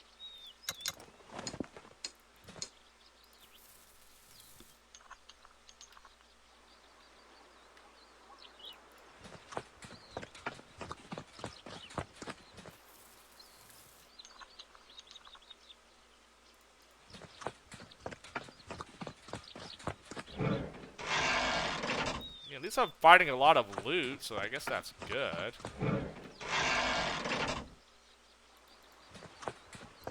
A lot of treasure and herbs I can grab, so that's good. At least I still have medicine, so sweet. I'm not gonna raid the burial grounds, forget it. I want to heal my guys back up more.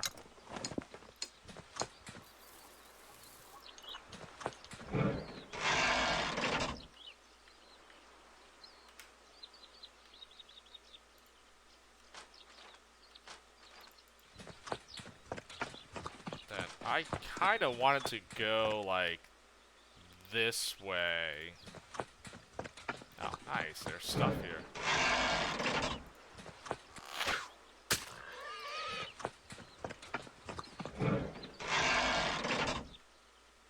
Like, surely there is, I see stuff.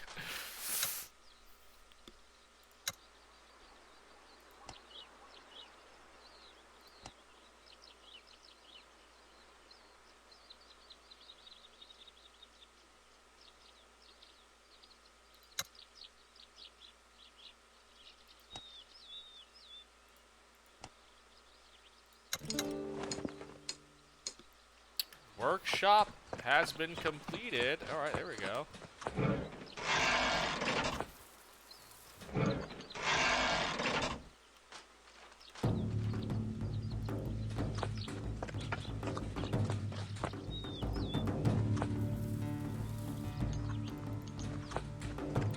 There's so much stuff around this area, man. Really sweet.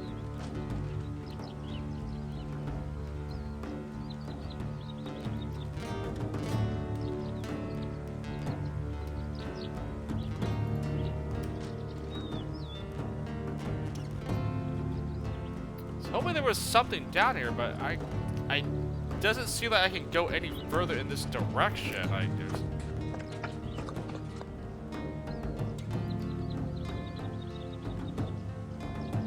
It looks like there is, but I can't like.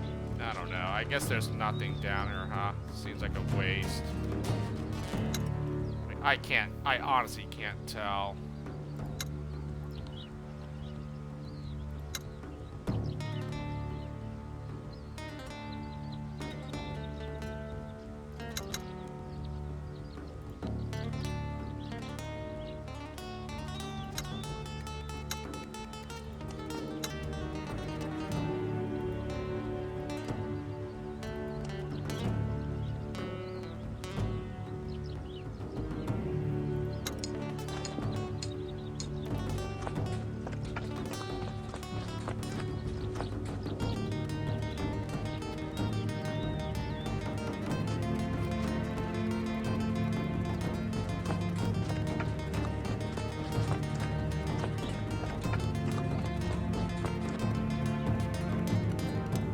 Okay, yeah, there's nothing.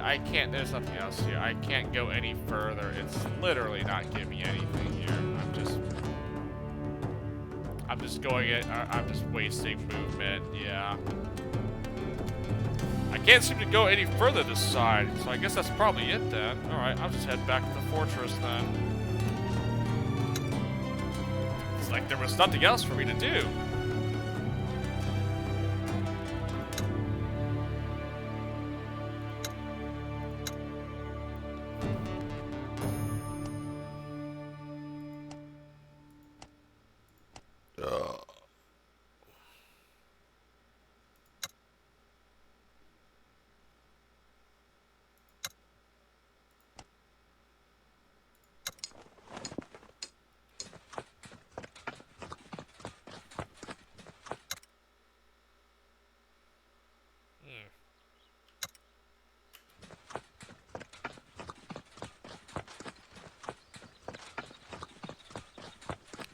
Head back. I guess I did everything here, huh?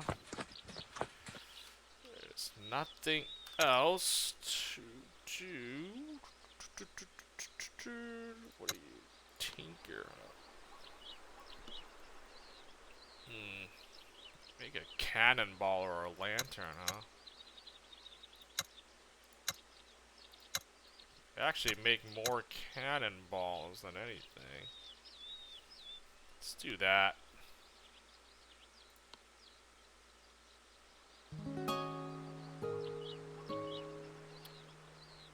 Or, you know what? I mean, all my guys are pretty loyal. I was gonna have him research the last little thing, but I think everyone's still fairly loyal. I mean, they're all devoted, so... I guess I don't really need to do the morale boost, right? I mean, even these guys, they're still high loyalty, right? Yeah. Yeah, there's no point. I mean, unless I lose like a lot of morale fast, like I think everyone in my team is pretty much loyal.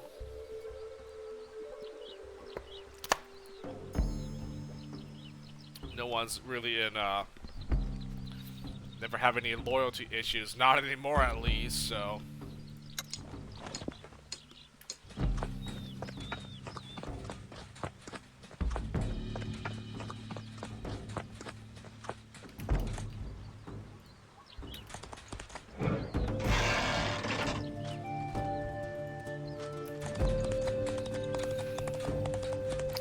Make it back in time? Come on, let's make it back so I can like reset my movement. Oh wow, I actually just made it back in time. Sweet.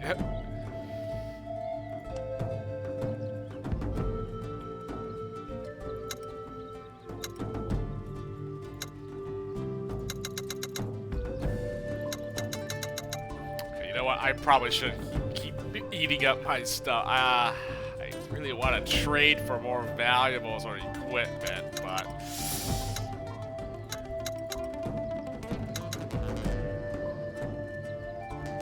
how much do I have actually? 7 herbs. Okay, I shouldn't really trade any rations or yeah. I got 3,000 valuables on me. I mean, I guess it's fine.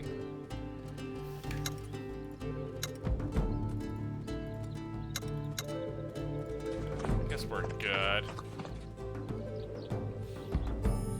Umberto's people have completed your new workshop and they are once again at your disposal. At the workshop, you can ask your artisans to set aside a certain type of crafting material every week to be paid to you as rent for using the workshop. Return regularly to collect these materials or to change which material they will pay you.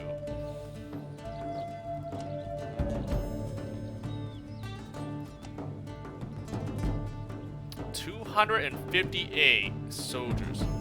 More than half the upper limit on how many people can live here. Your force is starting to look quite formidable indeed.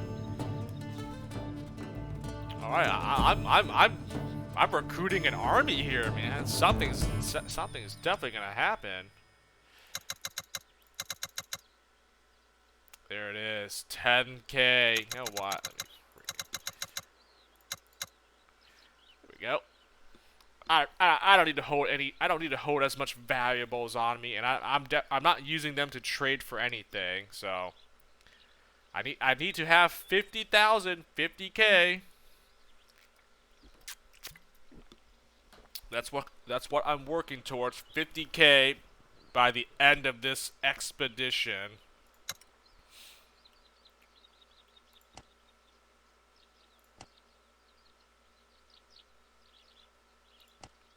Why do I keep talking to this guy? He's not. This guy cannot join me. I have too many party members. He refuses to join. So, if I knew about this guy earlier, I could have recruited this guy first, and he probably would have been in my party for good. And then I could have recruited more guys. I mean, this guy's a scholar, but I could have used another scholar just for the heck. I could have had two guys tinkering with stuff for me. Oh wow. It's fine. Like, it doesn't matter. Your pious followers have gained morale. Yep, see, there you go. I got a morale boost. To visit the stables to get my move speed. Booyah! Ooh, there we go. Nice. Nice. I built everything here. So my home base has been fully upgraded. Sweet. Fortress Workshop. The new workshop is a spacious building with large doors that open out to a courtyard packed with guards. Handful of artisans have already arrived from Hispaniola and are busily unpacking their tools and settling in. A stocky young man with short, messy hair and a friendly smile strolls out to meet you in the courtyard. I am Fortinbras Don Flamenco. Are you the master of this workshop? He wipes his right hand on his apron and extends it in a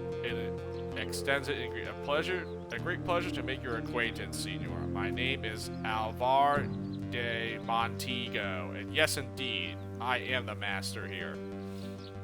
You seem quite young to be a master artisan. How do you plan to run this operation, Senor de Montego? Most of what we produce here will be shipped back to Santo Domingo by order of the governor.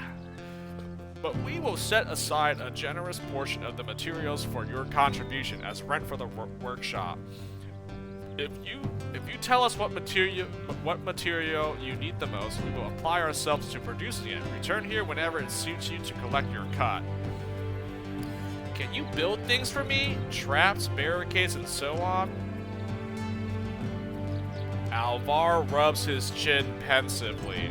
What an unusual request, but yes, I suppose we can, as long as you're fine with paying fairly for our work. Before we get to that, however, we should agree on how you like to collect your dues. Now here we go. Now I can actually have a workshop to bring in more of these craftable materials for me. You should produce wood. You should be creating metal. You should make rope. You should refine oil. Okay, you know what? I think I want oil. Oil is a good resource for me. So I keep making more cannonballs and lanterns here. I find plenty of wood, metal, and rope, honestly. So I think I want oil, so I can use more cannon and you know, throwing fire lanterns at the enemy here. So yes, oil. As you wish, Captain. We'll set aside a portion of our oil for you each day from now on. Yeah. I mean, look at that. See, what do I need? See? Oil and then maybe some rope, I guess. Oil and rope. I mean, I'm good with wood and I easily find this like a lot. But oil and then next will be rope. So I'd like to order the construction of some items. I'd like to change the nature of my dues. Alvar produces a piece of paper and a small piece of charcoal. How can we be Be of assistance, senor. I need a barricade. I would like a torch. I need you to make some caltrops. I wish to order a cannonball. I require a lantern. Sorry, seems there was nothing after all.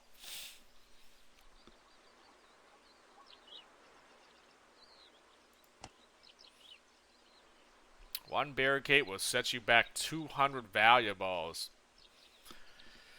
That seems like the cheapest so far that I've seen. I could buy up to 3. Oh, not bad. Okay. Right. How about a torch? A simple matter. That would be 200 valuables for every torch you order, Senor Don Flamenco. Torches. That's... I don't use torches. Lanterns. Caltrops. Of course, Your Grace. One bag of caltrops will cost you 350 valuables. No questions asked. Ooh, these are 350, huh? I mean, not bad. I mean, these are 200 apiece. How about a cannonball here? Making cannonballs is dangerous in business. We must charge you 500 valuables for each round. Oh, okay. 500. All right.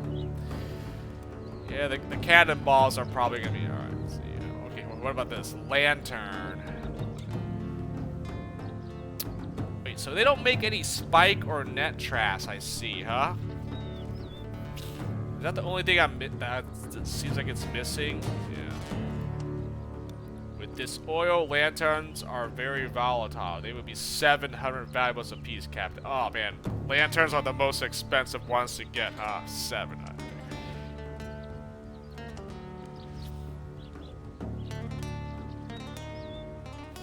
Alvar puts away his dose, and if he is annoyed by your change of heart, he doesn't show it.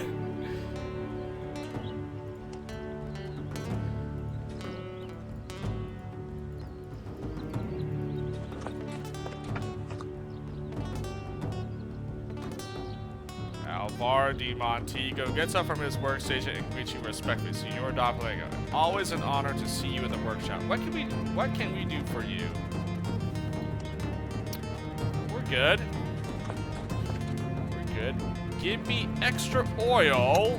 You know, that's what I want. And then, yeah, I guess you don't make any spike traps or you make everything else no net, so I can get lanterns, torches, caltrops, barricades, and cannonballs. But I had to make my own nets and spike traps. That's fine.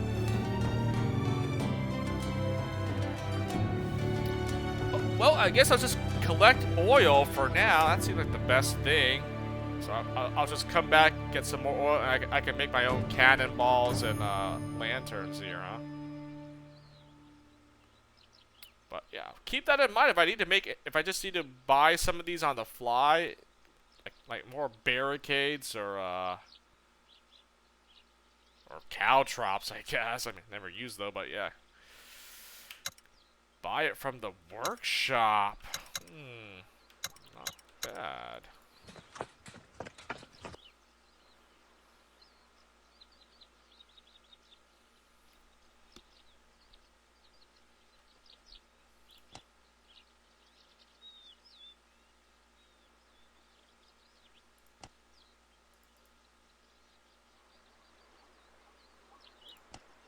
Oh, there's nothing else there. All right. Workshop completed. Well, I built everything in the fortress, so there's nothing else to build, so I'm pretty much done. The fortress has been fully rebuilt, and everything, I've got everything here. Which means I've got to do all these different side quests or story quests. I don't even know which one's a story and which one's a side quest, to be honest.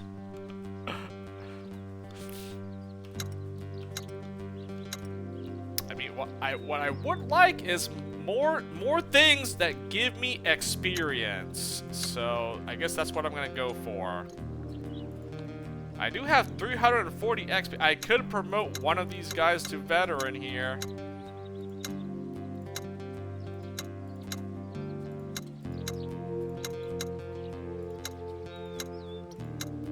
I think it might be my Doctore.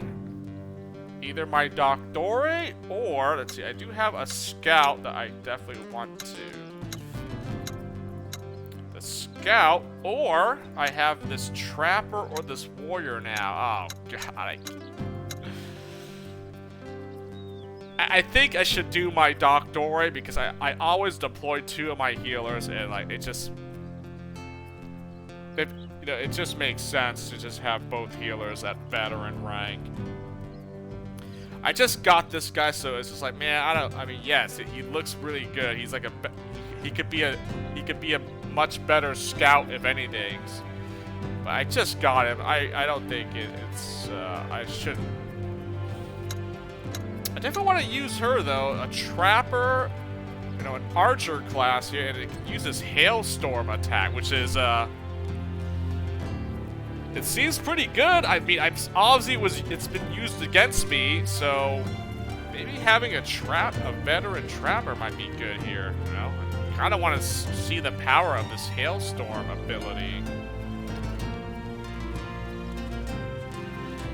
I actually have an actual archer that uses a bow here, and then my other archers, my other hunters. Well, this guy's.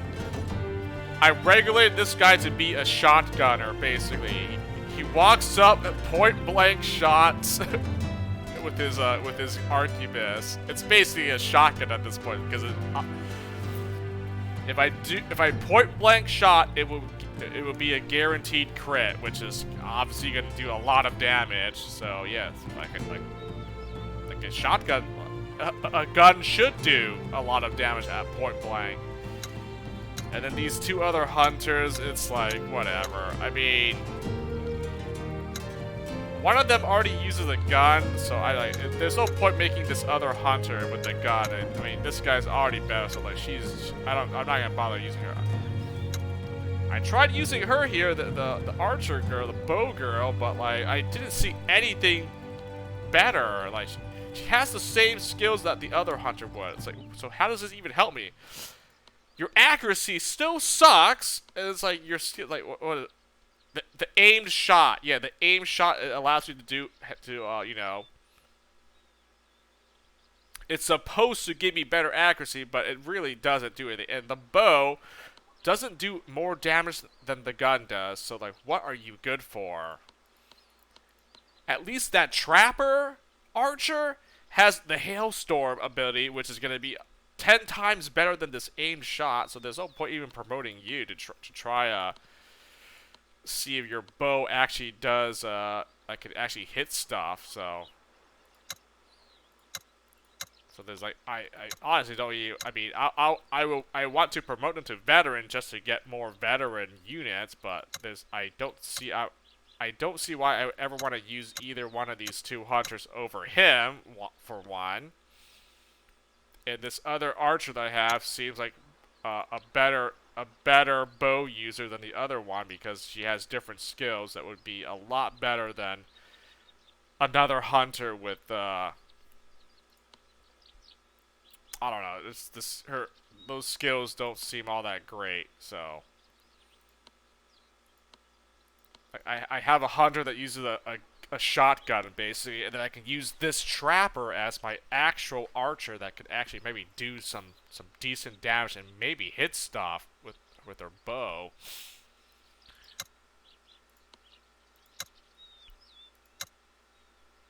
I mean, maybe I'll give them one more chance, like in a battle or something, but I somehow I doubt I will, but like, yeah, never gonna use you. You actually have no combat stats, so there's no point ever using a civilian. Unless I want to handicap myself, then sure, I'll use a civilian, but never gonna use you. I'm never gonna use a scholar either. I mean, I don't care. I don't know how a scholar can be useful in battle ever. I mean, it's useful support units that can add a lot of flexibility to your force. How? How so? I tried to use the scholar early in the game, and I even recently used it, and I can't see. I fail to see how I could even make a scholar useful as a support unit in any way. Like his expose weak. Dude, it's like I can't do anything with this guy. Like there are the scholar has some skills that does stuff, but it's like it's not good enough or worthwhile enough to even deploy a scholar.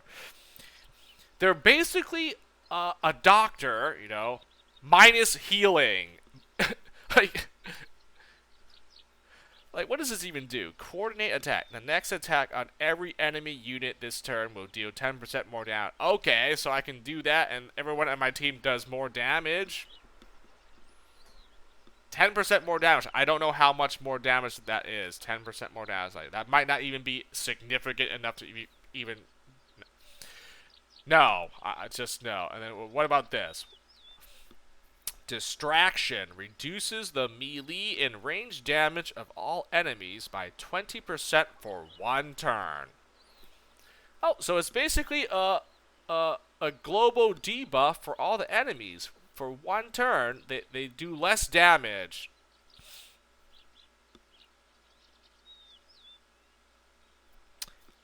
Well, here's the thing. I don't think this is going to be a big enough debuff for me to want to use when, I don't know, my doctors can heal my guys, whereas the scholar cannot heal, and they can only debuff or buff my team. I mean, debuff the enemy or buff my... I think I'd rather have the sure thing where, like, I just get healers to heal, whereas this guy, I mean, a buff, debuff, it's just... It's not... I don't think it's worthwhile enough to ever want to use a scholar. Sorry, man, you're never going to be used. I tried it, and it backfired on me, and so, like, yeah, I'm never going to use a scholar anymore. Like, it's not even worth it. It's just not worth it.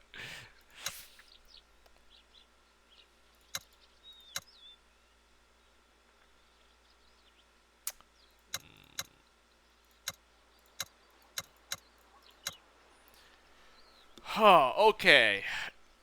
It's either my other doctor or I promote this trapper. I really want to try this hailstorm attack because it seems really good.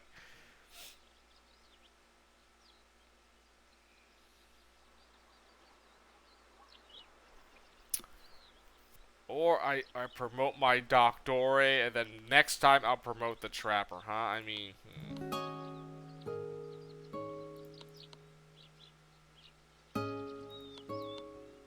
Dang it. I mean, I still have my other hunter I can use, so...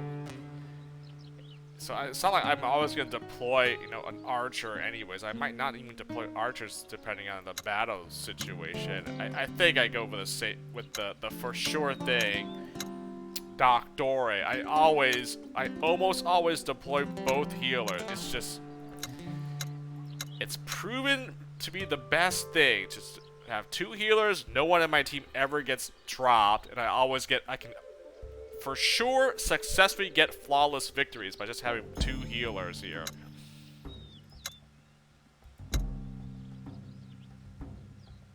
Yeah, I think that's the right play. That's the right call. Doctore.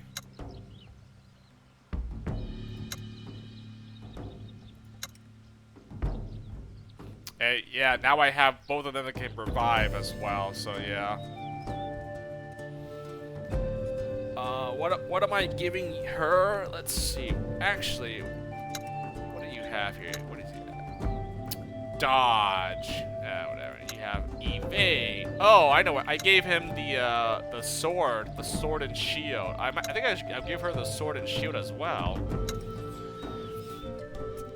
The shield, well, the sword and shield is a much better weapon than a stupid knife, so...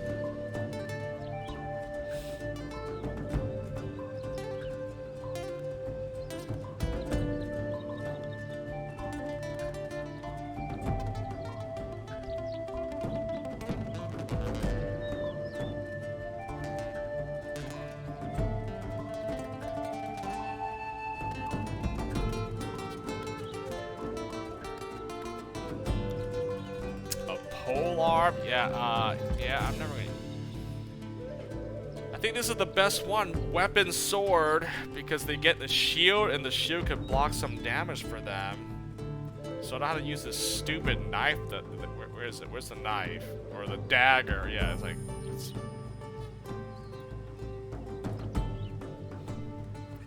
this is actually going to help out my doctors a lot better. The sword and shield, well, first of all, it does more damage than a dagger for one, and like, you know, they have a chance to block some, 25% chance to block, so which could, when it procs, so could deflect some damage if the enemy ever attacks my doctors, so it's really no other good ability to give them. I mean,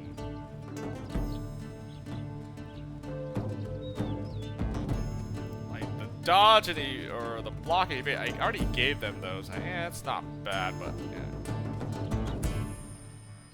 Yeah, there's really nothing else. That seems like the best thing. Now they have a shield to block some damage.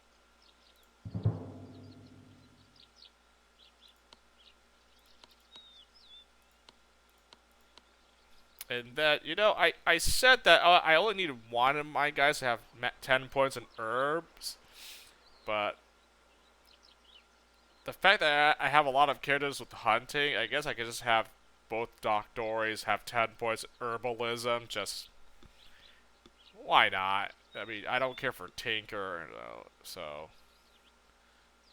You know, like, I mean, 3 points into hunting, 5 hunting would be, you know, useful, but since I have so many guys that are already have, like, hunting, I guess I'll just do max out herbalism, and then put the 2 points into hunting, right? I don't care for Tinker, no. I mean, 6 Tinker, now, I mean, 6 Tinker, I could have her, you know, craft some more, I could have more than one person craft traps for me. Like, I mean, hunting is kind of whatever, you know, whatever. Like, this guy already has 4 hunting, 4 Tinker. 6 Tinker. Okay, first of all, I can't get that other scholar guy, right? So I've lost access to a scholar to recruit. So,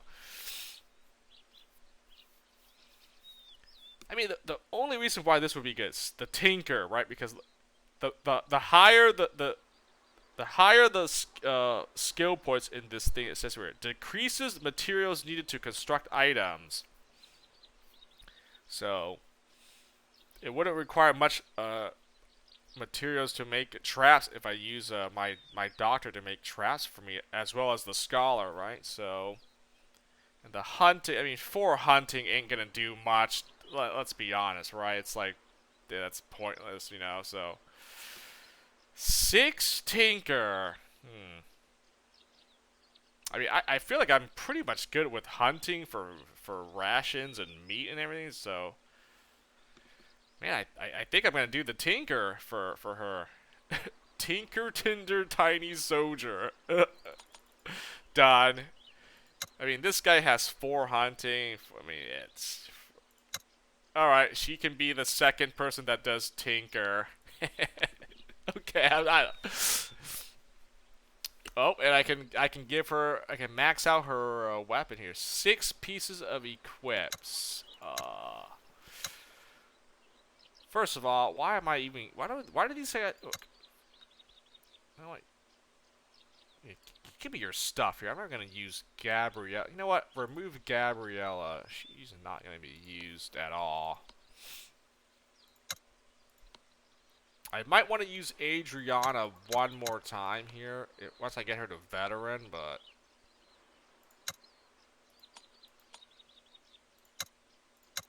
okay, done.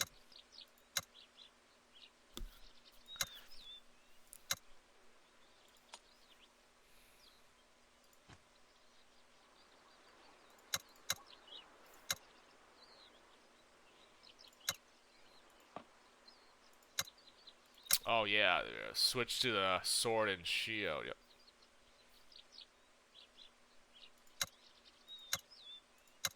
There we go.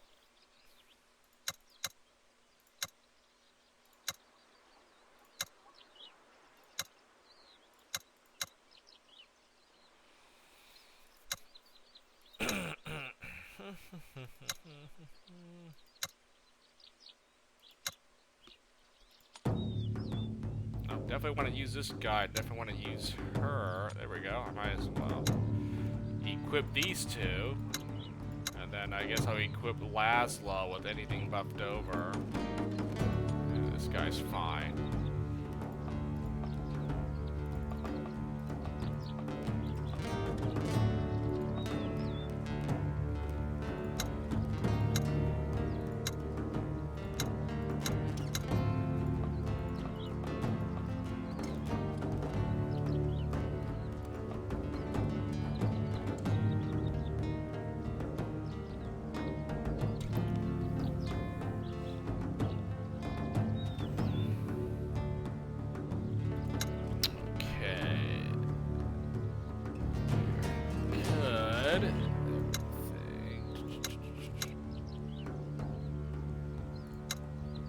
If I were to promote this guy and her to veteran, let's see. Oh, he's a scout. Okay, then she is a hunter. Okay. Alright. Guard. Scout. Tinker. Hunt. Herbs. And what is this? Civilian. Oh, yeah. I guess I gave you also hunting. Oh, I guess I could have done tinker as well. I guess if I promote you to veteran, I'll max out your hunting, and then, I guess I could use her as tinker. Oh, whatever. Herbs. I have two guys at herbs. I guess I could make. I don't really care. Hunting first and foremost. So I guess I don't really care for herbs. What am I doing? I don't even have enough XP to promote anyone anyways. I was just thinking what I could do if I get them to veteran rank, but it's like that's gonna be like a long time from now anyway. So, but.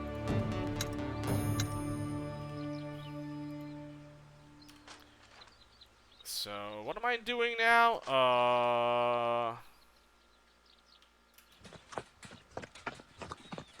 I guess I should do another, like, quest or something. To the quest.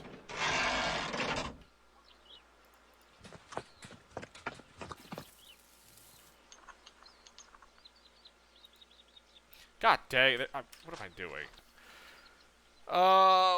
Where am I going? Let me see now. I have these Aztec quests I could do, and then this is what, that's the destroy the Aztec farms. Yeah, that guy wanted me to do it.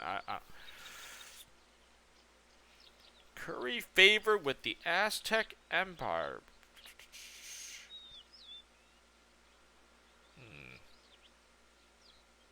You know what? What is this? Travel to the town northwest of. Oh, it's in the same one, right? Spot it. Oh yeah, this town. Yeah, this village. I guess I'll do some of these. Okay, if I decide, which most likely I will, to take on and wipe out the Aztec empires, right? I'm helping these other smaller tribes get rid of the Aztecs, so I'm probably gonna wipe them out anyways. So I might as well just do all the Aztec missions and quests before I wipe them out. Might as well just, I'll help them out for now before I, wipe them out. I guess. I mean, I don't know. Wipe out the Aztec. Is that what it comes down to, Z coded? Nice play on words. Yeah, the Aztecs. I mean, it seems like. I'm not saying that. I mean, I'm pretty sure you can have a choice whether you want to, but I mean, I don't know.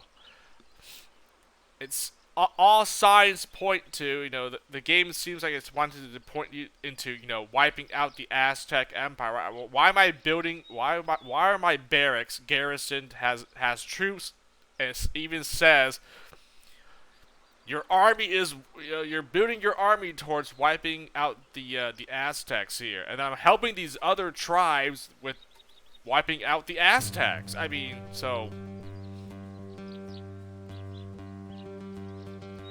I mean, I guess the other, flip it, I could be helping the Aztecs, and I do whatever they want. Like, please help us subjugate and wipe out all these other foreign tribes here. You know, these natives must be put in their place. Will you help us? You know, the emperor or whatever wants me to, like. So it could go either way. It just so happens that I found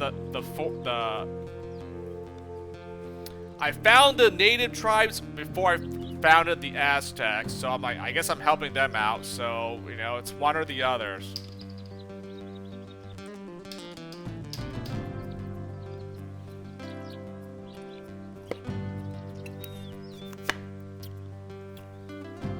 Whatever, I mean, I'm just doing whatever's on my mission log, so.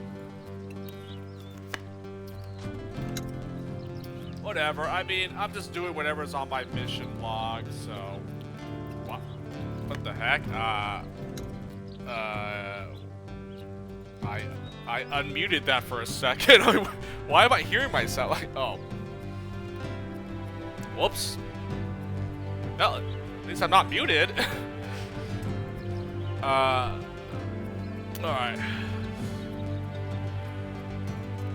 Let me see now. What time is it? How long? I've been streaming for a while already. Okay. It is Monday after all.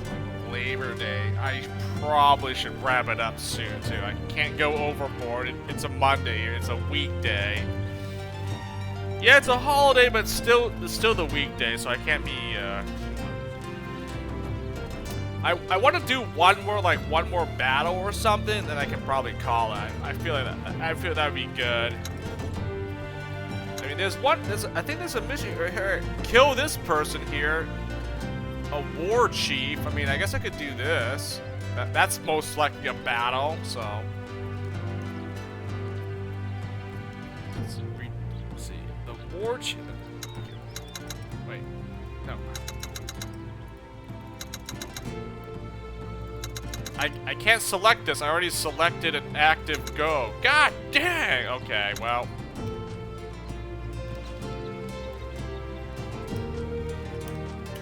Alright. Whatever. It says here to go to this village first, huh? So I will do exactly that.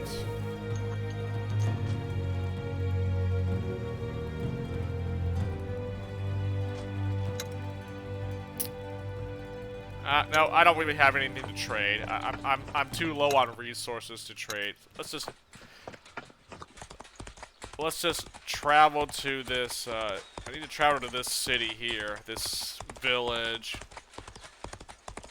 Apparently, I have to bring along a diseased individual for this guy to like experiment on or something. I don't. That seems kind of messed up, but. Whatever.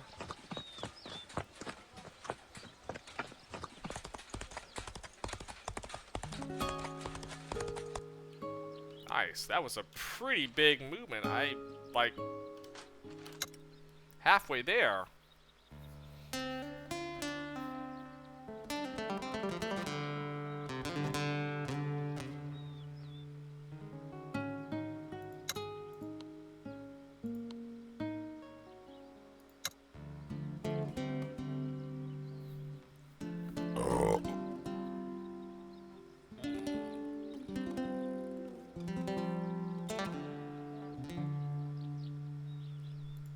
Make spike traps for me.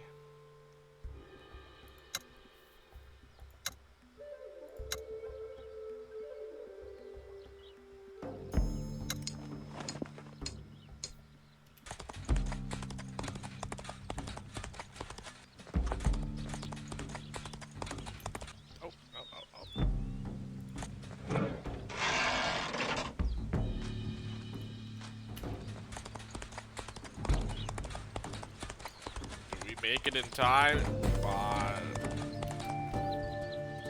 Oh, no, we don't make it in time. I pick these things up. I'm not gonna have enough movement. Yeah, oh, well, whatever. Yep. Picking up those herbs cost me to lose enough movement for, whatever.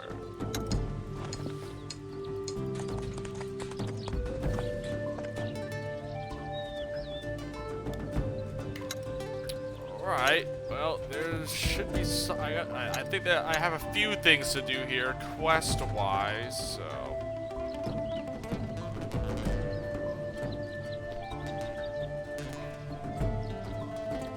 Oh, here we go. Ask a villager to follow you to Tenachalon.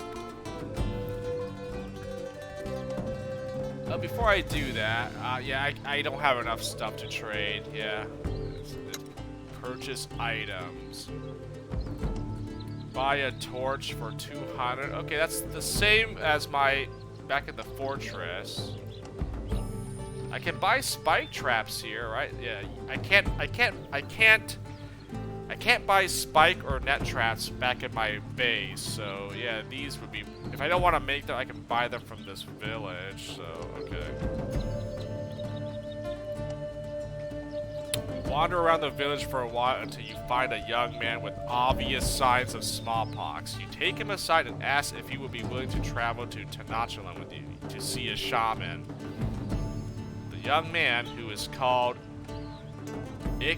Iquatli, appears relieved and hopeful at the prospect of getting out of the village. You agree to meet up at the outskirts of the village when you leave.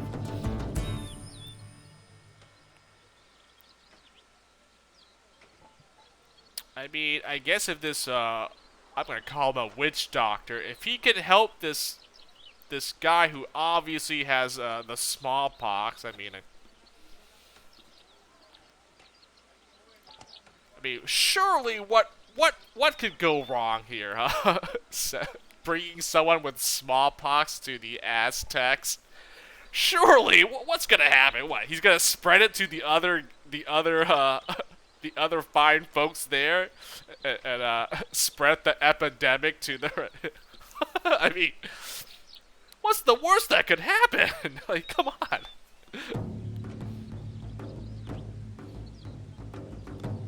Unfortunately, word that there may be a way out of this hell spreads like wildfire. You soon find yourself surrounded by starving villagers looking for you to liberate them. Oh no. Diplomacy hard. Try to calm them down. Grab Iquatli and run.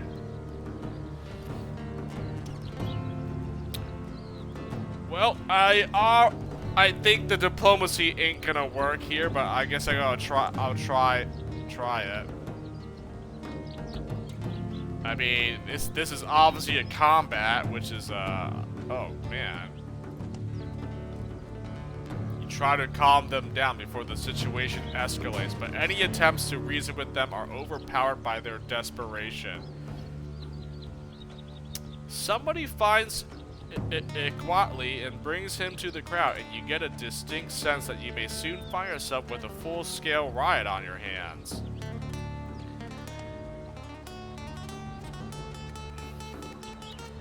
I guess this counts as a battle.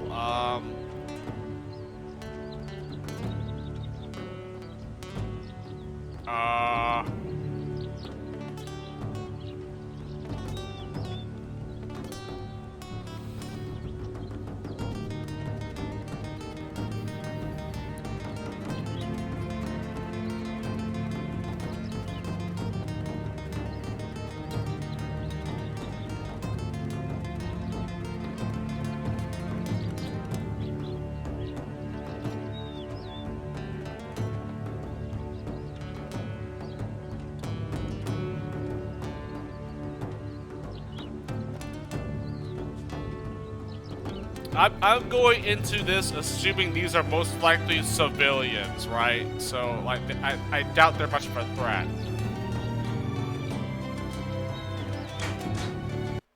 And if they're not civilians, I'll kill them. Okay, yep. I definitely see some civilian. Get everybody to an escape zone. Okay, so these are civilians. They're not much of a threat. I mean, I don't want to kill these civilians here. Oh, I see some. I see a warrior, a trapper. Okay, okay, these guys gotta go. But I will most likely run for my life, right? Probably shouldn't kill any innocents here. So where's the escape point? Where is the escape point?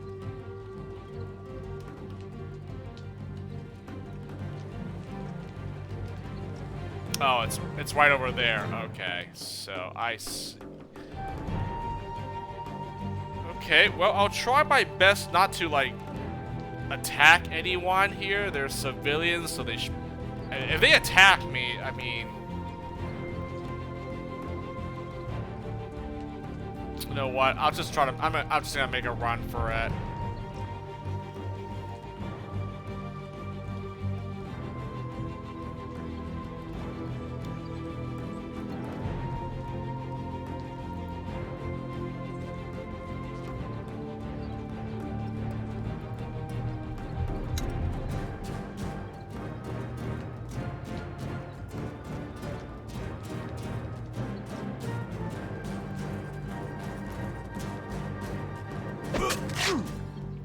Okay. Probably should have deployed another soldier, because they can just stun enemies for me. Should I do that? I could have two of my doctors just to heal. I just deploy soldiers and just keep stunning enemies. I don't want to kill or drop any of these guys.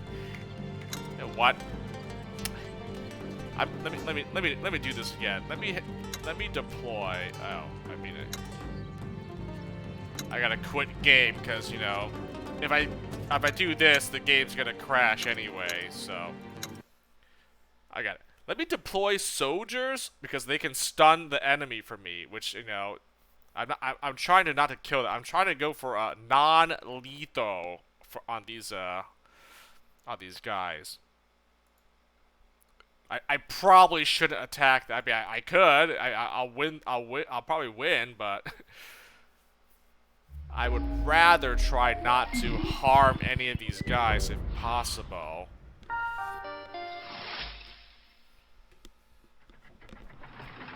So let me actually deploy some soldiers instead. That actually makes more sense now that I think about it.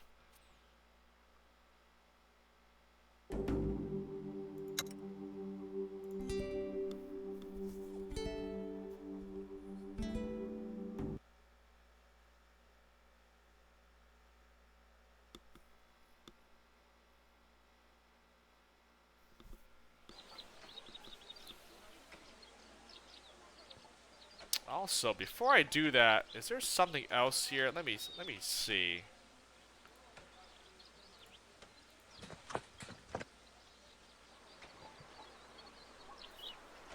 Oh yeah, see, I did have another quest here. I have to I have to collect food from these guys.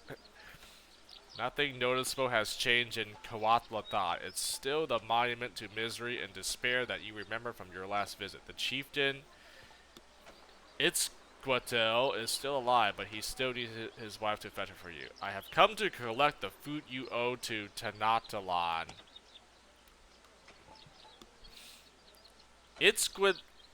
Itzquintly attempts to growl in anger, which he may once have been able to pull off to intimidating effect. But now it simply turns into a predictable coughing fit. Look around, white man. Do you see much food to take? Does our market overflow with tribute stolen from poor, famished Tenochtitlan? I mean, I knew this was already not gonna be a good quest to do. Like, these guys don't have any food for them. Like, dial it back, old man. I can't return to the city empty-handed. That's true, I can't. I need to bring some food, otherwise I can't complete my quest. Like, I'm kind of in a rough spot here. You're right, of course. But Tenochtitlan needs food as well. I mean, I'm not really. I wasn't given much choice when I accepted this quest here. I already knew that these guys didn't have food to give them, but well, I mean,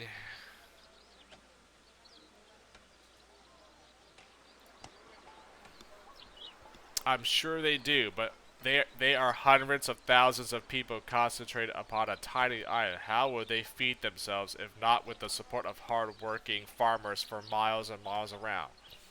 They might have considered that before they left us to rot in our disease and famine.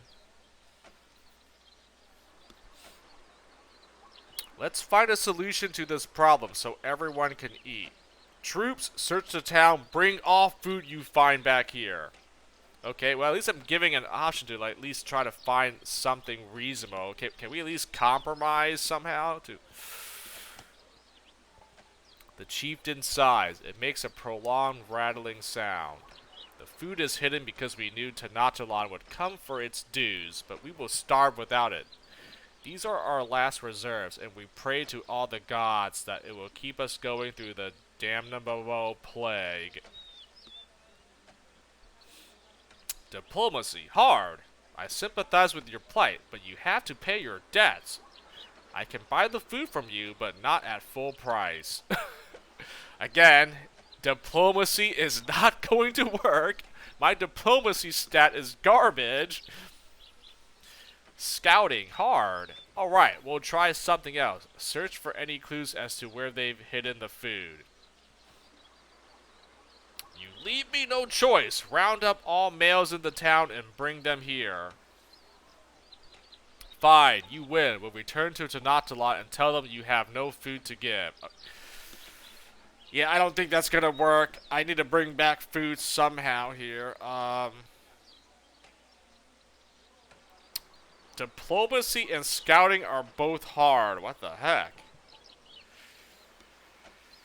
I mean, I guess I could threaten him by, like, trying to kill off any of his, things. What?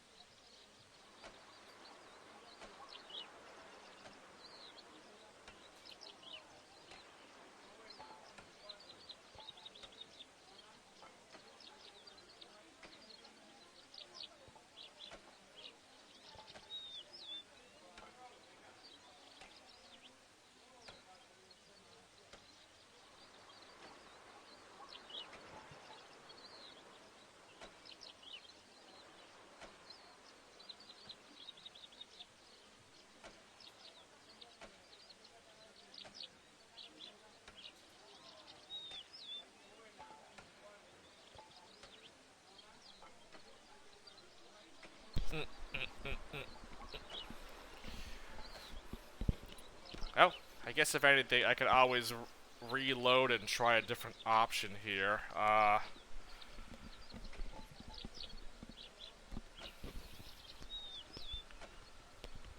Well, maybe I get lucky and the diplomacy thing works, huh? I mean...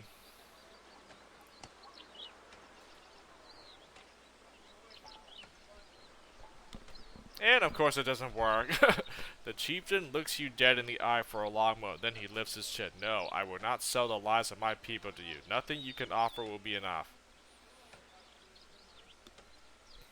I guess I can try the scouting option and see if that,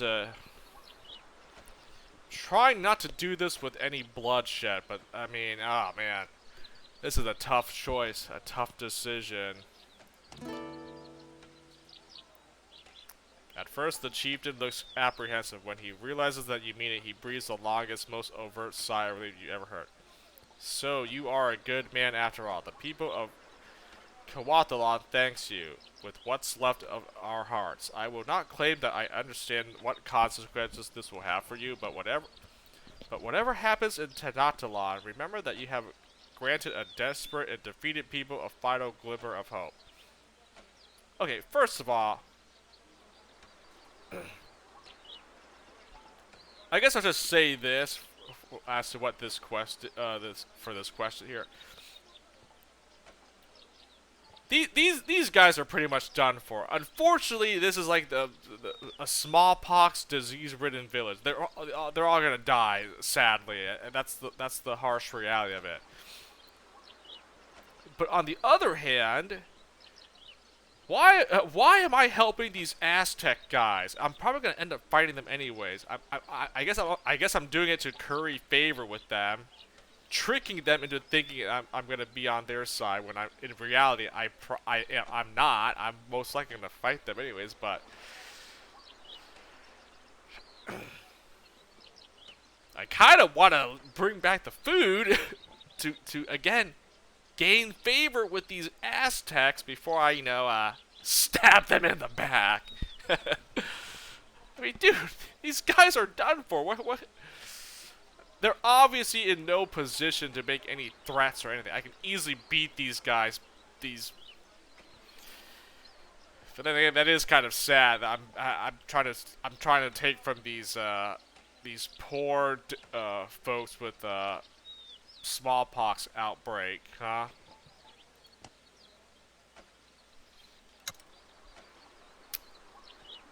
I mean, it says here, return to the palace in Tanata and inform Guapiato that Guatalon has no food. I mean, I could say like, hey man, I went there.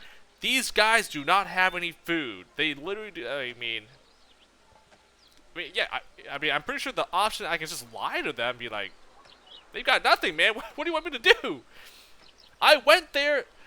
They've got no food. Trust me. Take my word for it. I tried everything, short of, trying to kill these folks. If I killed these folks, they're definitely not going to give you any food at that point, right?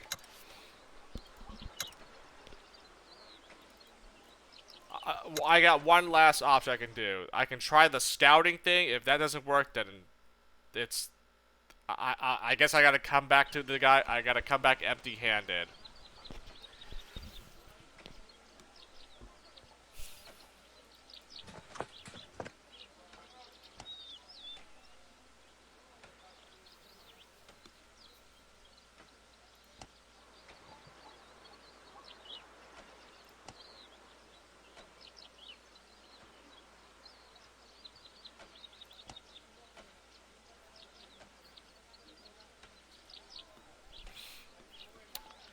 Troops dispersed throughout the settlement again, but once again they return empty-handed. The chieftain's smirk grows.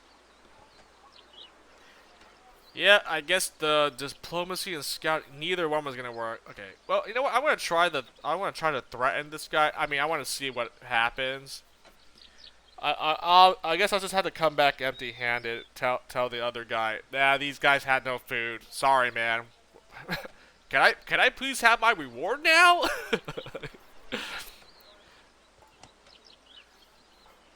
Gathered elders watch with increasing fear as your people round up all the settlement's males in fighting age and gather them here. We'll execute them one by one until somebody tells us where that blasted food is. It's Squintley coughs so hard that his wife loses her hold on him and he falls to his knees. He struggles to bend his head up so he can fix you with a venomous glare. You monster! Bernardo Trevino, who is in charge of the proceedings, looks at you questioningly. Nod. Let them go. We'll return to Tenachalot and tell them there is no food to give. Nope. I'm in too deep with this choice here. Give me the food, or people are gonna die.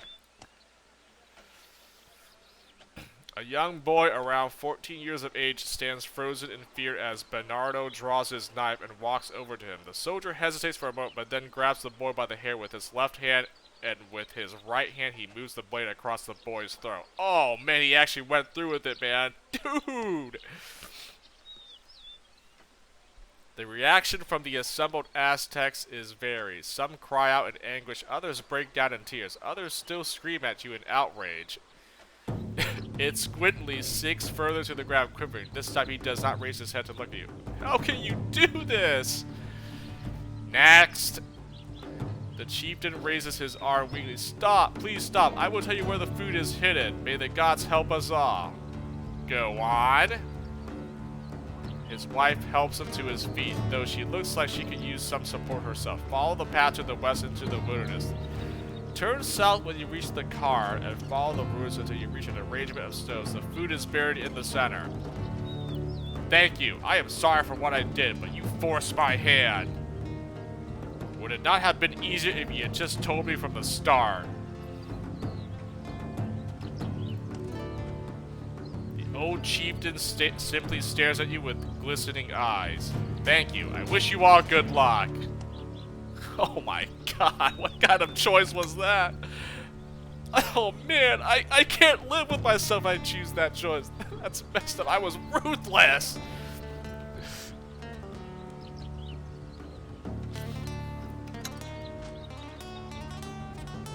Where was that at? It's not marked on my map anywhere. Okay, well, I can't go with that choice. I guess I gotta come back to tell him empty-handed, like...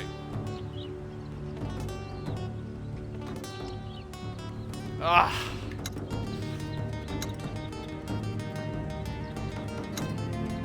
Oh man, what a brutal option that was. Oh man, I ended up killing one innocent bystander just because this guy wouldn't tell me where the foods were hidden. Dude.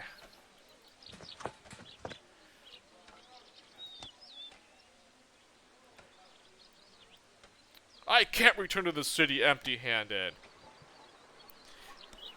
Perhaps you can take some of our children. Their mothers have been feeding them their own food. There's still some meat on their bones. I'm sure they could make a delicious stew. The F? I said give it a rest and let's find a solution to this problem. So you do have food. Troops, search the town. Bring all food back here.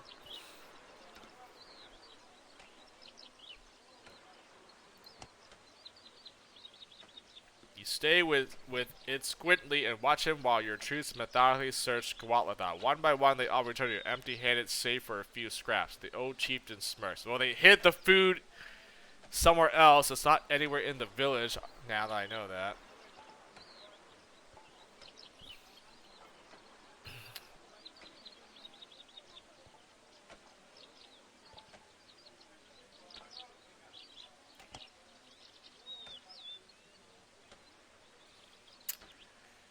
Alright, well, yeah, I'm not going with the ruthless. I guess I just have to tell them that we have no food. You know.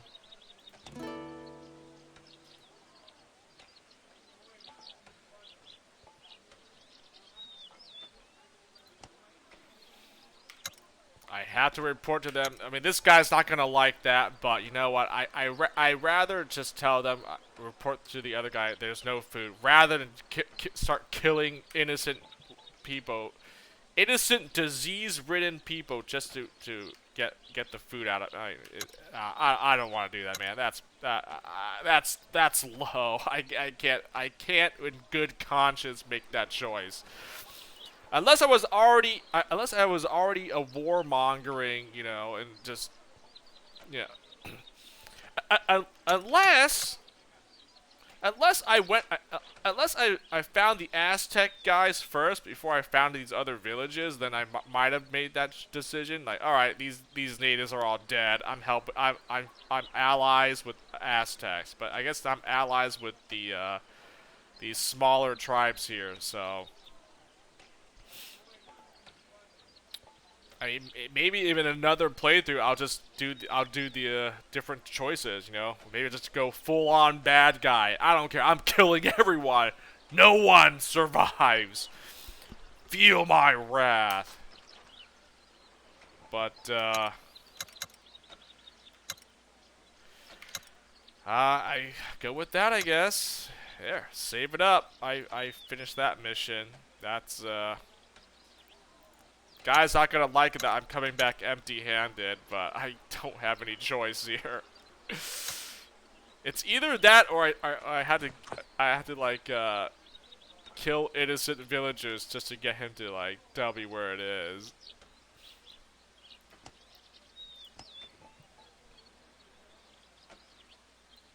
Diplomacy hard. I mean, this is not gonna work, but I'll try it. Maybe I get lucky. Maybe it's like random whether it works or not. Ooh, it doesn't work. Okay. Okay. This time I'm gonna bring in soldiers right here. Right, see? I will bring in one healer this time. Only one.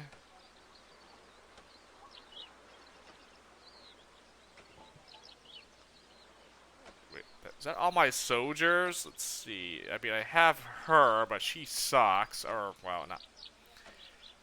I can't use her, can I? I mean... Do you have the stun skill? Let me see. Isabella. If she has it, I'll deploy her as well. Oh, she does. Okay. Well, you know what? This might be the one and only battle I'm ever gonna use her. So, I mean, I have nothing but soldiers. I'll just have them stun lock these enemies here. I don't want to kill anyone, and I have one healer just in case they're actually trying to kill me. So hopefully hopefully I can escape without killing any of these civilians.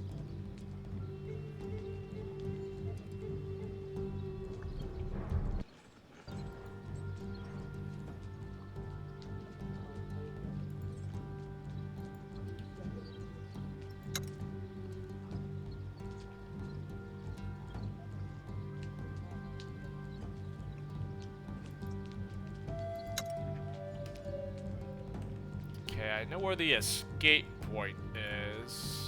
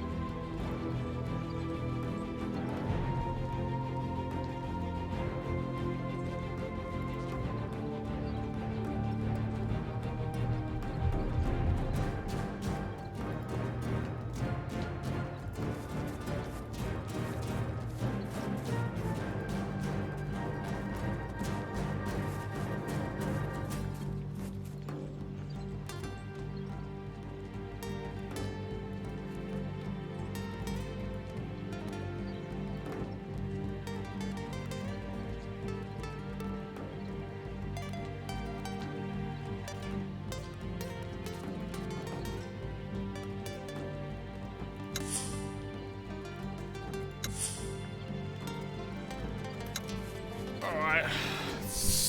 Let's see how I do this without killing any of these civilians here. I guess I just have to keep stun locking them. So I can run past these guys.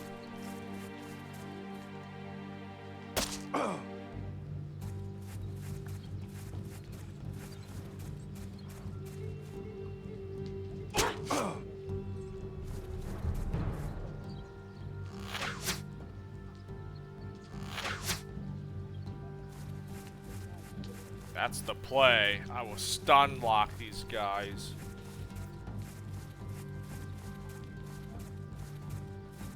Okay, they have one of my guys surrounded, basically. That's lovely.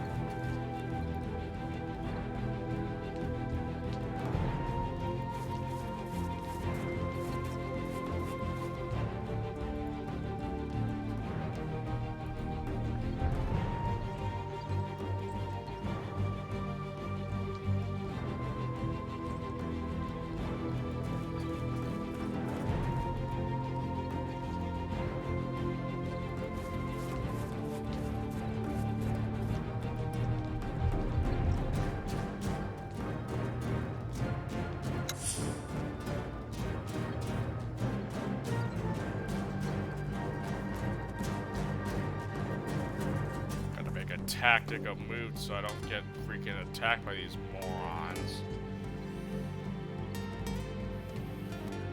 Okay.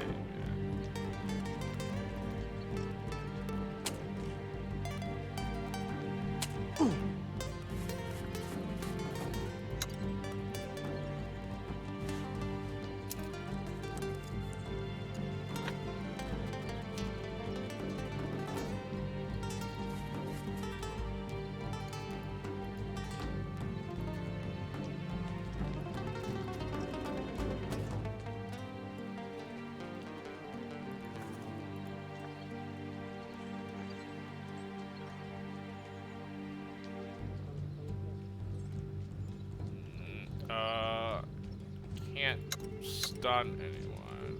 Fudge! Oh, and turn. Oh, they're obviously trying to attack me here. Like, this is really annoying. But I don't want to kill anyone, so I have to just run for my life. Get away from these guys.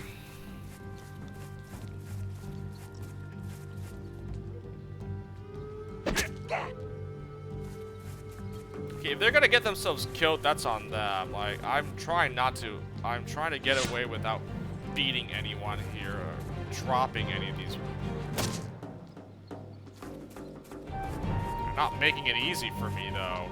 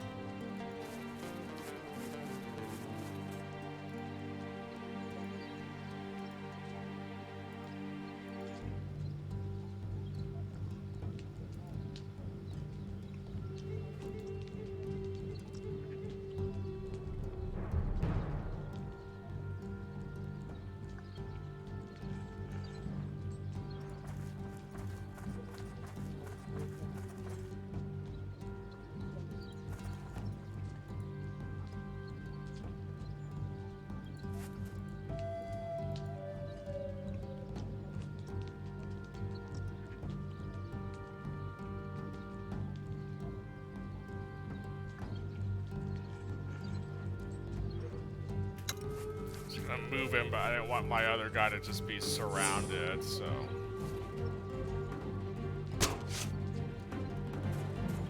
We're damaging Bernardo. I really don't like that.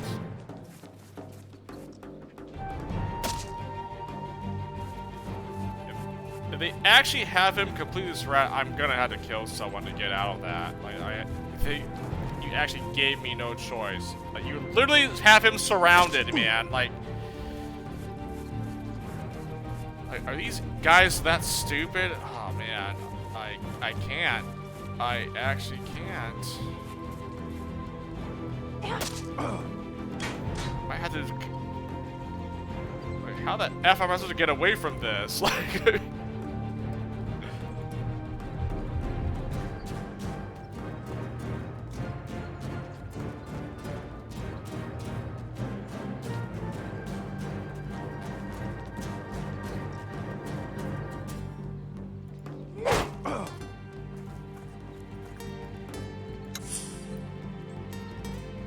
have to tactical move to not get freaking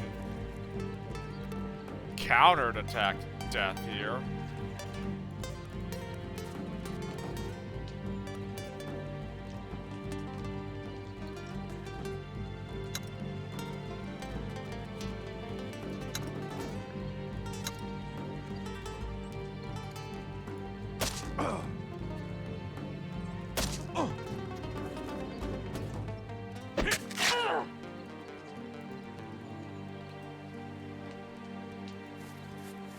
Okay, this guy's gonna run for it. Please heal him.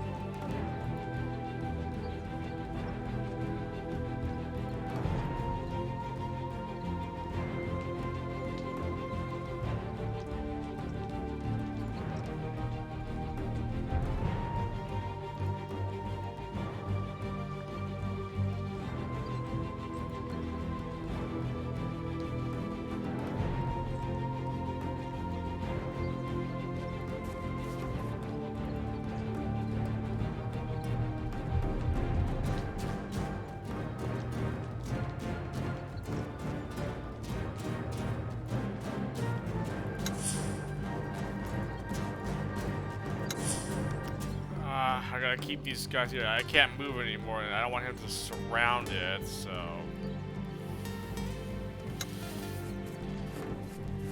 defense up, I guess?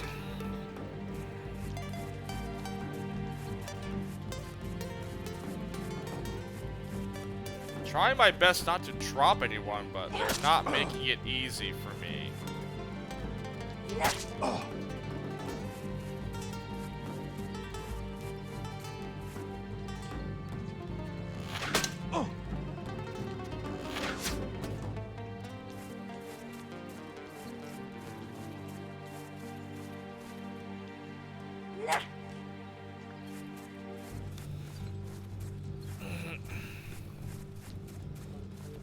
Well, this was a battle, and like, oh man, it's already streamed for 5 hours. God dang it. Well, I guess I wanted to do, well, this is not the battle I had in mind, but this will have to do.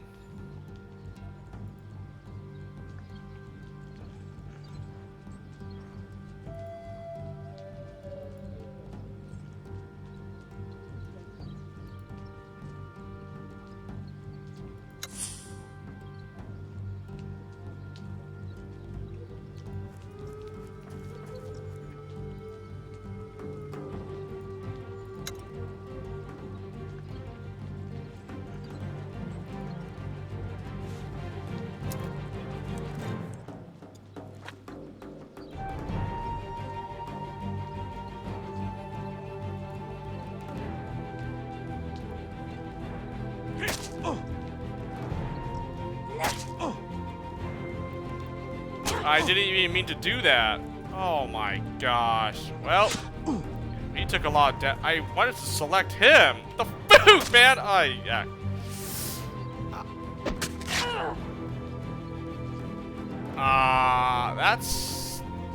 That is not what I wanted to do. OMG.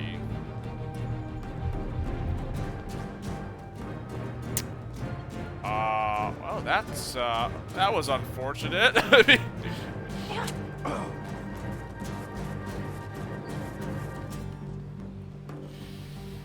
That was quite unlucky that I ended up doing that.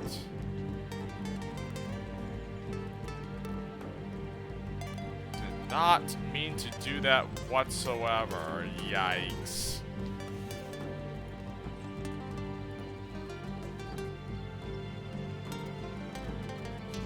Yeah.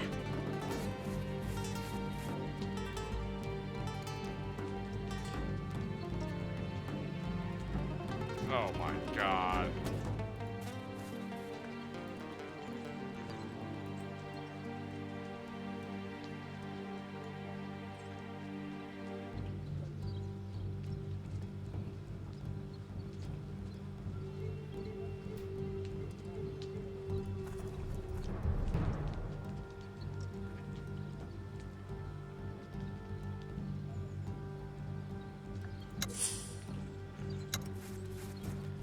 I don't know what I'm doing. Please don't drop no one. Please. Dude, I made one mistake. This might cost me, actually. Oh. That was easily a tactical move to avoid all those hits.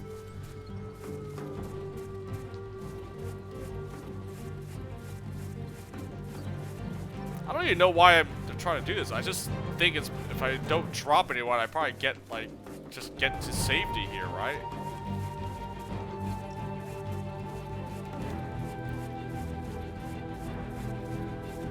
But that's the only thing. I mean, it doesn't say. If it said do not kill anyone, then yeah. But it just says get everyone to an escape zone. Like I don't think I'm pretty sure I can attack these villagers, but I don't want to. Like, I'm not trying to, like, injure anyone here. That's not my intention.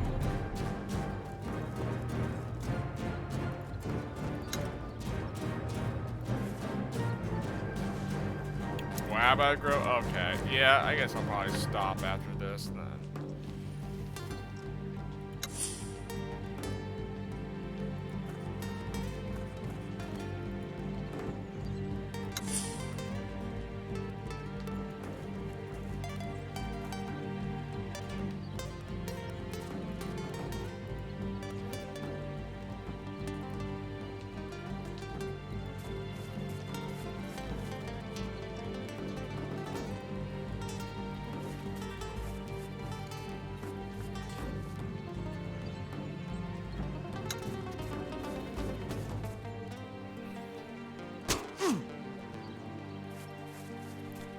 Well, they can't.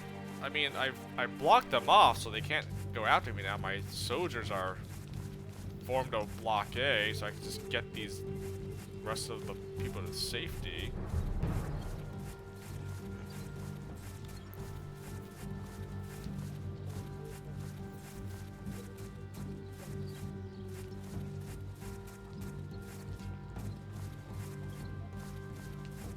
Why am I, dude? Like. They can't chase me any further. Stop effing moving. Look how many enemy units that there are. Like, dude. This is ridiculous.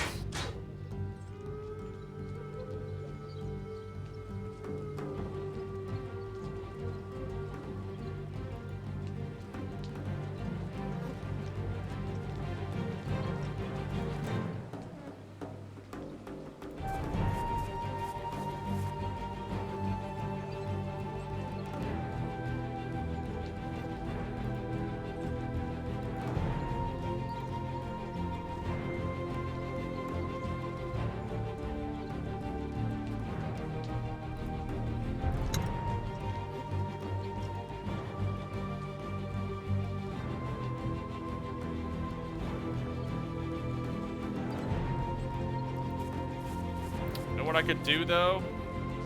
Let's see.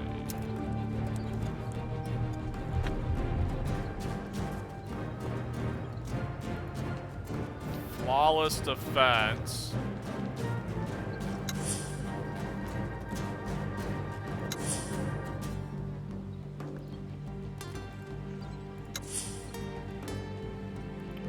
they can't break through. Actually, I should have had. Dang it! I should have had Laszlo. He has more defense than Isabella. Get her out of.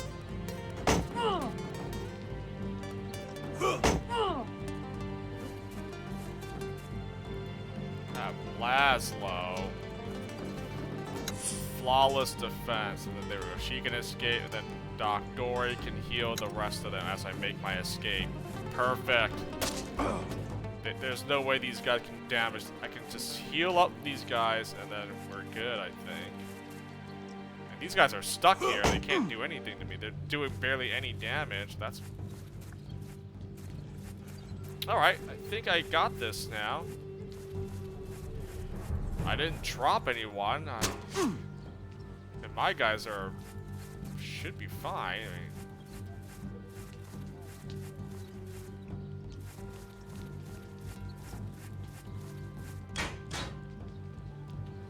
thankfully...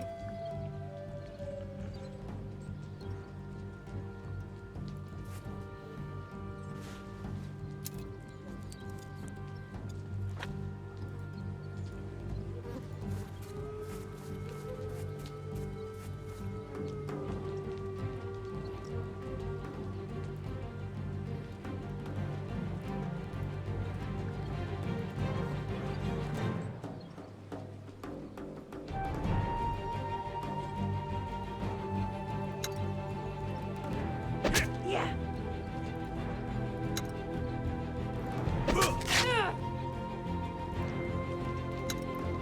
I'm stunning them so they don't get an attack off, and then I end turn.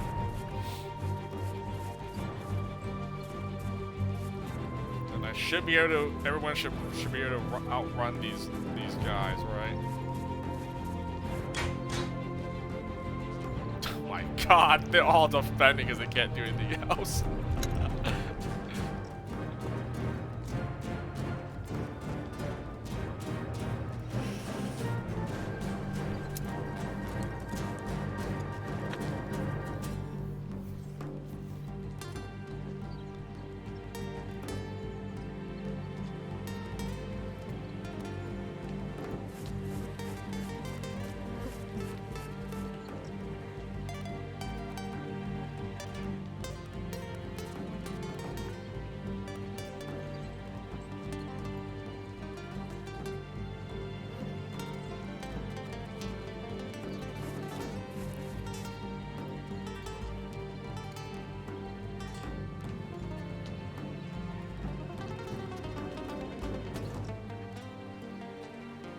Could defend one. No, we're gonna. I think we just tactical move here. Let's see, I see 3 spaces right here, so they're blocked off, right?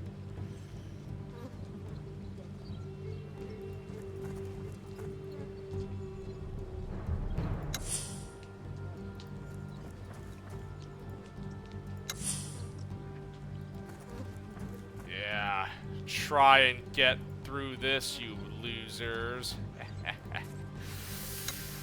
Perfect. Yeah, these guys can't do any damage to me, thank goodness. These pathetic civilians. I could stun lock them again if I have the stun up. Otherwise, yeah, they can't possibly do anything.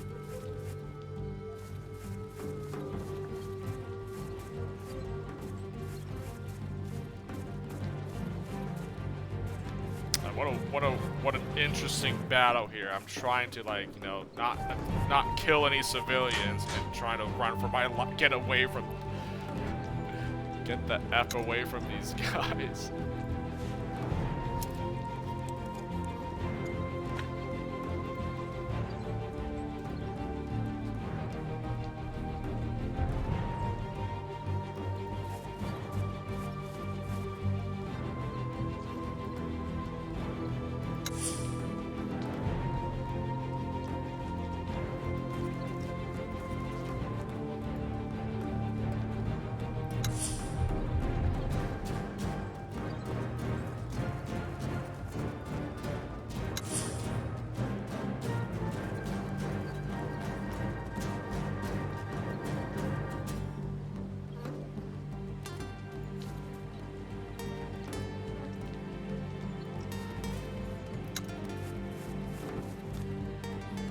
have 2 guys. Okay, so we slowly do this without anyone dying. It's gotta do this, I guess. I'll fully heal both these guys, and then I'll just I can just bum rush them to the escape point. Just get my other soldier, so you can run for it, man. So these guys already made it, so I'm good.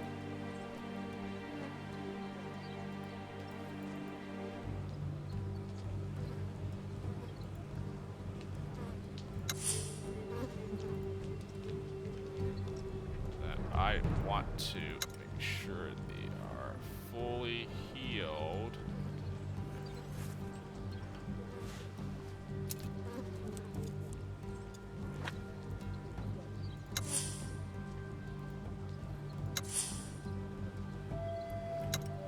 There we go. These guys can't do anything to me.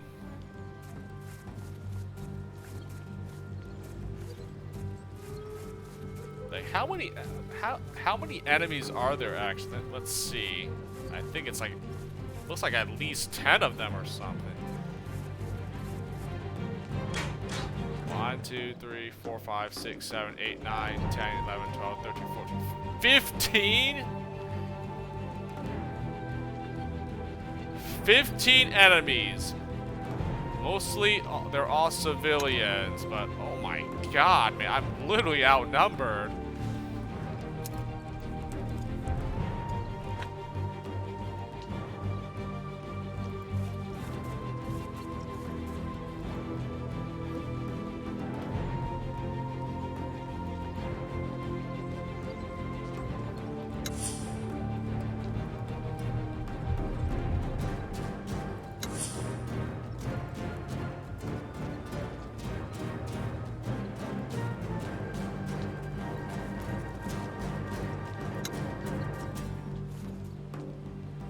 My god.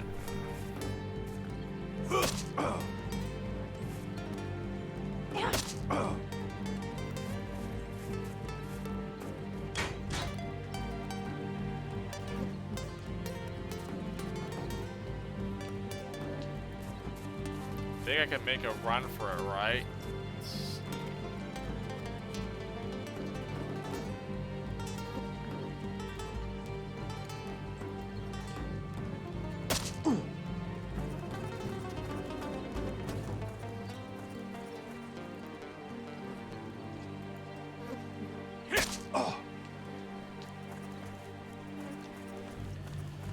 Oh, there we go.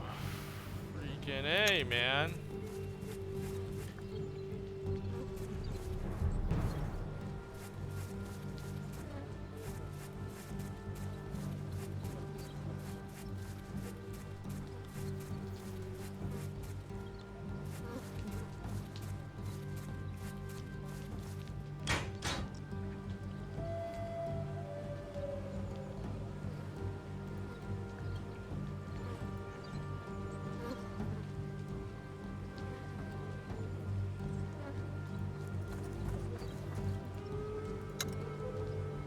Yeah, just for good measure, here you get a healing. Alright, this should be it.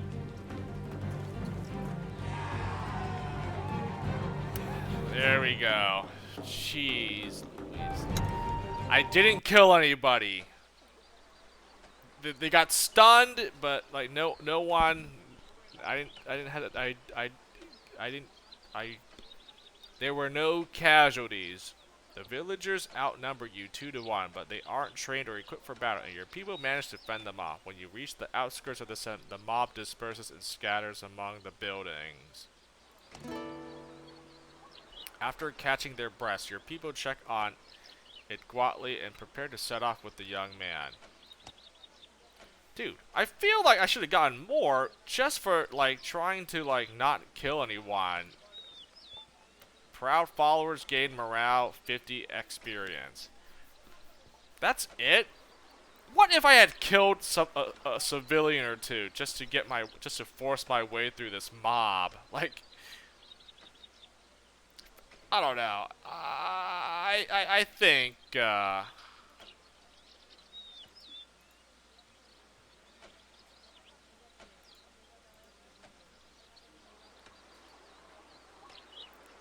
spotted, what was the...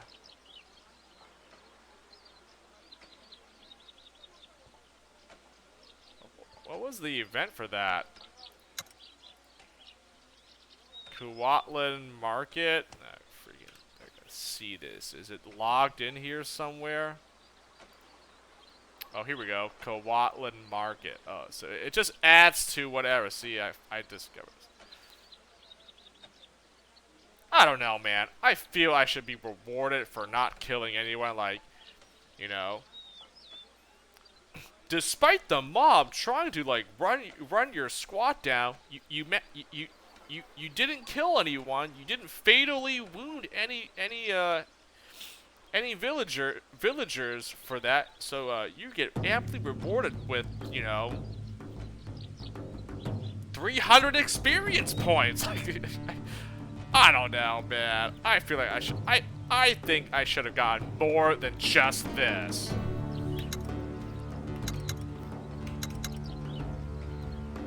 I'm not happy about that. But I mean, hey, you know what? At least I got to use all my soldiers. You know, they proved the soldiers, all of them, proved useful for bashing these civilians and stunning them out of a turn. So I think it helped a lot. But yeah, I don't think I needed to have to do that. I went out of my way for honestly no reason at all. I could have done this just killing a villager or two would have been fine.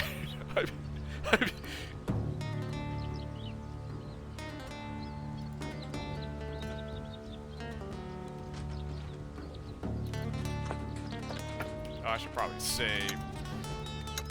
Wow, but let me get my food. I want to turn this quest in. The Spotted Curse. I know there's some other missions, but let me turn this in, and I think that'll be it. I doubt there's any other battles left, so I'll turn this in, and I think I'm going to call it here.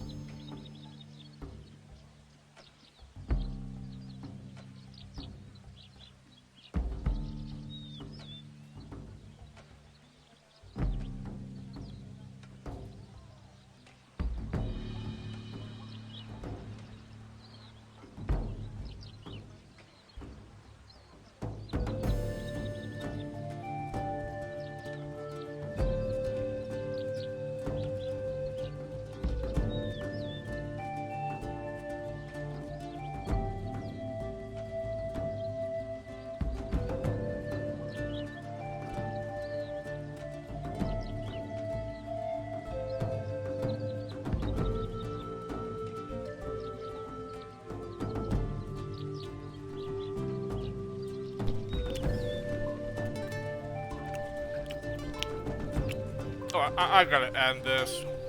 I want to eat this food, but I don't want to eat on stream.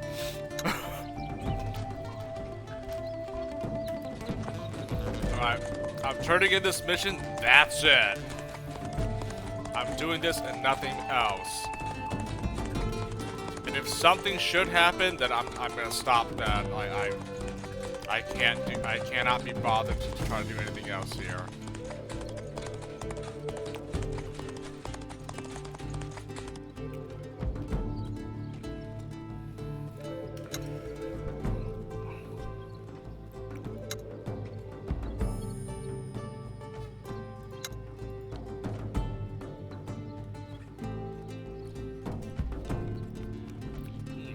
Running low on rope here.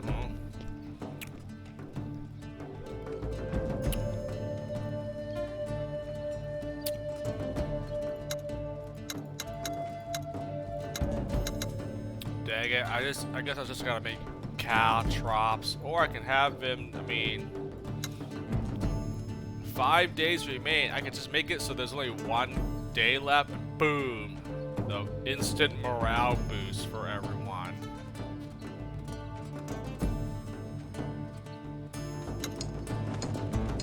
Lost 26 metal. Oh, that's awesome.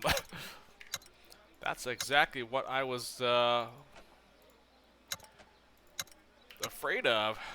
Metal that I was going to try to like craft some stuff and I lost it. Nice.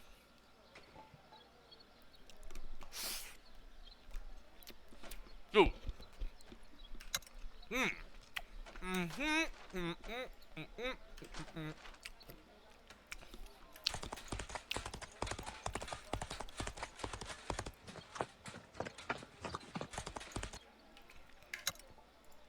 I'm done. I'm done. Doing this, and I'm calling it. You return with Ikwatli in tow, who is obviously impressed with the buildings and the size of the city. People stop and stare at the spotted man, but he seems oblivious to the attention he's getting, entirely focused on his surroundings. When you enter the plaza, Potley greets you with open arms and a large smile on his face, which, much to your disbelief, becomes even bigger as he spots the patient you've brought along. By the gods, it's even more amazing than I imagined. Come, my poor friend, let me have a look at you. Again. What could possibly go wrong? Me bringing a disease-ridden smallpox person into an area where it's never been introduced. There's no way this is going to spread to other folks in this city here and kill a lot of people due to this outbreak of a foreign disease. I mean, there's no way.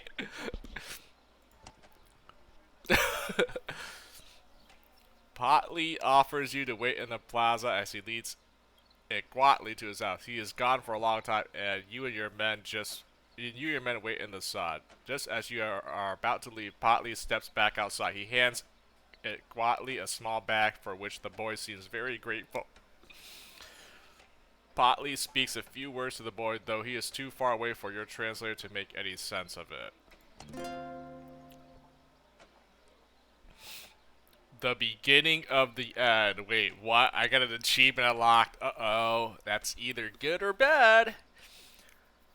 Finally, Potley gives the boy a small piece of what looks like bark, and Iguatly looks awestruck. Potley then turns and walks towards you. Iguatly wanders off the way you came, looking intently at whatever Potley gave him, not paying attention to where he's walking. What did you tell him? Now, about my reward. My reward was I ended up inadvertently spreading the smallpox to the... Oh, God. I sent the boy home. Don't worry, I gave him some remedies and supplies for the journey. He'll be fine. Before you leave, I want to thank you for bringing him here. Unfortunately, I don't have much to offer in terms of worldly goods. However... Thank you for letting me examine this man. The crusts and boils I gather will no doubt yield a lot of knowledge. I can't offer much as a thank you in terms of worldly goods. However... Wait, he said the same thing. I'll just take whatever you have. Go on. I mean...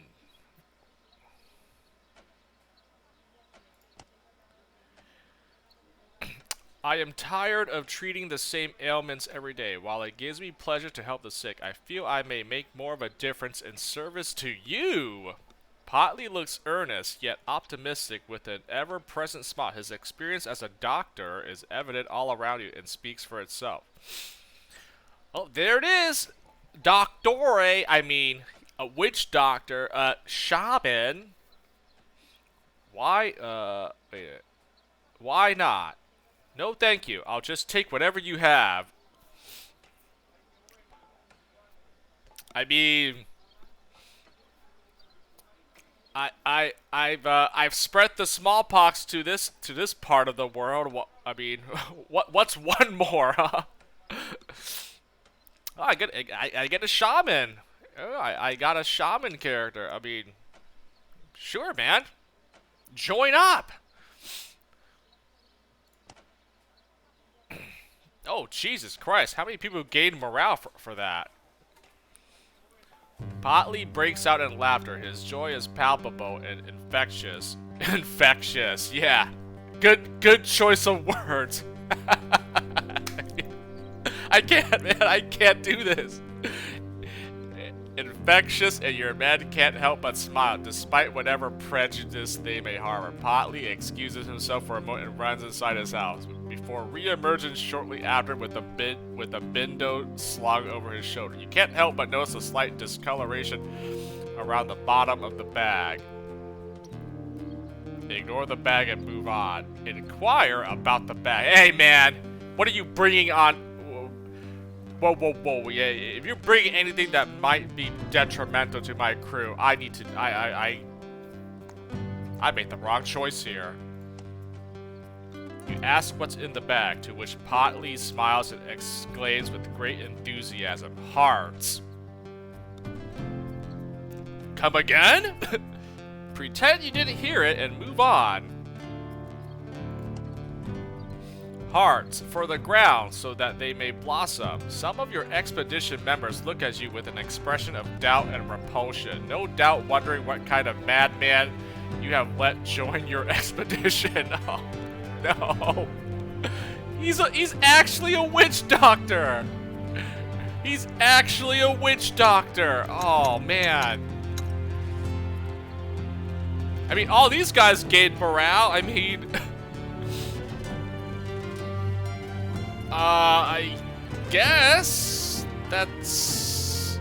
I mean, no one lost morale, and I got a new follower, Potley, the witch doctor shaman guy, like... Where is he?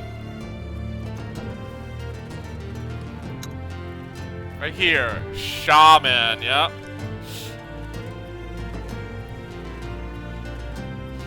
Oh, I've had a shaman before, so I kind of know what they're all about. Aggressive, open-minded, adventurous.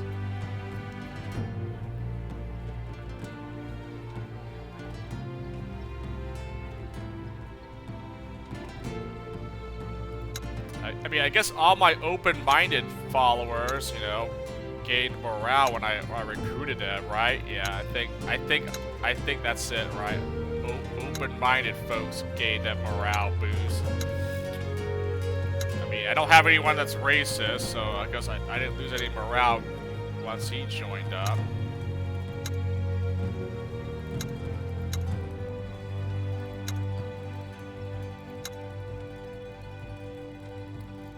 I have some more native followers, huh? So I mean, I guess that's another one.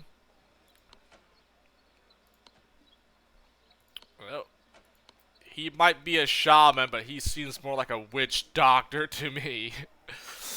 Oh, well, I have another healer at the very least. Yep, 2 to healing. So I mean, improved my healing stat. I mean, so. Hey, that means more medicine, more herbs I can harvest, and I can trade the medicine for stuff, so... welcome to the party, Potley, the Aztec Witch Doctor. Oh, also, what's this achievement? I'm almost sure I think the beginning of the end. Inadvertently unleash smallpox on the population of Tenochtitlan. I did it. I actually ended up spreading the pox to them. Oh man, it's an achievement, man. I mean, hey, I spread the pox to the Tenochtitlan. Whoops. Oops.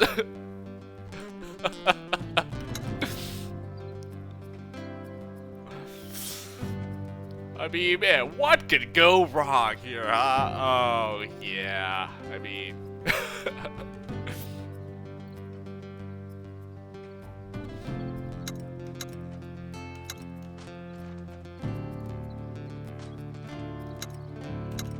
Oh, you know, yeah, that was it, alright? I said that was it. I'm not doing it anymore. No. We're done. We're done for today. I've played long enough. I want to eat my food here, so I guess I'll do these other missions for next time here. Return back to the palace, yeah. Attack the Aztec farms. Kill some war chief. Silence some warrior, ego warrior. I mean,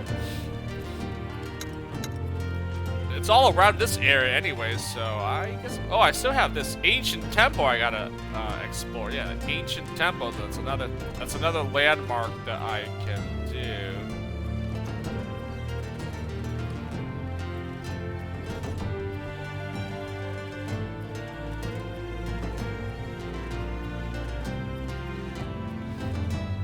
So, alright, I got a few things in the vicinity here. This wasn't even anything. Totec ruins. There was nothing here when I discovered it, so I don't know. But I had never been to this ancient temple, so there could be something in this ancient temple. I guess we'll just have to do that for next time. Alright, well, I guess we'll stop here. You know, made more good progress. So I'll take it.